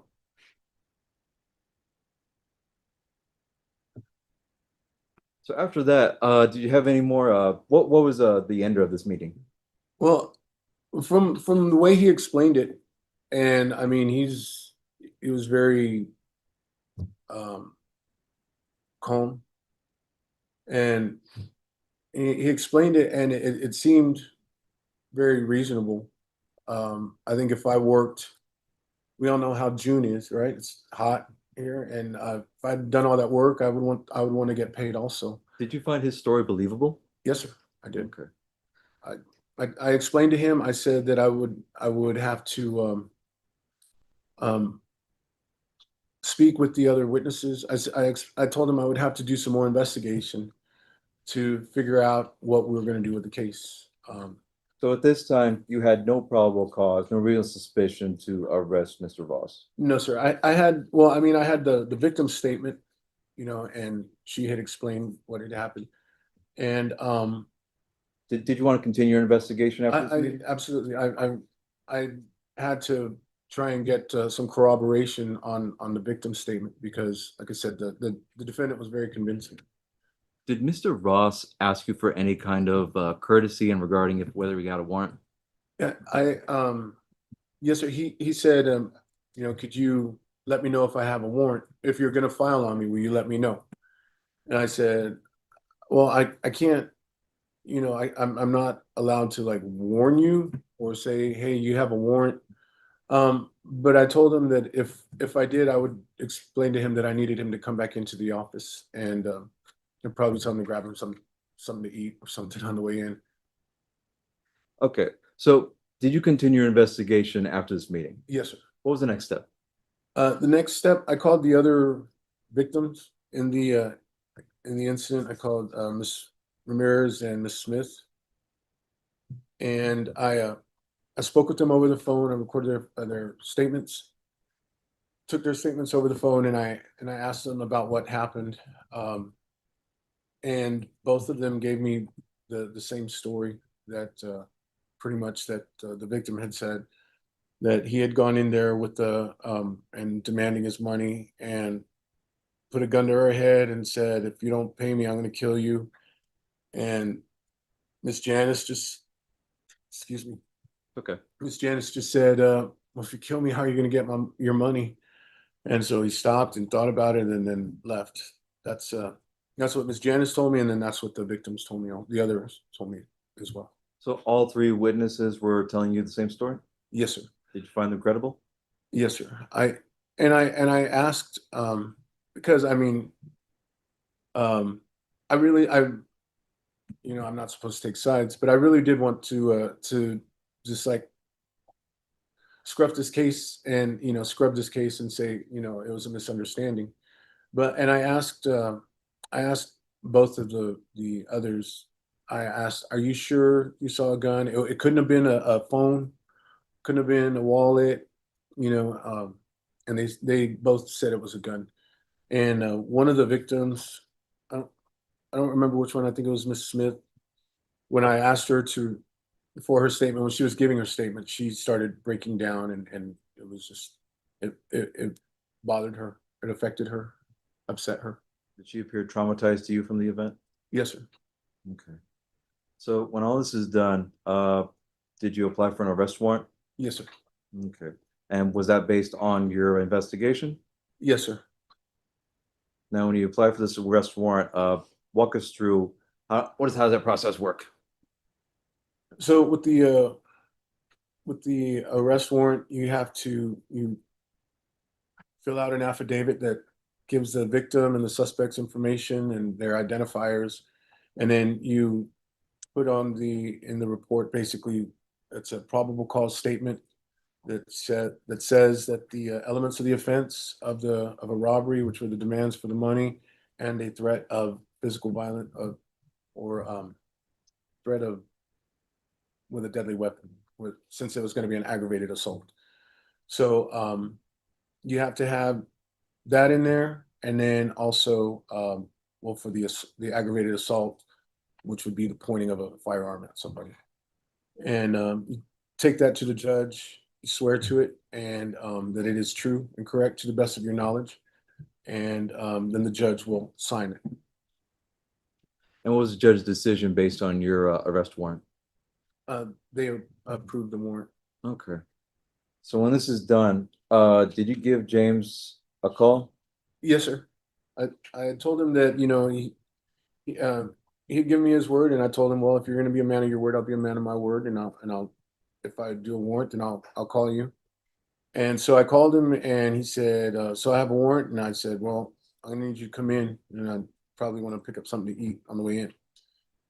And so he said, all right, and I don't remember what else he said, but initially he said he would come down, and then that was it. I never heard from him. He didn't come in, and I didn't. I called him back, but he never responded. So after you called him, he never came in? No, sir. Thank you so much, Detective. Pass the witness, Judge. Defense?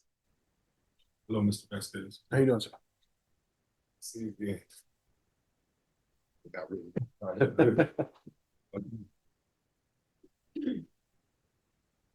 So, on the day of this incident that took place at the shop, when you were handed over the case pretty much from Detective Landrum, correct? Did you go to the shop and interview the alleged victims then? No, sir. The date of the incident, that was I believe it was a Sunday, right? I got the case on Monday, and then I don't think I don't know the exact date, but I went, the first step I did was I went to go interview Miss Janice at her house. When you interviewed her at her house, did you have a body cam on? Yes. So we have a recording of that interview? Yes, sir. Okay. Did you interview her any more times subsequent to that? No, sir. Did she sound believable? She did. At no point did she seem aloof or like she was making it up? No, sir. Did she give you a description of the gun that was held to her head?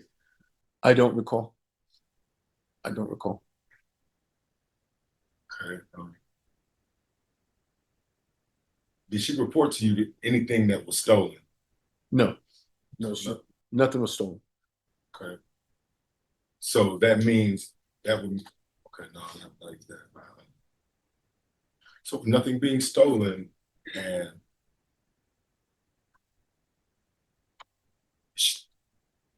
did she allege that she invited the defendant to come and pick up the monies owed, or did he just randomly pop up there asking for money? I don't remember if she said that she had invited you or the defendant, I'm sorry.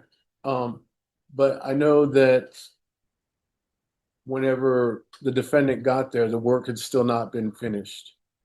And so I think the defendant got there in anticipation that, hey, the job should be finished by now, and I can collect. And unfortunately, Miss Janice just kind of sat there and said no, and would not give the money or pay the defendant. Okay. That's testify. So that would make it seem as if the defendant just randomly went up here on Sunday demanding money, correct? Is that how she makes it seem to you? I didn't get that impression. I didn't get the impression that the defendant just like popped up out of nowhere. I believe the defendant probably, now I can't speculate, but I'm guessing the defendant probably thought that the work was done and could collect. And but apparently the work wasn't. And Miss Janice was just very black and white and said, I'm not paying until, and she would not relent. Did Miss Janice relate to you any of the events of the night that the defendant stopped working for her? Other than, no, the only thing that was that I recall is that she had talked about at the end of the night, the defendant had asked for payment for the, I believe, 2 days that he had worked, right? 2 days he had worked. I can't help for the amount of work that he had already done. He asked for the payment for the money for the work that he had already done for her, but she refused, and said that she said had already told the defendant, I won't pay until this job is complete. I want to offer a statement that might make you recollect that time right there a little better. Do you recall whether or not the defendant asked for a portion of his pay or the entire amount on the end of the second day? And Judge, I'm gonna object to that. This is calling for hearsay evidence. It's what other witnesses have said as well as speculation. He's who. All right, excuse me. If you would repeat your question, please. My question is, do you recall whether Ms. Janice, the supposed victim, said that the defendant asked for a portion of his pay or the entire amount? All right, that objection will be sustained. Okay.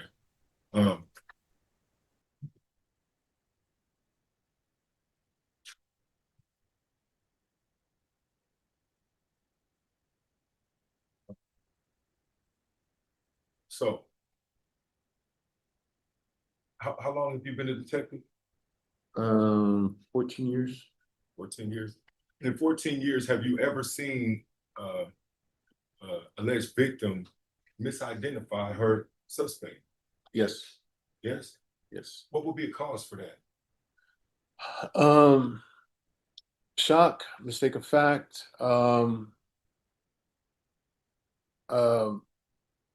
just there's a whole lot of reasons people mistake. I mean, people have come up to me in the store and asked me if I was somebody else, you know. And Happens so to me all the time, too. so if you're trying to identify, it's a photo lineup is not an easy way to identify somebody. I personally prefer a better way, but so in the event of such a misidentification, which has the ramifications of prison and you know how serious it is, once that is proven to be a misidentification, what kind of position does that put the alleged victim in the eyes of the detective? well, I mean, it all depends on the person. If well, you specifically, how would you feel? Well, it made me think about today. It made me think about what was going to be like in court. But I don't know how Ms. Janice misidentified the other James Ross. The other James Ross is, I think there's a 2-year difference in age. I don't know how she did that or why she did that, but okay, let me stop you. I don't mean to be rude, so please forgive me, but no. Would it lend to the credibility or reliability of her testimony or her statement at all, being that she misidentified the person that allegedly robbed her? I don't think it would affect her credibility. I mean, not in my book. I don't think because she picked the wrong picture that she's lying about everything that happened, or anything that She happened. she was offered a single photo, Right, not a lineup. correct. So And so it wasn't dark either right. when she was. It was Judge, daylight. that's defendants testifying about events. Okay, Sustained. excuse me. And Judge, we'd ask that the jury be instructed to disregard the last question. Ladies and gentlemen, you're instructed to disregard the last question. All right, you may continue. On June 1st at 17:49, what time is that? What time is 17:49? 5:49 p.m. So at June 1st, that time of year, at that time, what would the natural environment be like? Plenty bright still, right? Okay. 17:49 is when the first police where the second police call was made for 911. So when she was interviewed and picked the wrong suspect, allegedly, it was broad daylight, correct? Excuse me. I don't know about that. I believe night CID comes on at 7. So it would have been an hour later, and then by the time they got out there, because that's way out I-10 and De Zavala. And by the time they get there from downtown, it could have been a minute. I'm sure it was still daylight. I don't know how bright it was. Now, when you were made aware that nothing was stolen and nobody was injured, why did you still proceed forth with? Because if I walk into a bank and demand money and they just close the windows and I walk out without money, that doesn't mean that the robbery wasn't, the intent wasn't there.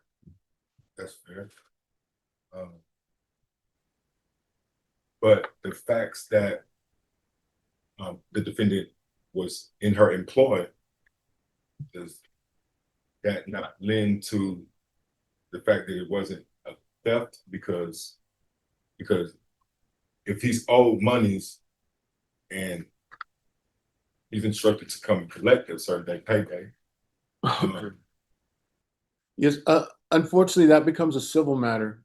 And so, like, I have a friend who is So my question now is, if it becomes a civil matter, how is this aggravated robbery? when a weapon is involved, it's no longer civil. And when you violate criminal law, then that's whenever we have to step in. I have a friend who is a plumbing master plumber. He had done a job that contracts and everything at a brand new building. Okay, I gotta stop you right there, sir. I'm sorry. We gotta That's all right. Can I see that, please? And can we enter the evidence for you? The wallet.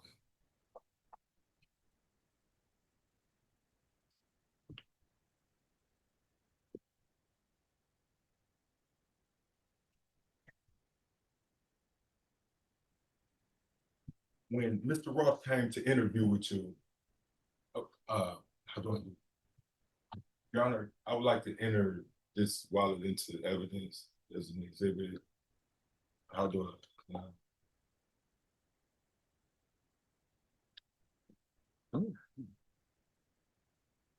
Okay. Do you remember the day when the defendant came to interview with you? Yes. Okay, when he interviewed with you, did he seem like he was, did it all make sense and he was trying to get this, behind him, or or did it seem like he was trying to get away with something? He seemed very rational. He seemed very calm. He seemed very polite. He didn't seem he didn't act shady. He was very believable. Forthcoming? Yes. Okay. Did he have in his possession, when he came to interview with you, what he claims he had in his possession when he was at the shop? I think so. I think the state asked me that, and I wasn't sure. I wasn't completely sure. I thought he had shown me like a silver wallet or something, and yeah. Okay.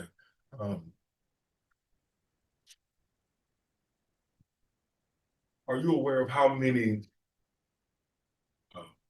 people have been killed by police officers under the guise of reaching for their phone. I'm not aware of how many. I don't know the number, but I do know that it happens. Happens and the officer is said to fired his weapon, killing the suspect, and he pleads that his phone was a weapon, correct? Correct. He believed it was a firearm. The phone was a firearm. The whatever object was in his hand was a firearm. Right. And that's happening all over the country. Yes, sir. In alarming rates. And people are dying because these officers are assuming. Judge, we're getting into the defense testifying again. Sustained. Would you remember that object if it was shown to you? Yes, I possibly. Okay. Is this, Your Honor, may I approach the witness? Yes. Judge, I would like to see the object that he's approached the witness with.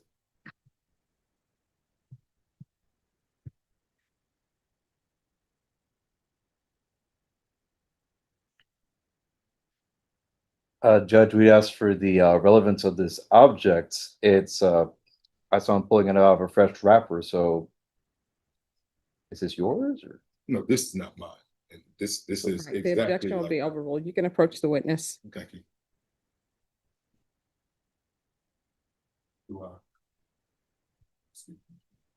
Please. We'll call this defendant's exhibit number one.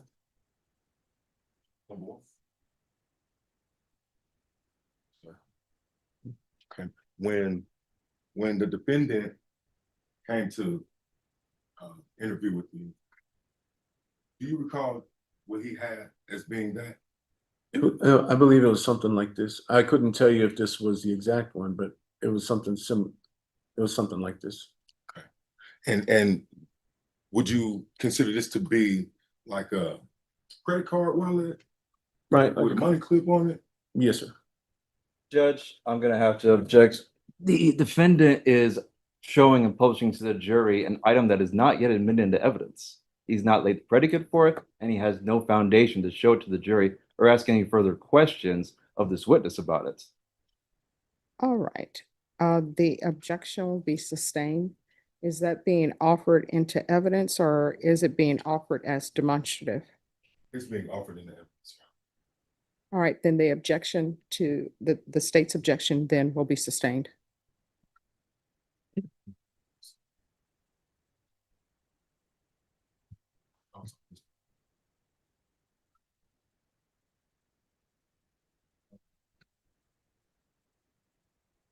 If you were called to a scene as an officer and for a disturbance and you were alerted that there's a weapon on the scene and you came to that scene as you see, two people arguing and one had this in his hand and his argument as talking to the other in the argument, would you feel like that's a weapon?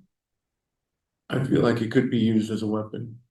I wouldn't say that I would immediately feel it was a gun. But just about anything could be used as a weapon. Right, but would I think it's a pistol? Yes. Possibly. Okay.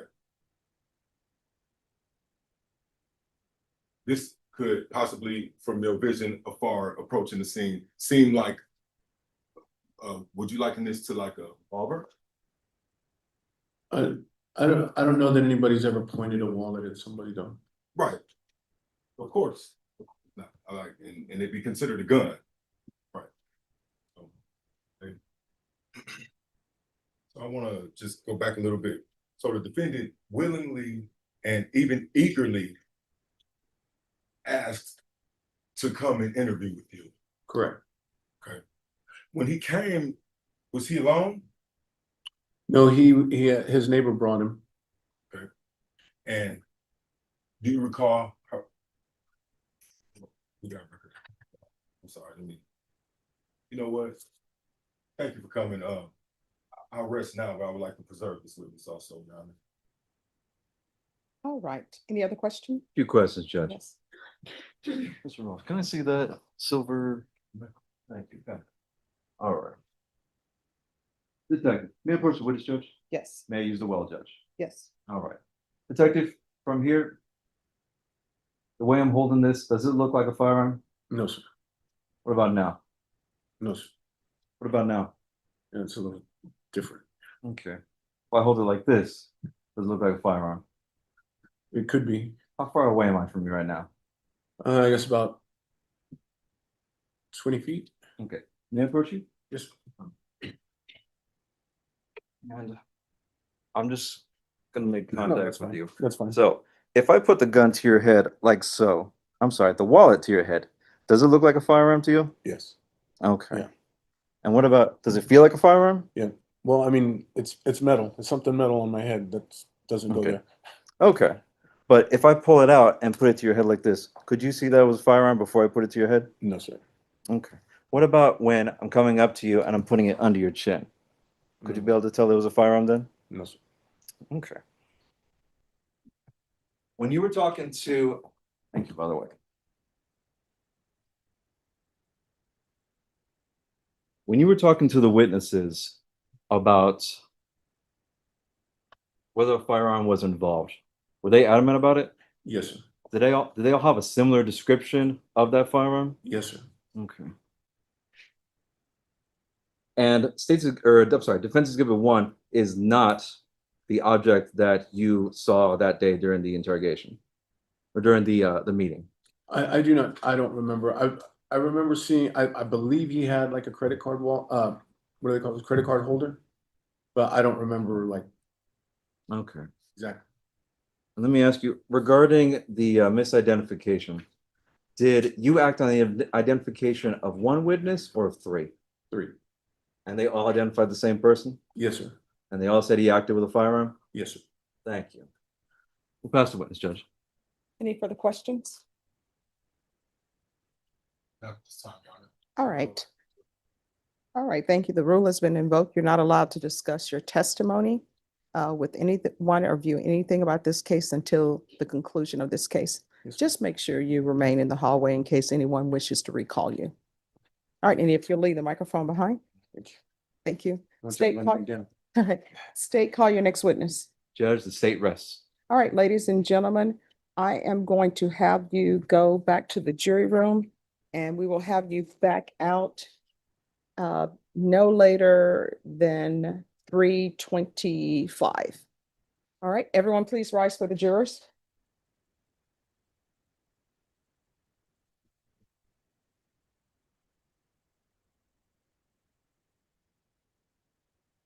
All right, everyone, please be seated. All right, the state has rested. Defense, are you going to be prepared to proceed? Excuse me, Yes. beg your pardon. The state has rested. Are you going to call any witnesses? I would like to call Janice Jones. All right, so here's the thing about recalling witnesses. Did you inform the state that you wanted her here today? No. Why not? Because I was unaware that it was necessary for me to let them know when I wanted to. How else are they going to have a witness here if you don't let them know? And call or contact them when I like.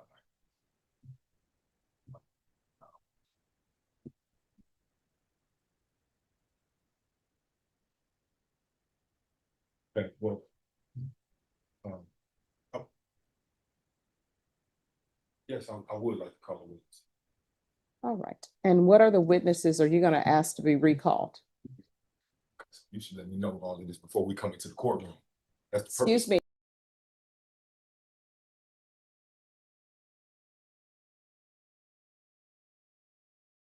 One, yesterday, I said, let the state know whatever witnesses you want called back so they can have them available. Now, what I'm asking you right now is what witnesses that the state called that you want them here? Janice Jones, Daphne Dawn Smith, and Elisa Ramirez. All right, state, if you'll call and have them down here, please. Of course, Judge. Who else?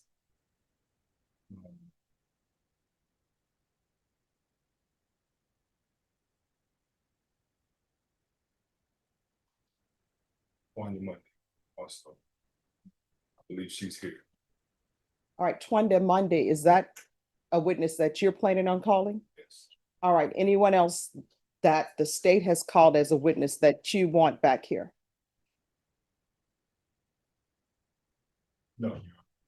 All right, so those are the only witnesses that he's requesting to be back here. So if you could call them and see if they can come down today.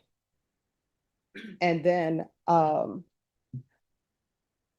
Deputy Laura, if you could have Ms. Ferguson. If you could see, I know it's not your job, but if you could see if Ms. Ferguson can have Ms. Shaw here, Attorney Shaw, to let them know that her client is going to be called. Does anyone need to take a short break? Just to contact our witnesses and get them started right. over here. All right, we'll take a short break. Yeah. All right, everyone, please be seated. State, you rested, is that correct? Yes, sir. All right, defense, call your witness. Vince would like to call Tanya Monday. All right, if you'll come up here, please.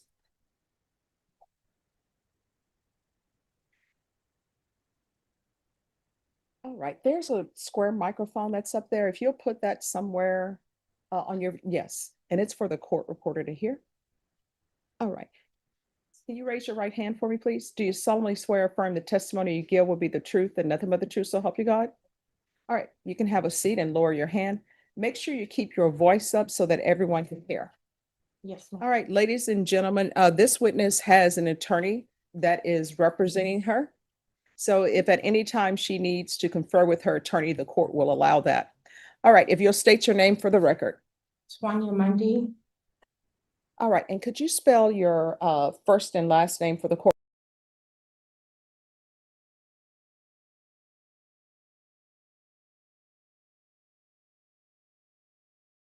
All right, defense, you may proceed. Hello, Miss Monday. Hello. Up right into it.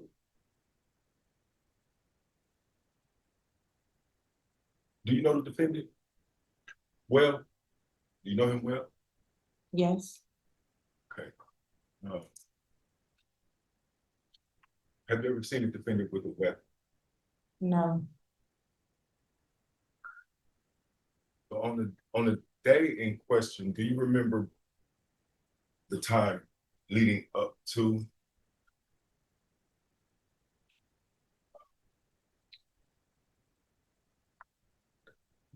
Did the defendant ask you on the day in question for a ride to collect monies?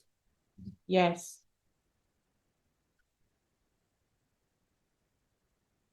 What monies was he talking about that he was trying to collect? Supposedly money owed to him for helping a lady pack a storage or something, move out. Had he received instructions from this woman to collect monies on this day? I don't know. I didn't know what was going on until I gave him a ride. When you gave him a ride, these monies, where did y'all go? To a plaza off of Days of Zavala, a shop, an antique shop. When you got to the antique shop, did the defendant go in by himself or did you go in with him? He went in by himself. And I take it you remained in the car? Correct. About what time was it? The first time or the second time? First time. The first time, it would have been that morning, somewhere around 9 o'clock, I believe. I'm not for sure. I just know it was that morning. Could it have been 2 o'clock?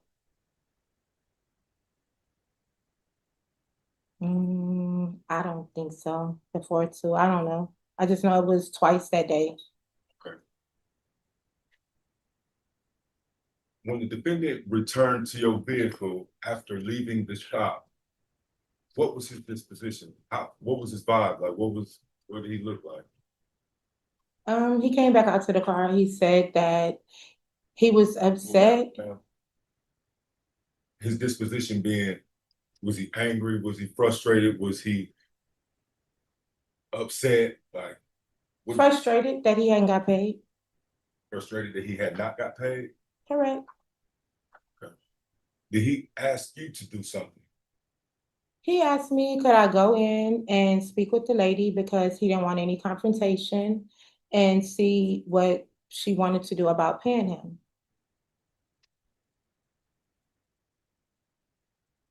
Did you? Yes, So at that point, did he stay in the car or did he, and you went in? he stayed in the car. When you went in to the shop what was your thinking of what your task was? Just to go in and ask what was going on because I was I was the ride and I wasn't gonna be running back and forth to be taking somebody to get something because my gas and my time was valuable. So upon entering the shop, did you contact Ms. Janice Jones? She was the owner? Yes, I asked, was Miss Janice Jones there? She said she was, and that's when we spoke to each other. Can you tell us about that conversation that you had with her? Yes. Judge, I'm Wait. object to that. That's Okay. hearsay. Sustained. How many more people were in the shop when you went in there? That you saw? It was the owner, Miss Jones, another lady, and then another older African-American woman. So there were 3 people there? Correct? Okay. When you recognized that it was Miss Jones that you were speaking to, what did you say to her? I introduced myself and I said that James asked me to come in to see, like, when did you want to pay him? So that I can bring him back up here whenever you have time. And she said, if you can bring him back between 5 and 6. Did you? Yes, So you got back at 6. Did Mr. Ross get out the car and go back in the same as the first time? well, he got out the car and he approached 2 men that were standing outside by a moving truck, talked to them, walked in, and came back out. When he came back out, was he running? No, he walked out. Did you see him throw anything, or No, did you see anyone coming after him? no, When he got back in the car, did y'all leave in a hasty manner, or no, because I didn't crank my car because I asked him, did he get paid? Because he owed me gas money. And he said he was ready to go. And I said, are you gonna wait to get paid or what you gonna do? And then it was like about a minute or 2. And then I finally cranked my car and drove off. do you live in the same apartment complex as the defendant? I do.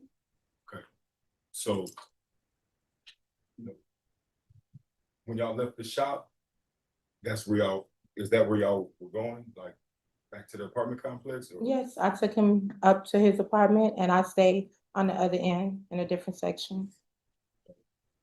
On your way home,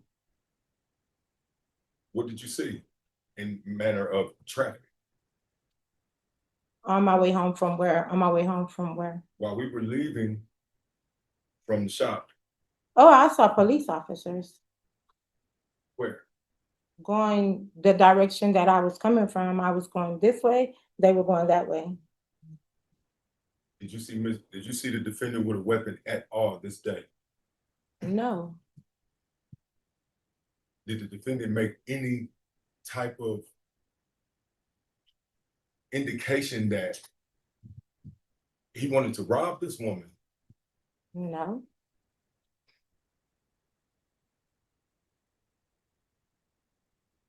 No further questions, Your Honor.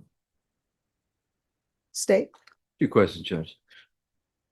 Hi, could you, I wasn't able to pick up, what was your name again? Swanya? Twania. Okay, may I call you Twania? Sure. Okay. All right, so let me ask you, that day when you were giving James a ride, Mhm. did you see him with a weapon that day? No, sir.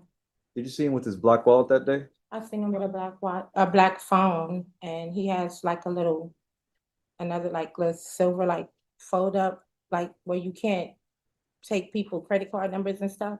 A little thing like that. Okay. Does it look like? May I approach the witness? Yes. Showing us some label state zone number 1. Does it look somewhat like this, or is it different? No, it looks like that. It looks just like this? Yes, sir. Okay.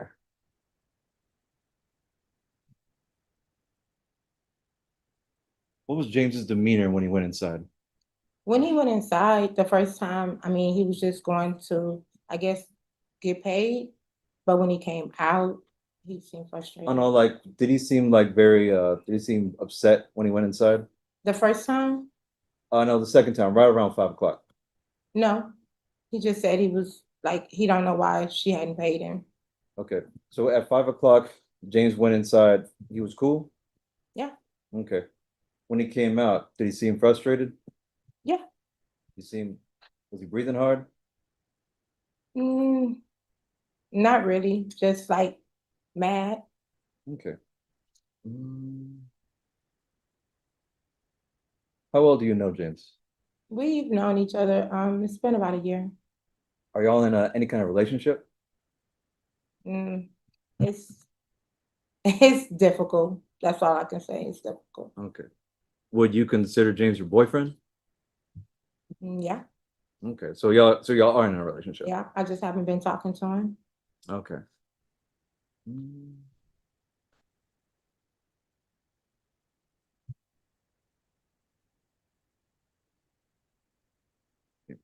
Would it surprise you to learn that James has not been referring to you as his girlfriend?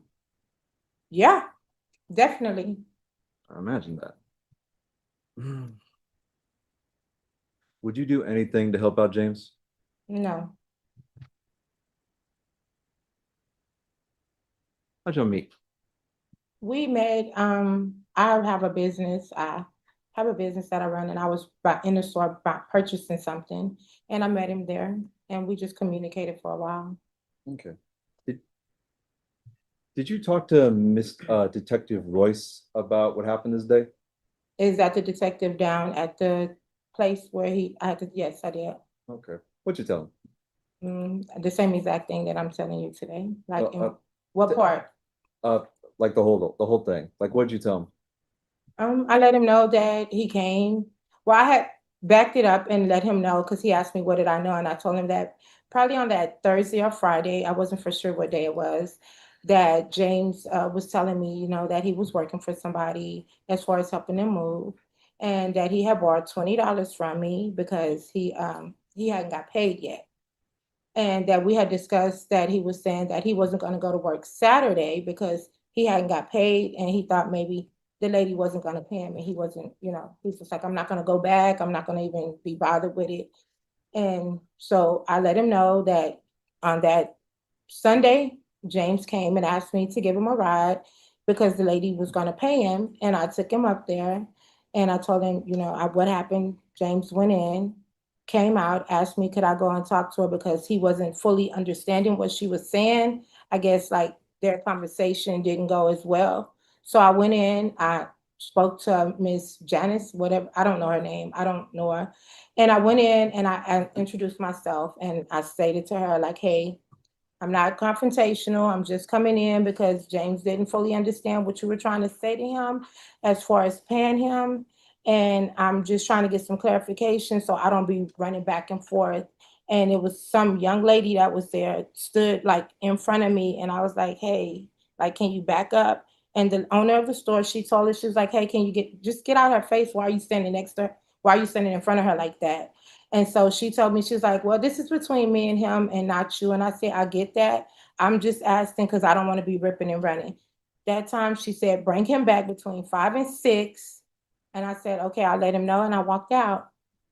And I told him when I took him back up there he got out, went and talked to the two men that was at the moving truck for a minute. He walked in, my window was down. I didn't hear any arguing or anything like that. And he went inside the building. He was in there for about 3 minutes, I say. He came out and he said, let's go. And I said, no, like, if you didn't get paid, what are we leaving for? Do we need to wait or something? And he said, I'm ready to go. And I cranked my car and I left. Okay, so you drove him over there. It sounds like you said you had your window down? Yeah, my window was down in my car because it was pretty much the summer and I turned my car off. It's hot, right? Yeah. You were parked right in front of the shop? I was parked in front of the shop. Okay. Well, not directly in front. It was a truck and then it's like a parking lot and it was the truck right there and I was parked on the side of the truck. Okay. So you had your window rolled down, right? Mhm. Okay, and you say you didn't hear anything? Okay. We have just a moment.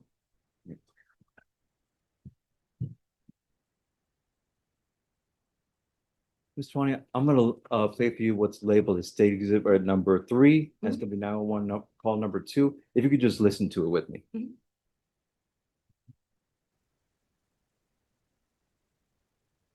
I would like to object to the playing of this tape.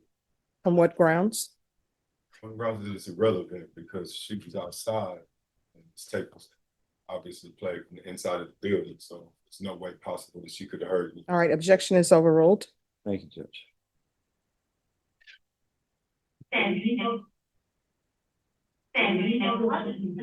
Police, fire, or EMS.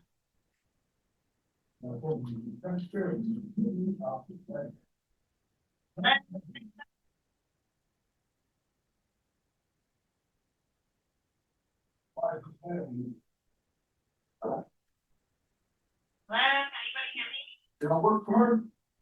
Did I work hard for her? Yeah. Did I operate in good faith for her? Yeah. Then why the fuck ain't you paying me my money? You told me you gonna pay me at 2 o'clock when I got here yesterday. I'm not waiting till you get finished. Give me my money. So when how are you gonna pay me today? You ain't gonna pay me today? Well, what's the problem? I did to you.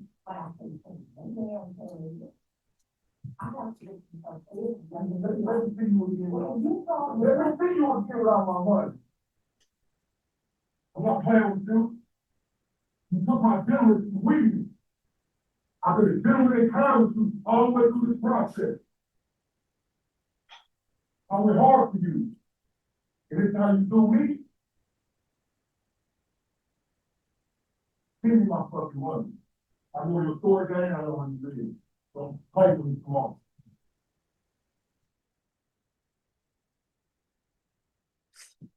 Tawny, do you recognize the voice on there? Whose voice is that? Yes, Whose voice is that? Ben's. Did you know he was saying these things in there? No, I'm sorry. Could you see what's going on inside? no. No, You had your window rolled down? yes, You couldn't hear, but you couldn't hear that? no, because if you see the parking lot where my car was parked, I wasn't directly in front of the building. The entrance of the building is here, there was a truck here, and I'm parked on the side, so no. Tawny, I ain't trying to mess you up, but I think you just testified before that you were parked right in front of the shop. And I corrected myself and said, no, I was not directly in front of the shop. I was parked next to the side. Why did you park to the side of the house or of the strip mall? Because when I pulled in, I just pulled straight up and it was a big moving truck right there and 2 gentlemen out there. So I just parked right there. I didn't think that I had to park anywhere else. Was that so that people couldn't see your vehicle? No, my vehicle is red. It's noticeable. And the 2 gentlemen outside seen it. So you didn't see or hear anything that was going on inside? No, I didn't. You didn't see James go into the shop? I seen him walk that direction. He was, like I said, he came, he was standing there talking to two gentlemen. And then he walked towards that way and he has to go up a little thing to get in. Can you describe what James was wearing that day? No, I don't even remember. Okay. What were you wearing that day? I don't know, probably a t-shirt and some tights like I have on today. Was it red? Pretty casual. Was it a red shirt that you were wearing? No, Okay. So you didn't see James go inside? like I seen him walk that way. Do you want me to say, did I see him walk through the front door? Do you go by the name Pickles or Pebbles? That's my nickname, it is. Okay. Which one? Is it Pickles or Pebbles? It's Pebbles. Okay. That's the name of my company as well. Okay. Did you introduce yourself as Pebbles to the people at the shop? No, I didn't. My name is Twanya. Okay. So you didn't see or hear anything? No, sir, I didn't. You didn't hear James making these remarks to everybody in No, sir, I didn't. Have you seen the outlay of the building?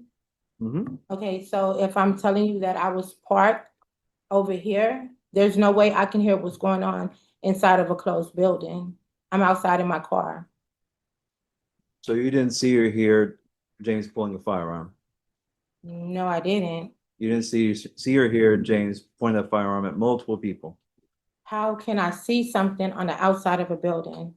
Well, I'm just asking if you saw this or not. And I'm constantly saying, no, sir. Okay, that's fine.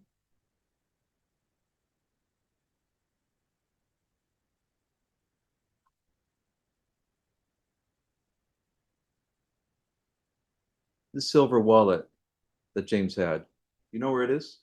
No, How long had he had it before that? he's had it ever since I've known him. Okay. Did he use it often? He packs it around everywhere he goes with his cell phone. It has his cards and stuff in it, like his Cash App cards and stuff in it. Did he have it that day? Yeah, Where does he put it when he doesn't have it?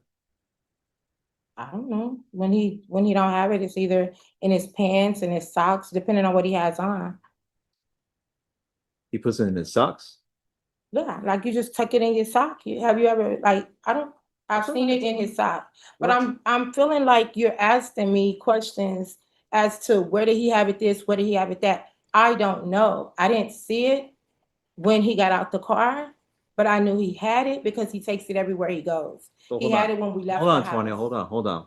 So you're saying that you knew he had it, but you didn't see it?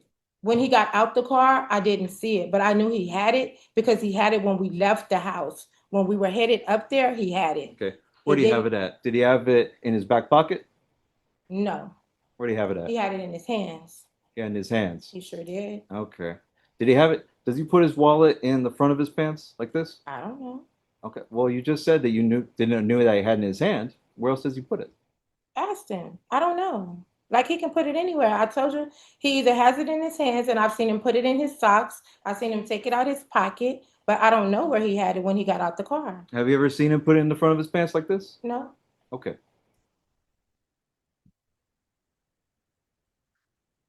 Judge, we'll pass the witness. Defense, any questions? Yeah, a couple more, Your Honor. May I approach the witness, Your Honor? Yes. And I want to demonstrate something with this. I would ask what you're going to demonstrate. Okay, you know what? I won't.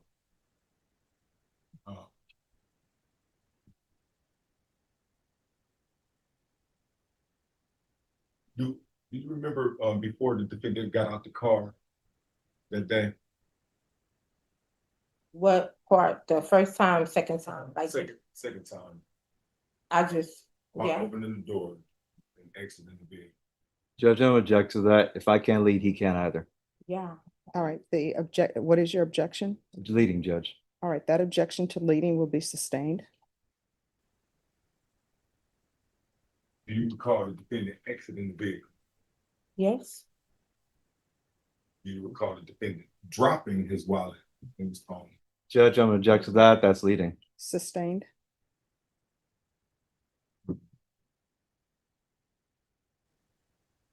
When you went inside the shop, the second time. Or no, I never went inside the shop the second right, time. excuse me, I misspoke. When you went into the shop the first time, what was the demeanor of the woman that was standing in between you and Miss Jones? Judge, I'm objecting to that as to relevance. That'll be overruled. What was the demeanor of the woman that was standing in between you and Miss Jones? She was at a stance, like defense, like whatever it was. I just told her like, hey, I'm not here for confrontation. And the owner of the store told her like, move, get out of her face. So you felt threatened by her presence? Yes. Okay. Can you describe this woman? Her physical features? I don't know. She's Hispanic or white. She just had like shoulder length hair. I really didn't even pay any attention.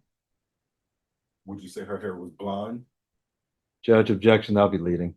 Sustained. Okay. You don't remember at all what color her hair was? Like Judge, that's also leading.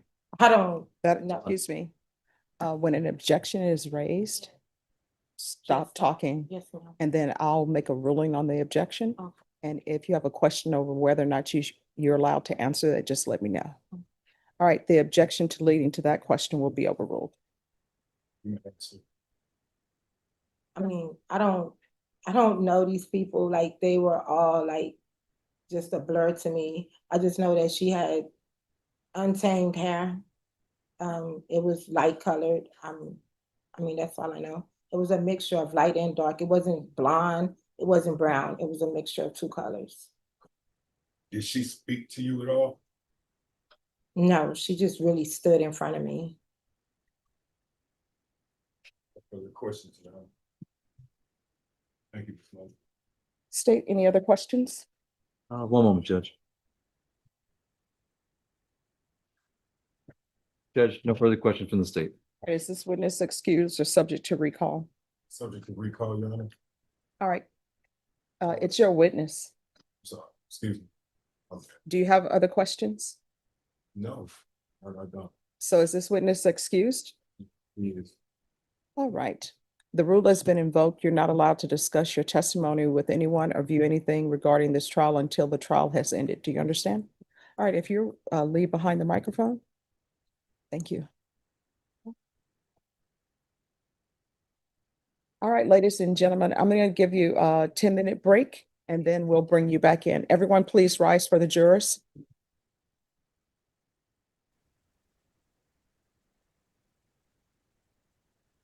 All right, everyone, please be seated.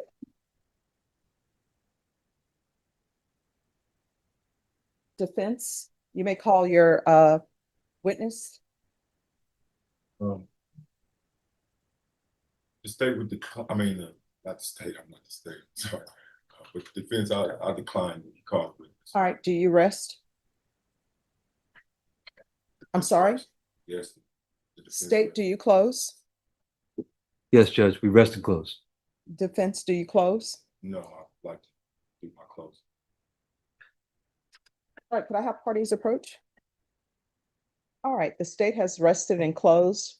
Defense, do you rest and close? Yes. All right, ladies, please be seated. Ladies and gentlemen, this is what's going to happen. I'm going to have you all here tomorrow at 9 a.m. and we're going to start with my reading of the charge of the court, which is the jury charge, and then both sides will have a chance to present their arguments to you if they so choose. All right, state, you may proceed. And each side, you will have 20 minutes.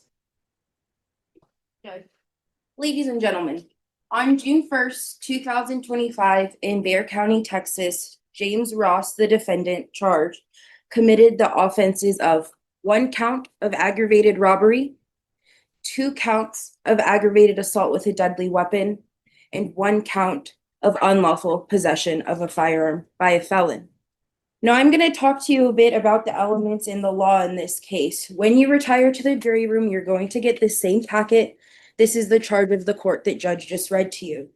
Within this document contains all of the law that will govern your deliberations, Okay, and now we're going to break through the elements of each offense that we have proven to you beyond a reasonable doubt. The first offense is aggravated robbery. So a person commits aggravated robbery in the state of Texas if, while committing a theft and with intent to obtain, control, or maintain control of property, he intentionally or knowingly threatens or places another in fear of imminent bodily injury or death. That's just robbery. Now, by the defendant using or exhibiting a deadly weapon, this aggravates the robbery, thus becoming aggravated robbery. Now, the underlying predicate of these offenses is theft. So theft is committed when an individual unlawfully appropriates property with intent to deprive the owner of that property. Now, it's important to note that the fact that the property sought be actually obtained is not required. It's sufficient to show an intent that they obtain control of that property. So whether or not they're successful does not negate the fact that a robbery or aggravated robbery occurred. A deadly weapon is defined on page 4 of that charge of the court. A firearm is a deadly weapon per se. The display of this deadly weapon in and of itself constitutes a threat of imminent harm. Now, aggravated assault, the underlying of that is assault. So assault occurs when an individual intentionally or knowingly threatens another with imminent bodily injury. The use or exhibiting of a deadly weapon aggravates this assault, thus giving us aggravated assault. Now, finally, the last offense charged, unlawful possession of a firearm by a felon. Y'all know, as Judge read, there's a lot of words going on, but really it boils down to 2 variations. Okay, so after conviction before the 5th anniversary of the release from confinement, release from community supervision, parole, or mandatory parole, a felon is not allowed to possess a firearm, period. There's also the other variation is after the 5th anniversary or that time period, right? Whichever's later, you cannot possess a firearm anywhere but your home. Now, I want to draw specific attention to page 14 of this charge. It states that you are not allowed to let bias, prejudice, or sympathy play a role in reaching a verdict in this case. And similarly, I want you to take special attention to page 13 where it states, you are not to consider and must wholly disregard any statements of counsel during this trial or argument that are not in harmony with the law or supported by the evidence. Specifically, I want you to remember that when defense gets up here and say, because nothing was stolen, there was no robbery. Okay? Now, my partner here, Mr. Prater, is going to get up here and tell you how the elements fit into the law. I'm sorry, the facts fit into the law under the elements. So, Judge, will reserve the remaining of our time. Defense, are you ready to proceed?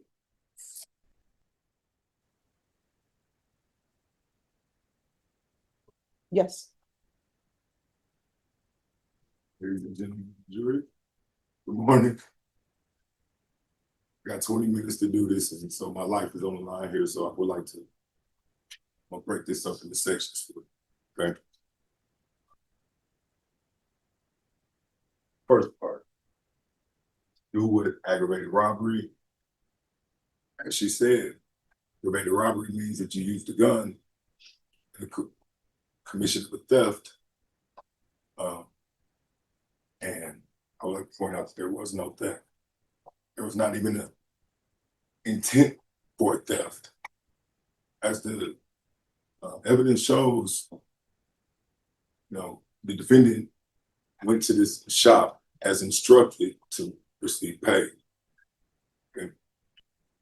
He left the shop, sent someone in to get a better understanding of how he was to collect his money. And she returned with an instruction to bring him back so that he could collect his money.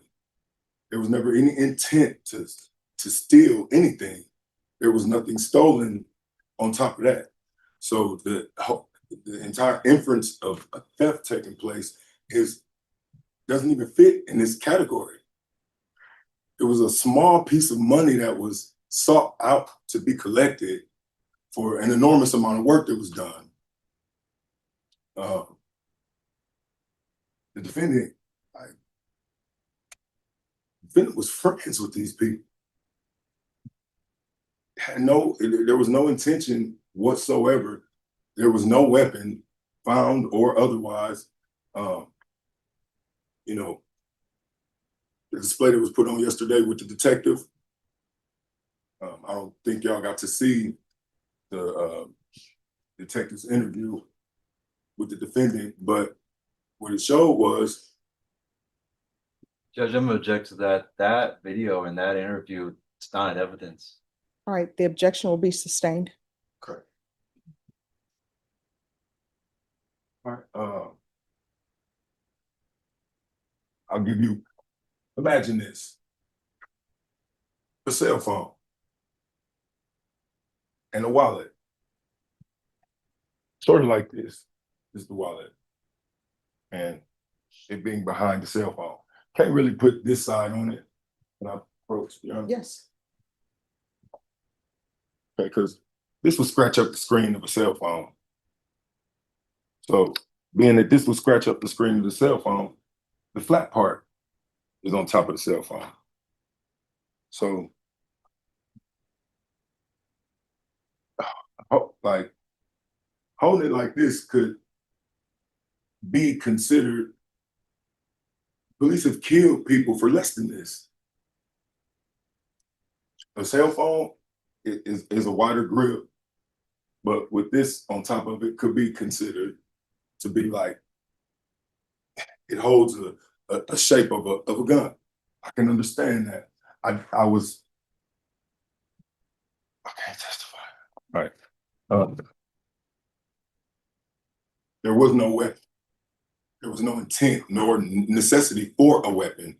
These are people that I worked for that I was going to try to collect monies from.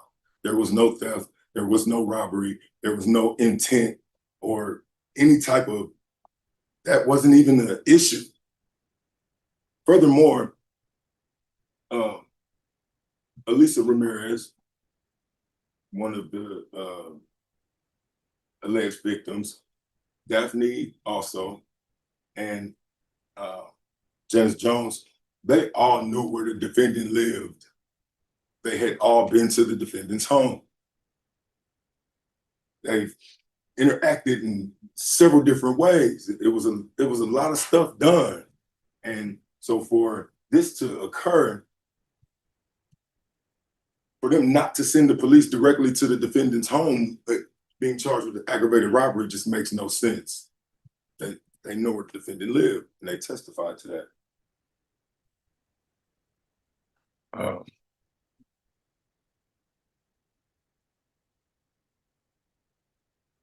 I would like to point out the testimony of Daphne, the blonde-haired woman who came up here.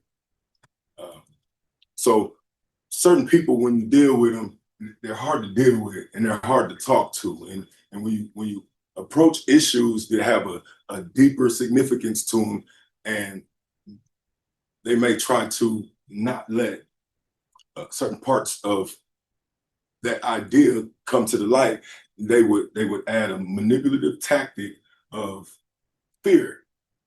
You're scaring me right now, I can't. You know, and so when you try to, there's no way to approach that without making me seem like an aggressive man. Whereas I'm just trying to get a piece of that information out to share with other people. Okay, so I really feel like I wasn't able to share with you everything that took place because I couldn't fully question her. You know, it's a matter of fairness. Now, that's a manipulative tactic, and it serves to criminalize and place in the minds of people fear because of me. Okay, I look this way. I cannot change it. I wouldn't if I could. God gave this to me. Because it scares someone else the way that I look, I can't do nothing about that. When they act like they're not scared and pretend to be my friend, but really scared of me the whole time, it puts me in a bad position. The way that this society is set up, all somebody got to do is pick up the phone and call 911 and say, hey, this guy did this to me. And 911 is going to rush out there and they're going to arrest this man and they're going to put him in jail and he got to pay thousands of dollars to get out of jail if he can even pay it. If not, he's forced to, like me, lost everything I had, my home, my pets, my car, my life, a full-time student, a model, an actor. Well, not really, because this little $100 that I was supposed to get from this job. Judge, I'm gonna object to this improper argument. Things are in evidence. All right, that will be sustained. Thank you. Okay. Everything is lost in your life once you go to jail. And all it takes for you to go to jail is for somebody to call and say, hey, I seen this guy do something. Judge, I'm object to this. This is way outside of anything that was involved in this trial. It's improper argument. It's not in evidence. All right, that objection will be overruled. That's all it takes. Certain people in the community know that and use it as a means to control a man, otherwise not in their control, to force him to abide by their will. And this evil, dastardly tactic is something that so many men have fallen to. That's all it takes. 911 call. Have you ever walked into a room and when you walked in, everybody got quiet? Like the air sucked out when you walked in? That happens to me all the time. So I have to be extra careful with the way that I walk, the way that I talk, the way that I interact with people, my level of frustration that may show on my face at any point in time, because it scares people. Now, if that scares people, how am I to live? I suffer emotion just like you do, and you. So when I get upset, if it scares you and someone calls the police and say, this man is a suspect, more back to the point.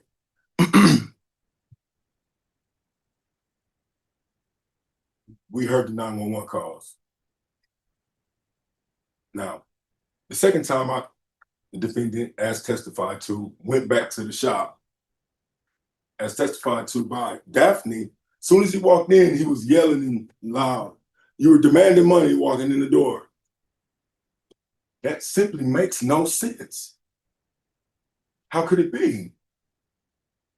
The defendant was given instruction by way of his girlfriend, as testified to come back to the shop at between 5 and 6 to collect his money. That's the instruction that Janice Jones gave for me. So for her to give me that instruction means that upon our first interaction, she didn't feel threatened. She didn't feel threatened because I didn't threaten her. Upon the first interview with me and Janice, I did get upset when she told me she didn't have my money because you instructed me to come up here to begin with for that.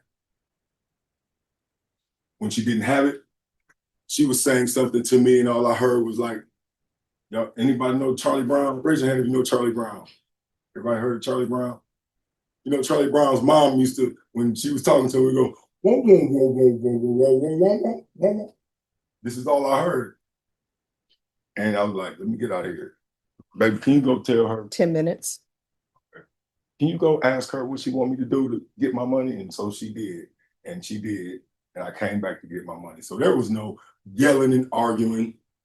There was none of that.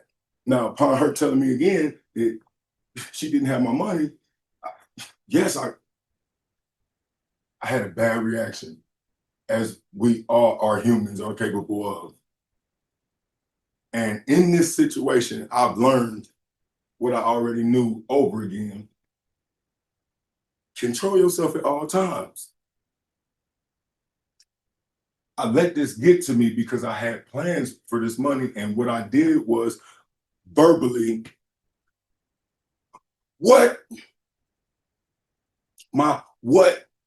was like a, what the, and that was enough to seeing her diving for cover and this other one hiding behind the chair. I'm like, what y'all jumping for? Like, whatever, man. Look, give me my money, man. Why you keep playing with me? With my phone in my hand and my wallet. Didn't I work for her? Didn't I do everything she asked me to do? This is how you do me?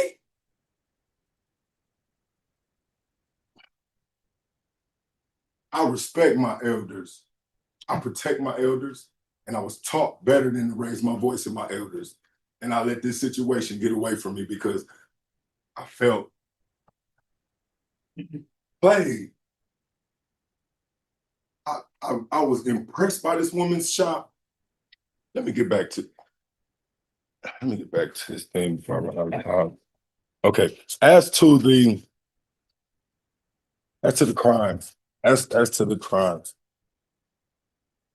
So for aggravated robbery, it gotta be a gun, it gotta be a theft. Even though the theft didn't have to take place, it had to be an attempt at a theft. None of these are the case. They made it clear that one, nothing was stolen, and just two, we heard the phone calls. We know that the defendant's entire intention was to go and collect money that was owed to him. Everybody knew it's clear that if there was money owed to him. The work that he did, the money that on top of the money that was owed to him, after the interview with the detective, she paid. She paid him this money that he went to collect. All of this for that. Had she given the defendant the money when he went to collect it, there would have been none of this. But after it's all done and said, and the police are involved and lives are on the line, now you pay? It's some laudable fixture of what you created? This is the result of it. Only I have to suffer.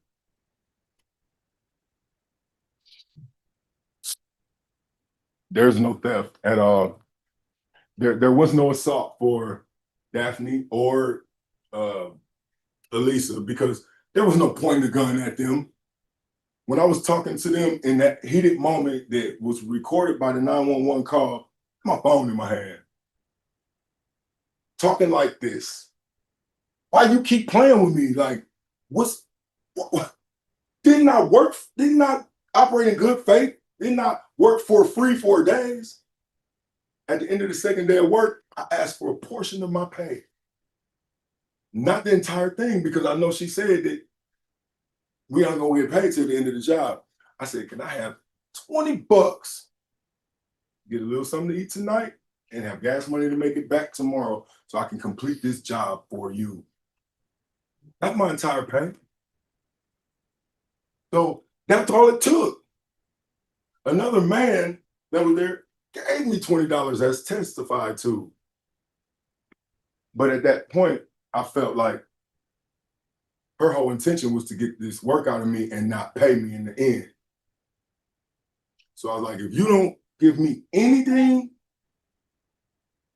if you don't give me anything at all, I'm not coming back to work for you anymore. She took that as a threat. I took that as a sign of 5 minutes.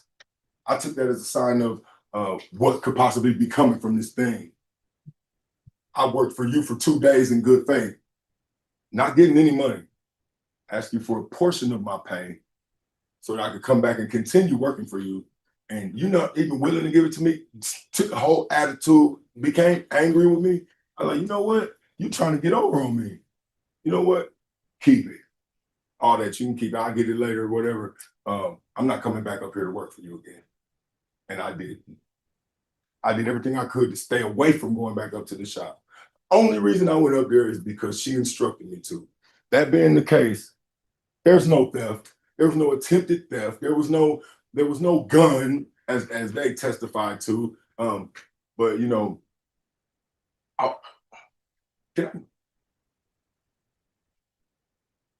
do any of y'all are any of y'all aware of Breaking Bad? It's a series on AMC. Okay, it's a scene in Breaking Bad, and I gotta kind of hurry up and wrap it up. But this scene in Breaking Bad, this dude is in his house and he's smoking drugs. Okay, and outside of his window, he sees Jehovah's Witnesses, you know, on their bikes. Okay, they come into his house and to push the doorbell. Right, as they doing this, the drugs kick in. Boom. And when the drugs kick in, all of a sudden, this looked like biker gang pulling up on him. He's like, oh no, you know, and then so he runs and hides in the closet and like, because it's a big biker gang outside, and these little skinny dudes, Jehovah Witnesses with their helmet on for their bikes, and like, hey, so this whole inference that everyone's given that testified about me coming in here as this big bad man is doing all this hollering and screaming, demanding money is just not true. That's not the way it went. It's not the way it worked. That's not how I even operate. I had permission to be where I was at. I was in fact invited twice for the purpose of collecting monies owed. There was no intent to steal anything. There was no weapon. There was no weapon found. There's no crime here except them being mad at me because I left them to have to pay someone else to do the work that I would have done.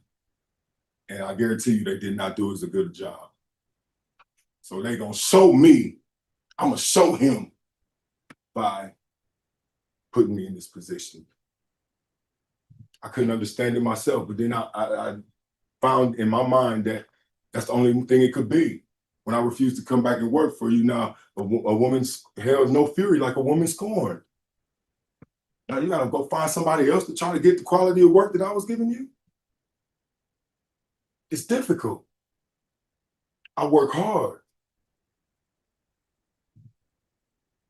Defense rests, Your Honor. Thank y'all.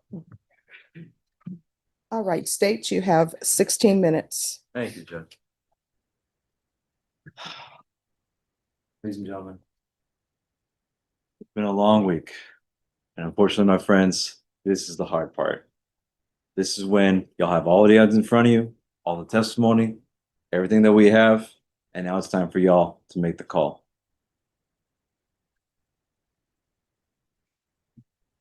If y'all remember in jury selection, when I was talking to y'all about guilt, innocence, what we're talking about right now, basically the question, did he do it? Did I do my job? Did I prove to y'all beyond a reasonable doubt that Mr. Ross over there committed all these counts? And the answer is yes. Let me take y'all through why. Let's see. Count one. On June 1st, 2025, James Ross, while in the course of committing theft of property and with the intent to obtain and maintain control of said property, intentionally knowingly threatened and placed Janice Jones in fear of imminent bodily injury and death, and the defendant used or exhibited a deadly weapon, to wit, a firearm. There's another wrinkle there where it's robbery now.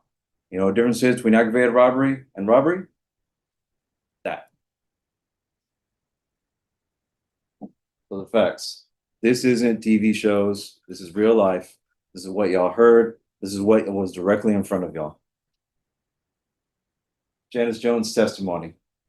Terms of the employment were clear. No payment until the job was done. Mr. Ross did not complete the job, and he wasn't going to wait for the job to be done. Even though he was told everyone gets paid when the job's finished, he wanted his money now. 911 call, where it's confirmed from the defense's own witness that that's his voice. I'm not waiting for you to get it finished. In order to get his money that he did not have a right to because he did not complete the job and it was not time for payment, he threatened Janice Jones. Give me my fucking money. I know where your store's at. I know where you live. Does anyone here think that that is not a threat against her?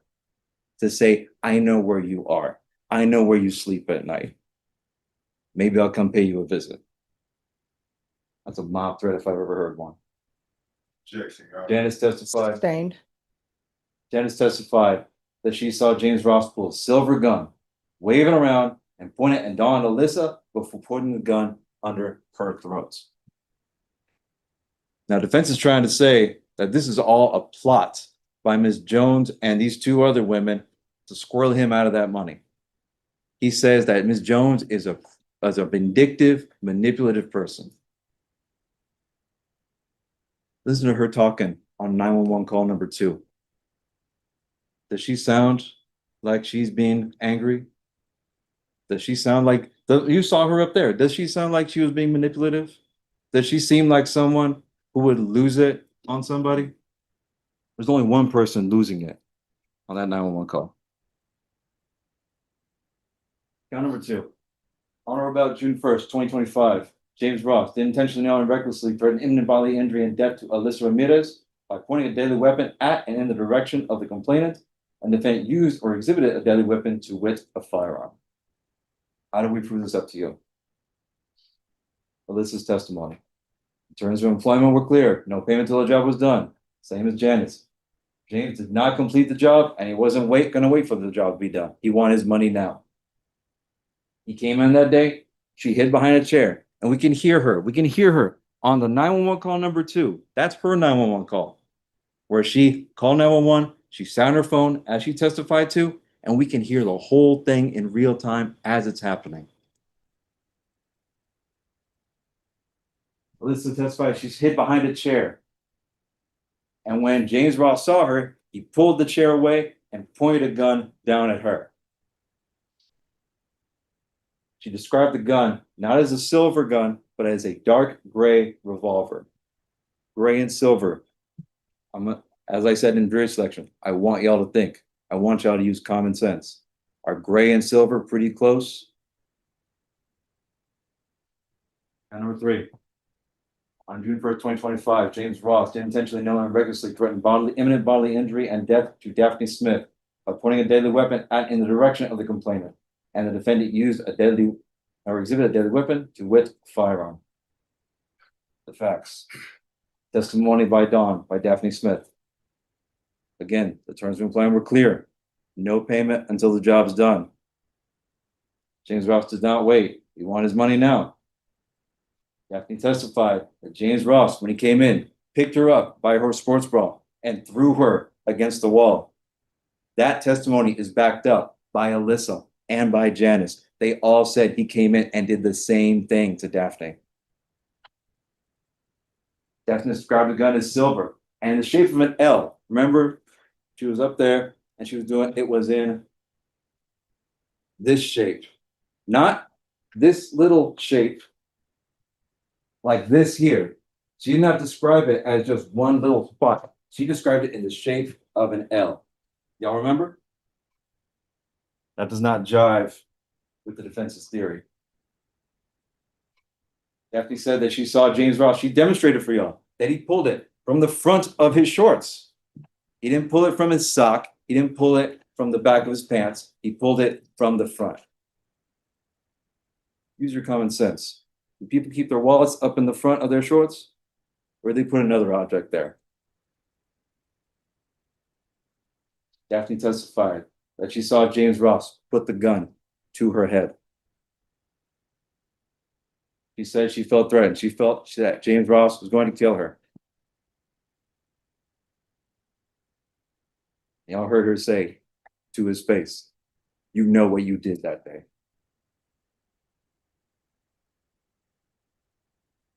Count 4.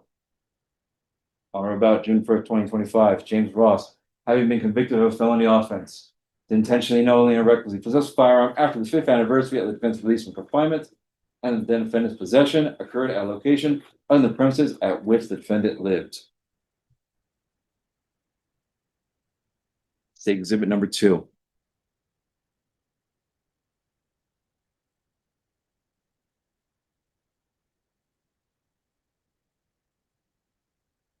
Case number 9666641D, State of Texas versus James Ross. Convicted. aggravated assault with a deadly weapon, to wit, a firearm. This is going back with him. The place where he possessed it at, Stacy's alterations, place where he did not live. What is your objection?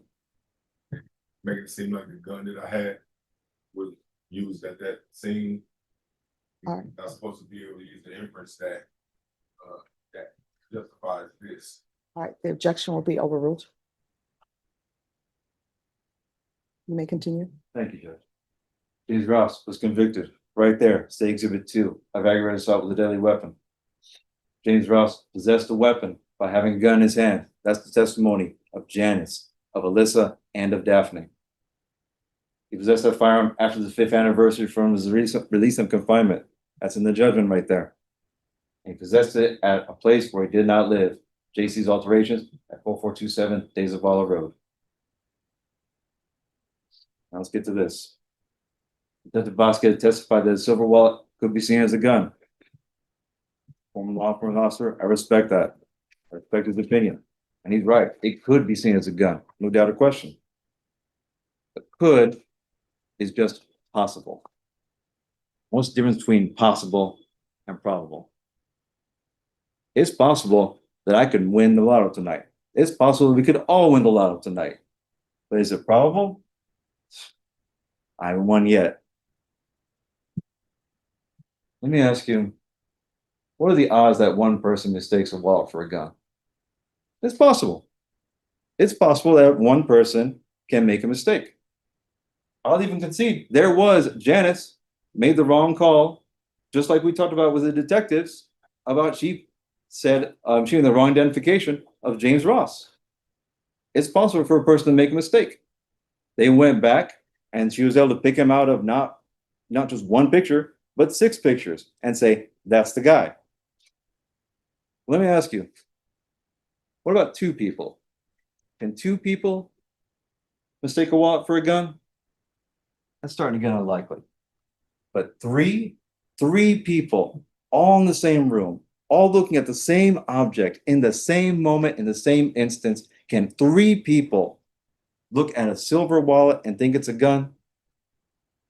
Now we're getting into extremely unlikely territory. 3 people say that James Ross pulled a gun. 3 people up there testified to y'all that it was a gun. The demonstrative was never shown to any of the witnesses. They were never able to say, that is not the object that I saw that day. 3 911 calls, all saying he had a gun. Gun, at gunpoint, he had a gun. No one was talking about the silver wallet until the defendant brought it up in his interview. Let's talk about the defense's witness, Twania. So she testified first that yesterday to y'all, that she did not see James Ross with his wallet when he went into alterations. After I pressed her a little more, her story changed up to, yes, I saw him with his wallet. It was in his hand when he was going inside. So it went from, I didn't see anything to, oh no, wait, yeah, I did see it once I started pressing her. She testified that James Ross is known to have his wallet in his pants or in his socks. She testified that she did not know if he had it in the front of his shorts, the place where Daphne said Mr. Ross pulled the so-called silver wallet. Let me ask y'all, as I said, and as I told y'all the whole time, I want y'all to think, which one of these scenarios is more reasonable? 5 minutes. Thank you, Judge. Scenario number 1, James Ross has faked this whole thing. He knew that when he went in there, he better not have a gun.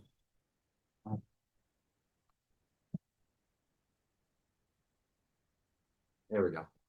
He knew that when he went in there, he better not have a gun because he's a convicted felon. So he concocted this amazing scheme where he's going to go in, he's going to wave around his silver wallet and just pray to God that 3 people in a well-lit room with this object close to their face in broad daylight are just going to mistake it for a gun. Or scenario number 2, he had a gun and he threatened Janice and Alyssa and Daphne that day. But then he gets word from Detective Alvarez that, hey, we need you to come in. So it's like, oh, I need to come up with something. Maybe if I use my silver wallet, I can swing the detective, be like, yeah, I didn't pull out a gun. I just pulled out my wallet. There was no gun there. There was nothing going on. Perhaps they mistook this for a gun. All this while texting Janice. Call up the cops. Ag Rob starts at 40 years. He didn't get arrested that day. And like Daphne said, he knew what he did that day.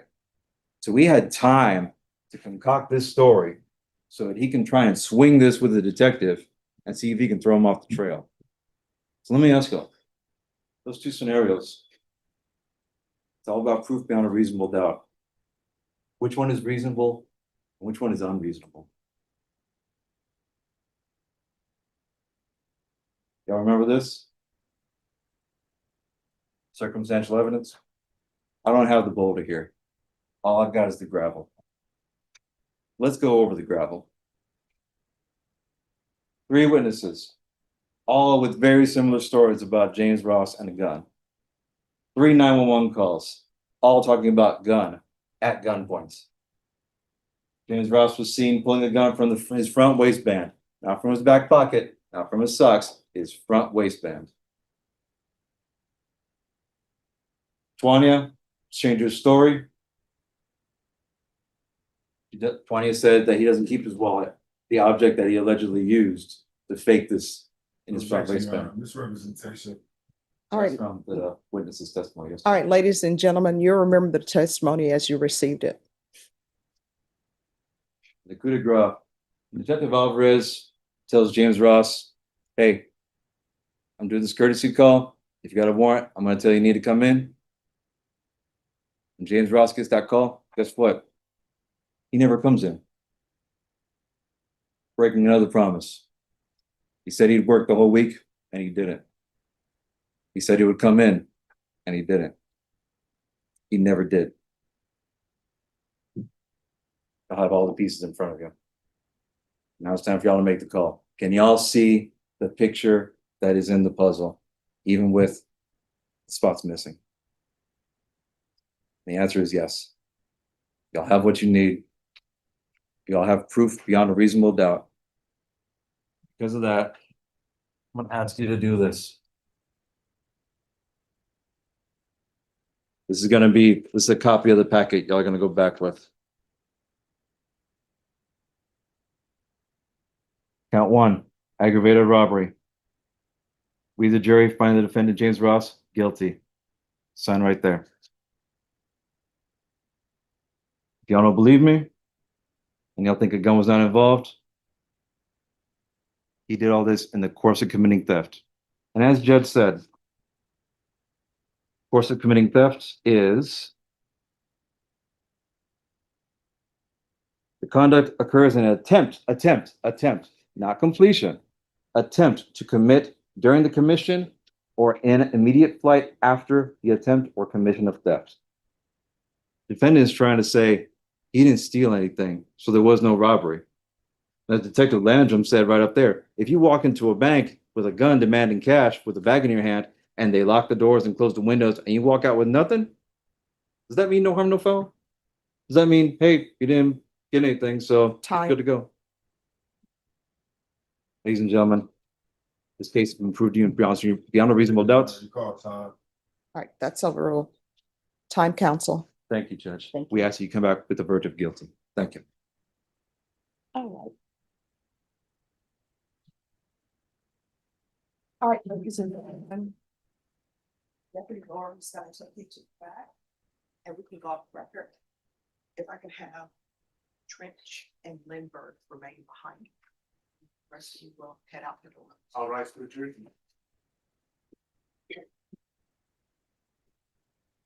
All right, we're on the record in the state of Texas versus James Ross. It's the court's understanding that the jurors have reached a verdict. Mr. Ross, I want to let you know that I have no idea what the juror's verdict is. I will only know once it's presented to me for either side. And if there are Witnesses here, there's not to be any outbursts in this courtroom, no matter what the verdict is. So for the record, who's present in the courtroom?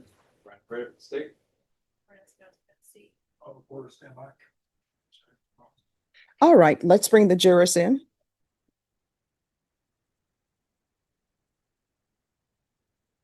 All right, everyone, please be seated. All right, ladies and gentlemen, it's the court's understanding that you've reached a verdict in this case. Is that correct? And is that verdict unanimous in each count? All right, if you'll hand the verdict form to Deputy Laura, please.